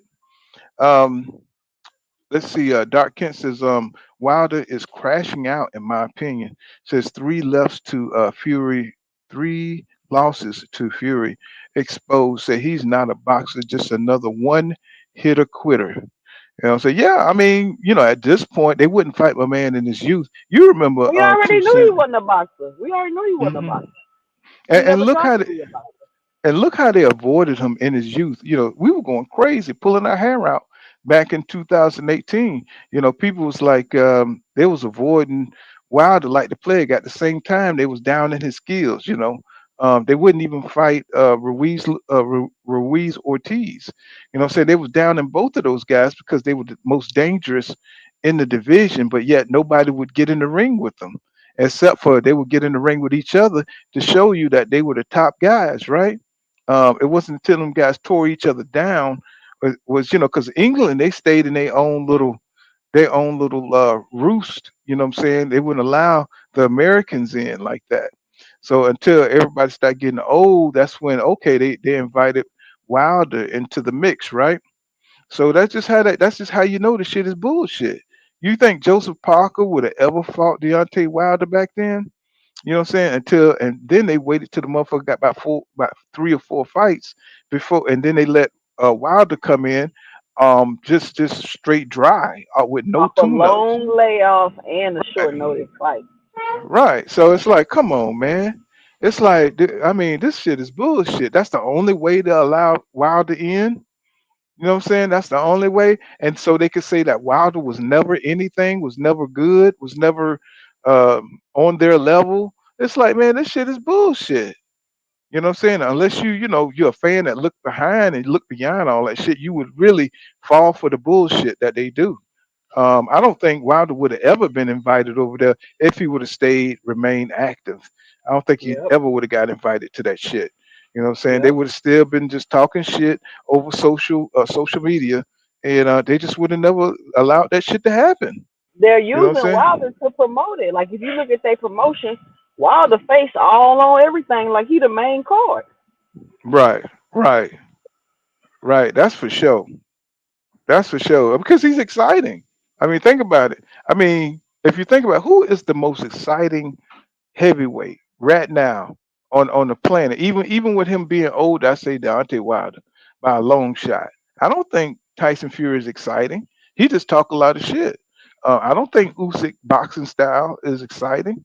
You know what I'm saying? I don't think Daniel DeBoer's um, boxing style is something or Zane. I think Deontay Wilder is the most exciting heavyweight, and I'm not just saying that because I'm American. I'm saying that as a boxing fan, looking at it from the outside, him being able to knock out somebody with one punch is exciting. You know what I'm saying? Nobody wants to see a boring ass Joe Joyce fight, you know what I'm saying, where they look like two snails and shit trying to get across the street. You know what I'm saying? No, Nobody don't want to see that shit, man. You got to go 12, 8 rounds before you see somebody, folks, somebody got to get tired to get hurt, you know what I'm saying, in a heavyweight match. And them guys, they got such range, you know what I'm saying, it's going to be a while before somebody get fucked up. And they're just not that good, according from the heavyweights from the past. The Evander Holyfields, you know what I'm saying, the Mike Tysons, the Lennox Lewis's, you know what I'm saying, the Klitschko brothers, you know what I'm saying. They're not that. These guys are not that. I mean, how do you think? I think Tyson Fury was around when the Klitschko's was in. Did he fight I don't think they fought a Klitschko, He fought a but Klitschko. did he? He Did he beat a fight a Klitschko. Klitschko? Remember, he didn't want to rematch him, and then I think he got in trouble for drugs or something. Yeah, so that was a Klitschko. Yeah, yeah. I couldn't remember. I think I think I saw that on. But these heavyweight fighters don't have that kind of skill. Only reason Tyson Fury got that skill is because he trained at the Crunk's gym, right? He got that American training, and it's always the Americans that's always giving up the game to defeat our own people. Even when it comes to the Russians, you know what I'm saying? They be getting like American trainers on the down low.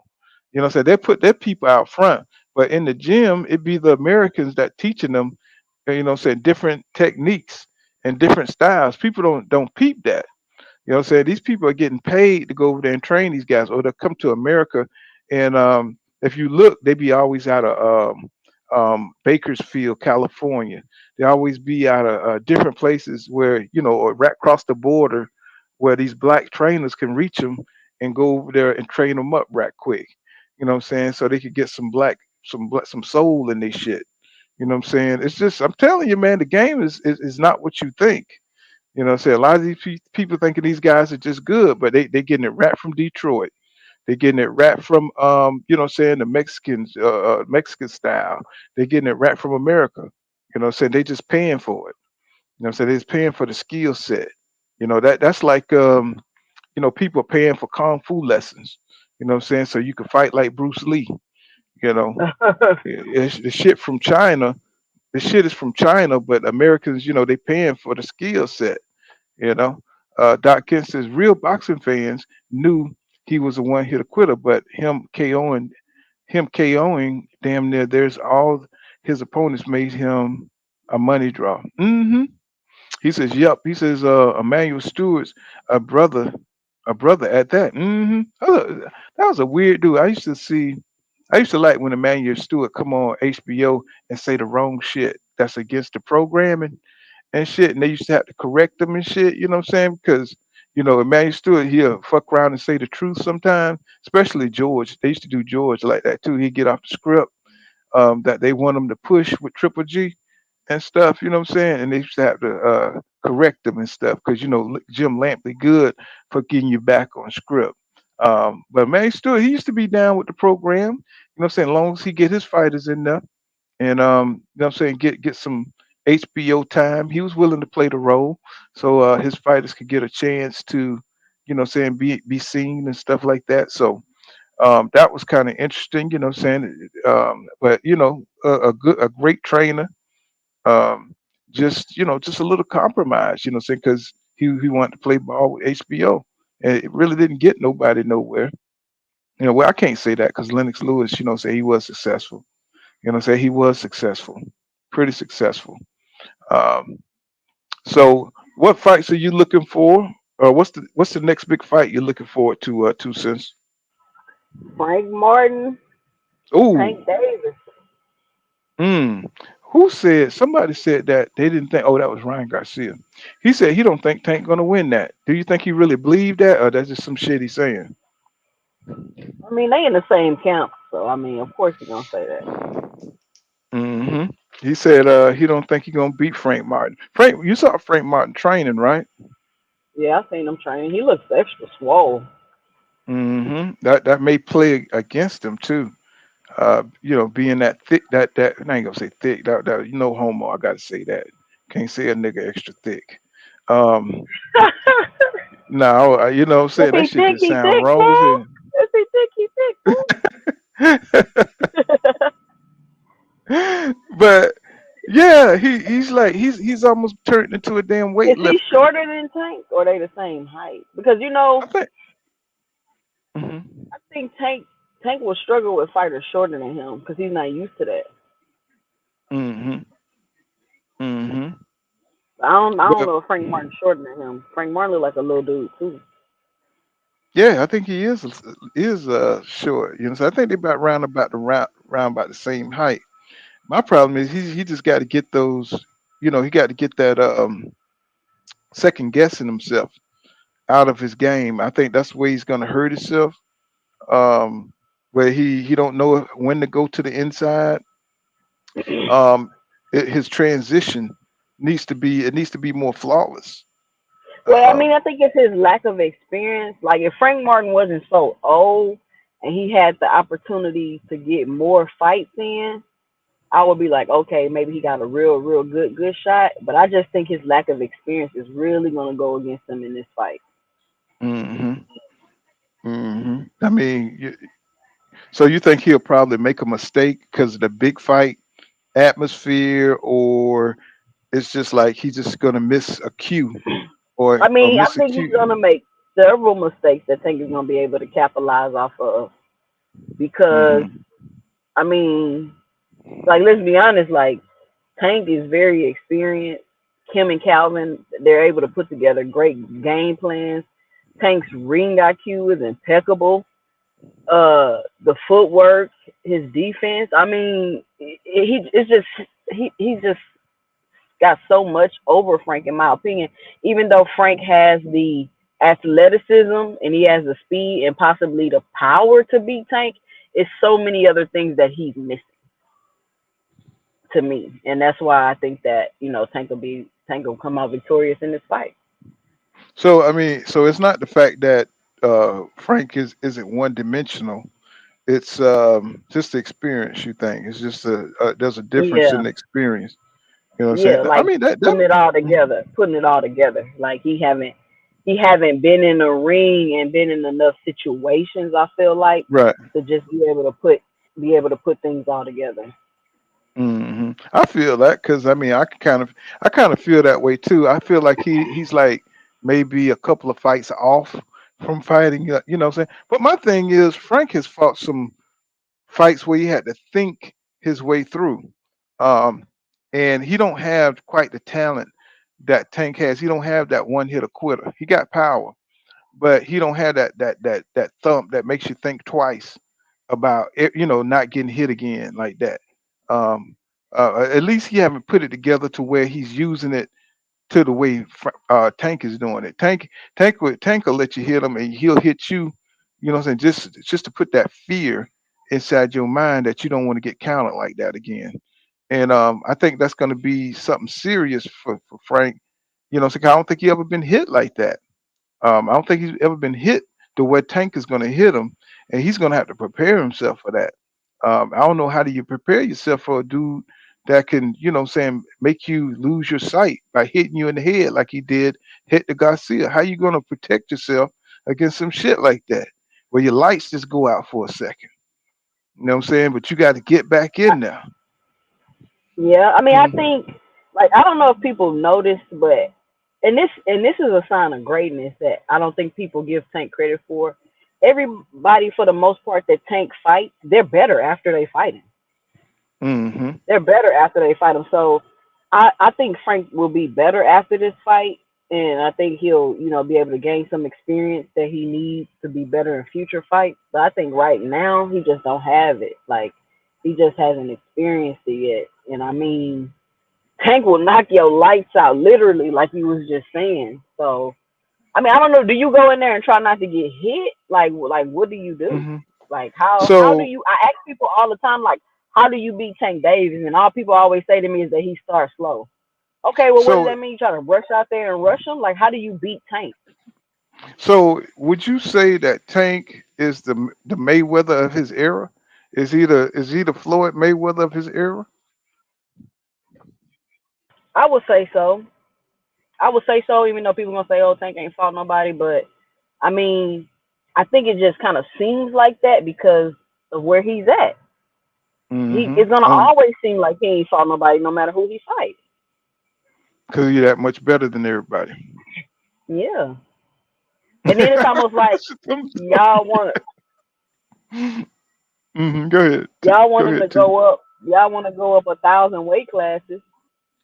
You know what I'm saying? To where he's at. Like, Right. it's like people want him to fight at a disadvantage. Like that's Yeah. where he's at. Like people want him to Well, fight at a disadvantage to prove his well, it's greatness. kind of Like like that's I not mean, fair. everybody wants Superman to fight Zeus. You know what I'm saying? Because only Kryptonite can stop Superman, right? So when you're a Superman, you want them to fight super villains. You know what I'm saying? You don't want them to fight just Superman could beat up everybody unless they got Kryptonite. You know what I'm saying on their side. So they want to see him fight within adversity. You know what I'm saying? They want to You see him know, fight. Hmm. me and my husband had this argument all the time, and he thinks Batman could beat Superman. Hell no. I'm telling you right Hey, now, that's because some because bullshit. Batman got all the intel, and I'm like, Batman is not beating no Superman. Batman ain't Not got no. no superpower. His superpower is white privilege. That's the only superpower Batman got. And Superman got that same goddamn privilege too, goddamn it. So, so you got two alpha males and shit, but one from a whole nother goddamn planet, nigga. You know what I'm saying? So shit, that nigga on a whole nother level and shit. You know, Doc Kent But says yeah, Wilder. Oh, I read that. And Kent says real boxing fans knew he was a one quitter, but him okay and damn near all his opponents made him a money draw. We know that. He says, "Yep, Emmanuel Stewart is a brother at that." Yeah, I mean, he really did wonders with Tommy Hearn's career. He says Zhang is a former Olympic silver medalist. That's why he's so good. Eric R. He said he's in his 40s with a bad gas tank. He said, but he's 40 something. Well, I guess he do look like his whole face melting. You know what I'm saying? He got that old man kind of like like I said, he look like a Buddha. You know what I'm saying? He says, hmm but he could present problems for Wilder, especially if he show up lackluster like in the Parker fight. Well, that comes from inactivity too. That comes from inactivity, Eric. They know what they was doing when they let Wilder into that tournament. When they did, they knew he wasn't going to turn down that money. It's just free money. This is Ryan says. PB Dog says Ryan got to say that because they part of the same team. That's right. True that. Um, Eric I says Wilder on Wilder on lost to Fury twice. He says the first fight was a draw. So I think you won the first fight. I just think that the ref helped Fury, stay in the fight by with the long count. You know what I'm saying? Reese even said that he helped Fury out with the long count. He said that. I'm not even bullshitting on that. Y'all know that by this time. He says Frank is a bit of a. He says Frank is a bit taller. Okay, you know what I'm saying? He's a bit taller than Tank, but Tank is an extraordinary fighter. You know what I'm saying? People want to see him challenged. Not necessarily that they want to see him lose, but they kind of want to see him like Floyd versus Zab. You know what I'm saying? They want to see two athletic, somebody who can get with him on the athletic level. And most people think that's a Frank Martin because he can move. He's got fast feet too. Problem with Frank Martin is he's stiff. He got too many muscles. So he needs to slim down those muscles. I don't know why he think he need those muscles. He already got power. He needs fluidity. What I'm saying? He needs to be able to transition in between shots. And I think that's what Tank, he makes adjustments a lot more flawlessly in the fight. Dark Kent says, Eric R says, I know Wilder was losing that fight, in my opinion, first go round before the knockdown. You know what I'm saying? Oh, you talking about the first fight?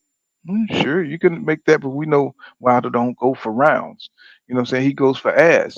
You know what I'm saying? And that's just what it is. Eric Johnson says Batman. He says Batman can't beat Superman, Spider Man. She didn't say Spider Man. She said Superman, right? That's what you was talking yeah, about, right? Superman, You got the man. matchup wrong. God damn, nobody trying to beat Spider Man. God damn. It's like God damn, Marvel versus DC. You know what I'm saying? It's like, come on now. But that's true though. Batman can't. He ain't got no superpowers, man. But he think because he got the intel, he got all the information. Shit, but all of them be having the intel. Either they got super No. intelligence, they got super, Superman. Not all see y'all don't see y'all ain't no cop. Y'all ain't come up. Y'all don't know shit. You know what I'm saying? The Superman got super intelligence too. He could think faster than everybody on Earth, nigga.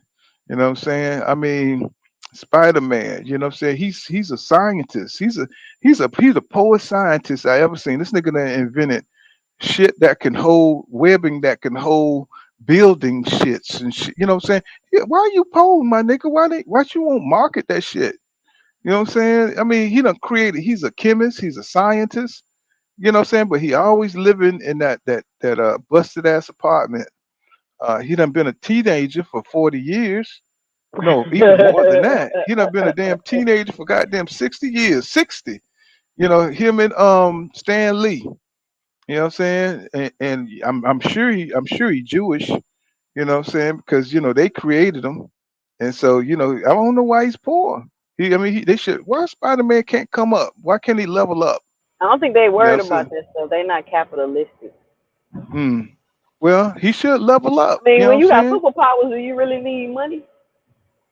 Yeah. And what's this girl named Mary Jane? Why she can't get a BBL? Modernize Spider She Man can't story. get it. Oh, they modernizing them all right. They LGBTQ now. Yeah, that's gonna be next. That's gonna be the next Spider Man movie. You know what I'm saying? Spider Man and who can you the vulture and shit gonna have a relationship? Some shit. Let me No stop selling. before I get. Mm-mm, mm-mm. That's gonna be ugly as hell. Well, no Spider Man and the Lizard Man and shit. Mm-mm. It's gonna be ugly. Doc Kent say he said now come on, John, Eric. He says I'm saying he can't beat Spider Man, so how he gonna beat Superman? Oh yeah, I see. Yeah, that's true. That's true. But they had some shit where he was fighting a predator, where Batman was fighting a predator. And you know what I'm saying? It was a good little series, you know what I'm saying? What I'm saying? Batman is shit though. He can figure out how to defeat anybody. You know. I mean that shit be bullshit because you get Falumaloon in I'm like, real man, life. this man ain't got not one single power, but he's so smart. Like his I brain mean can he just I outthink mean anything. the only person in DC universe to beat Darkseid was Batman. You know what I'm saying? He the only person, even Superman, he only helped Darkseid off. But it was Batman who actually defeated Darkseid. You know what I'm saying? And of course he died after he defeated him. You know what I'm saying? But you know what I'm saying? That he's the only dude that could do that. I was like, God damn, Batman don't give a shit, man. He's a fanatic, Yeah, you know. Batman don't Ra- play. he'll give up his life to win, nigga. It's like Doc Kent says he said a fighter can try and stay close to Tank, work his body, roll with his punches if you fast enough to take the steam off his punches and have a decent chance. But it's not a lot of That's a fighters out there horrible game plan against Tank. to get in close. That's Mm. a horrible game plan to me. You for sure gonna get caught. But yeah, I mean, you seen what he did to Ryan when he got in close, and just went to that body. I mean, the dude power is on another level, bro. So he's gonna have to have somebody like with a Sean Porter style that can take a punch. If you could take a punch and you could absorb a lot of punishment, you can go in there and do like Porter. If you got a chin They and too you just got small for that though. 135, ain't nobody absorbing that. oh goddamn, have you ever seen Roberto Duran fight? I mean, they used to bust his ass. I'm talking about he used to get hit. We talking about Uh, this era, fool. You went all the way back to Roberto Duran. I'm just looking at strategy, so when you got somebody with exceptional power, because Oh yeah. there's always been fighters with exceptional power, but Muhammad Ali was able to absorb a lot of that punishment over 15 rounds and beat motherfucker. That's how he beat Foreman. Foreman was too strong for everybody. You know what I'm saying? Yep. Nobody could withstand him. But if you had stamina and you just let Foreman well on you a little bit and you move and you know what I'm saying, you just saved your energy, and that's what Ali did. He just outsmarted. You got to outsmart Tank and be able to take a punch. So it's going to take, saying some different attributes and qualities. You're going to have certain intangibles. You're going to have to beat tank. You know what I'm saying? And you're gonna, for one, you're gonna have to be able to take it to the body. You're gonna have to be able to take it to the chin, and you're gonna have to be able to have some power yourself to hurt Tank. You know what I'm saying? To keep him moving and get away from them traps. You're gonna have to recognize the traps he's setting you up for. Um, Let me see. Eric R says Dark Kent. He said I tend to take the emotional out of it and lean on the facts. He says Wilder could have lost on points and Fury could have lost on the knockout. He says, but it was ruled a draw. That's what it was ruled. That is true. This is true. Um, he says we doing comics. He said, okay, Spider Man is as agile as the Hulk is. He said strong. He said plus he is a scientist who thinks like Batman, but on the fly with the super strength to go with it. Batman's victory of Superman. Okay, it's with the strength to go with it. Batman's victory of Superman. I'm not. Are you saying? He says almost involved. He says always involve kryptonite. Yeah, that's the only way. That's the only way you can really beat Superman.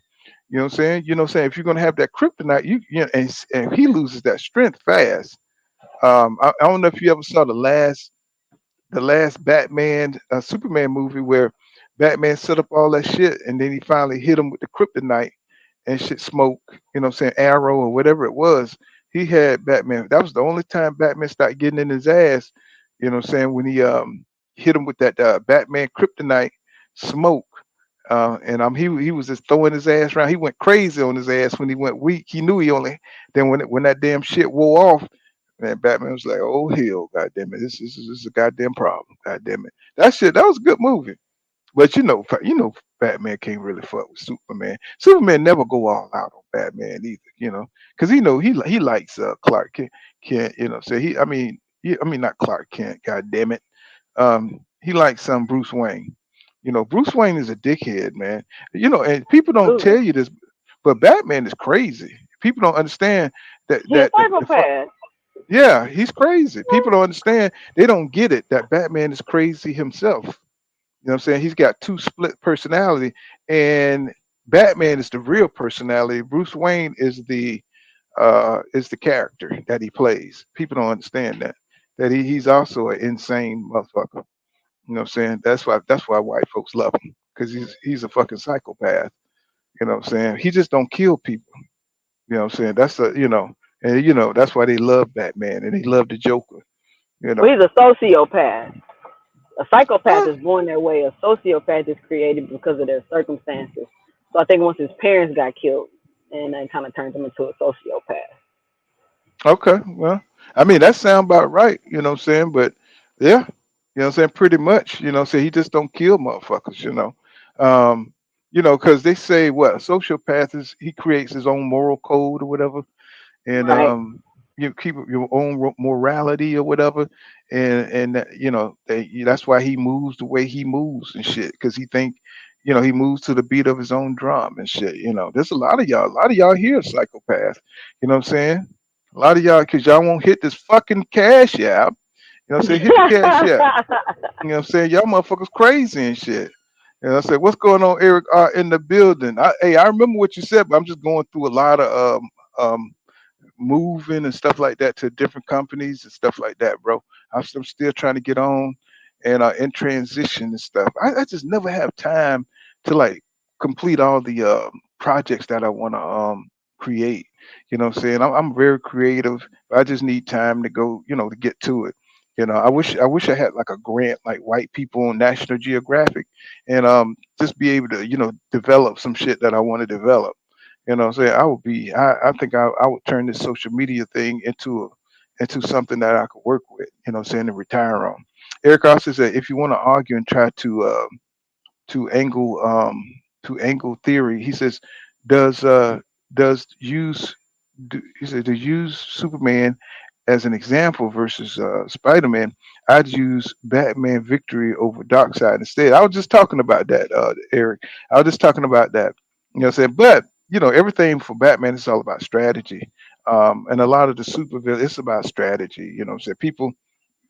People to be tripping when it comes to Batman, and these super villains and stuff. Because he can't really fuck with the most basic ass super villain that got power and shit. He got to call somebody else. He got to call somebody else in to help him and shit. So, you know, I mean, this just is what it is. Why do you think? Why do y'all think that they replaced the Black Panther with a female? So with the Queen. Why? I mean, didn't they understand that the ratings weren't gonna be as good? Say not being sexist and none of that stuff. Why do y'all think they did that? 2 cents. I don't know. They trying to put the women in lead roles right now. I guess that's the thing to be doing. I mean, if you watch a lot of shows, got women in lead roles and stuff like that. So that's the direction they going in, with like the Woman King and all this crazy stuff. I don't know Hmm. why they doing that. It's like I'm just like, man. I mean, if they would have had I know my man passed on, but I think it would have did numbers if they just would have put somebody else in there. You know what I'm saying? As You know, to, to, everybody trying to to be woke. hmm And that shit don't work because nobody don't It care don't about work. being woke. Nobody don't care It about don't being work. woke. Mm-mm. Nobody do not care about that shit. You know what I'm saying? People, So we got what we got. We also got Canelo versus we got Canelo card coming up.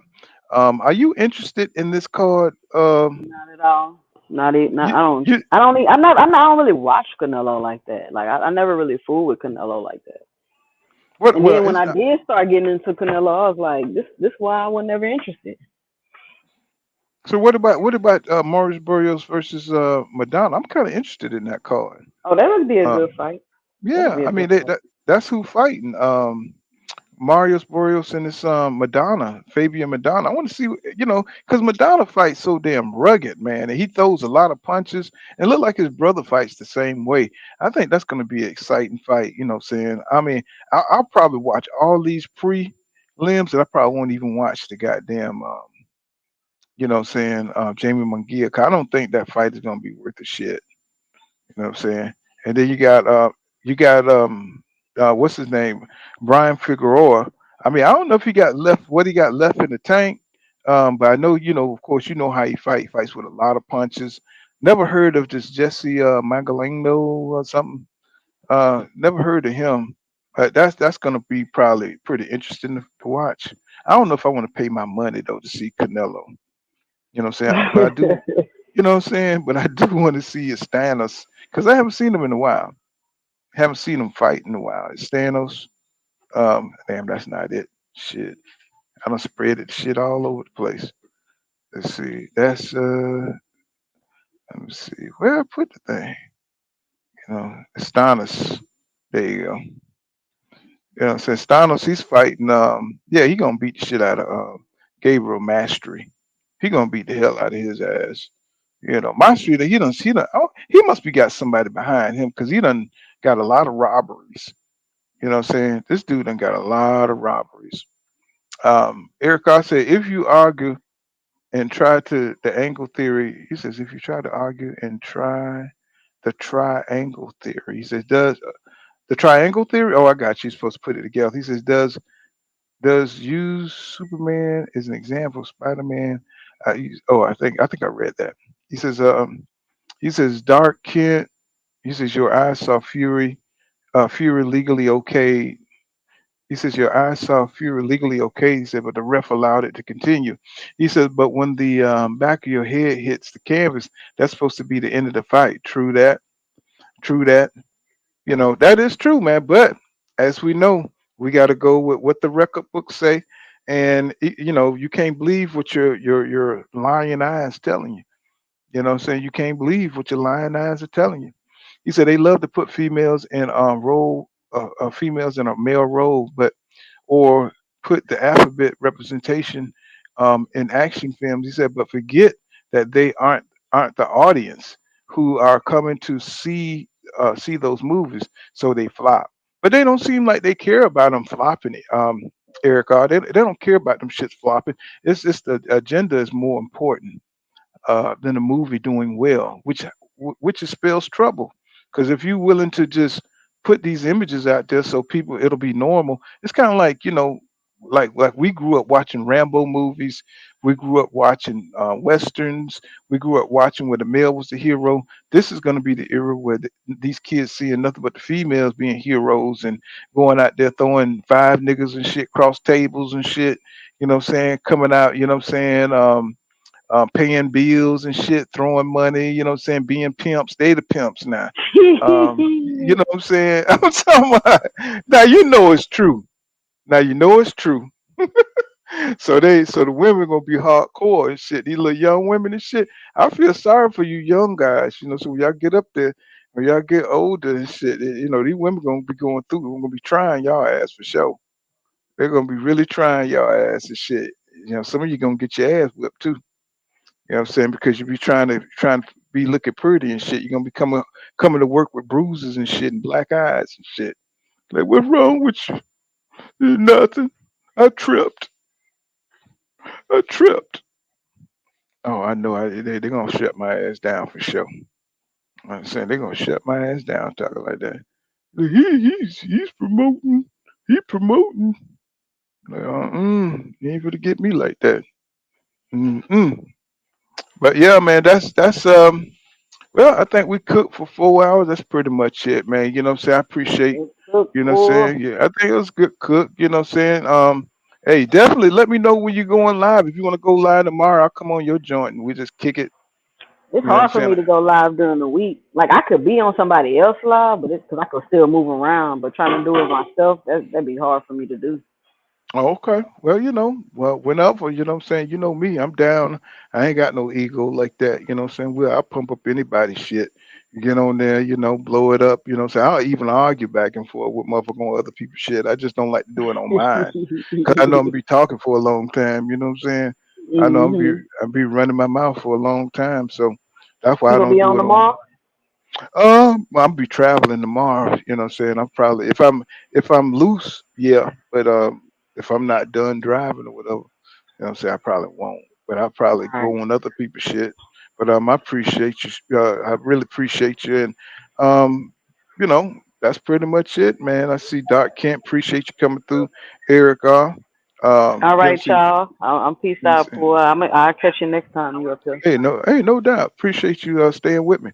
Eric Ross says, right. He said they don't care about the movie flopping. He said they want to desensitize the adults and taint the imagination of the youth. He says and do it off of built franchises. Yeah, that's pretty much it. I agree with that. You know what I'm saying? But I'll probably let me see what the day is. Probably be back on not tomorrow, but probably Wednesday. I have to come back because I got a lot to do tonight and tomorrow. So see you guys, you know what I'm saying, in the next one. You know what I'm saying? Hey, check out that cash app. Hit that cash app for your boy, man. I appreciate it. You know what I'm saying? Your boy, you know what I'm saying? Hit that, at pool counter cash app. You know what I'm saying? The dollar sign and pool counter box in all capitals. You know what I'm saying? Hey, hit that cash out for you, boy, and I appreciate it. You know what I'm saying? I see you guys on Wednesday, probably early. So we'll probably do a long live stream and just talk about boxing and and life in general. So you know how we do, you know what I'm saying? We'll hit a little bit of everything. You know what I'm saying? Peace out, y'all. You know what I'm saying? Wish me luck. I got to go traveling tomorrow. So see you guys in the next one. Peace out.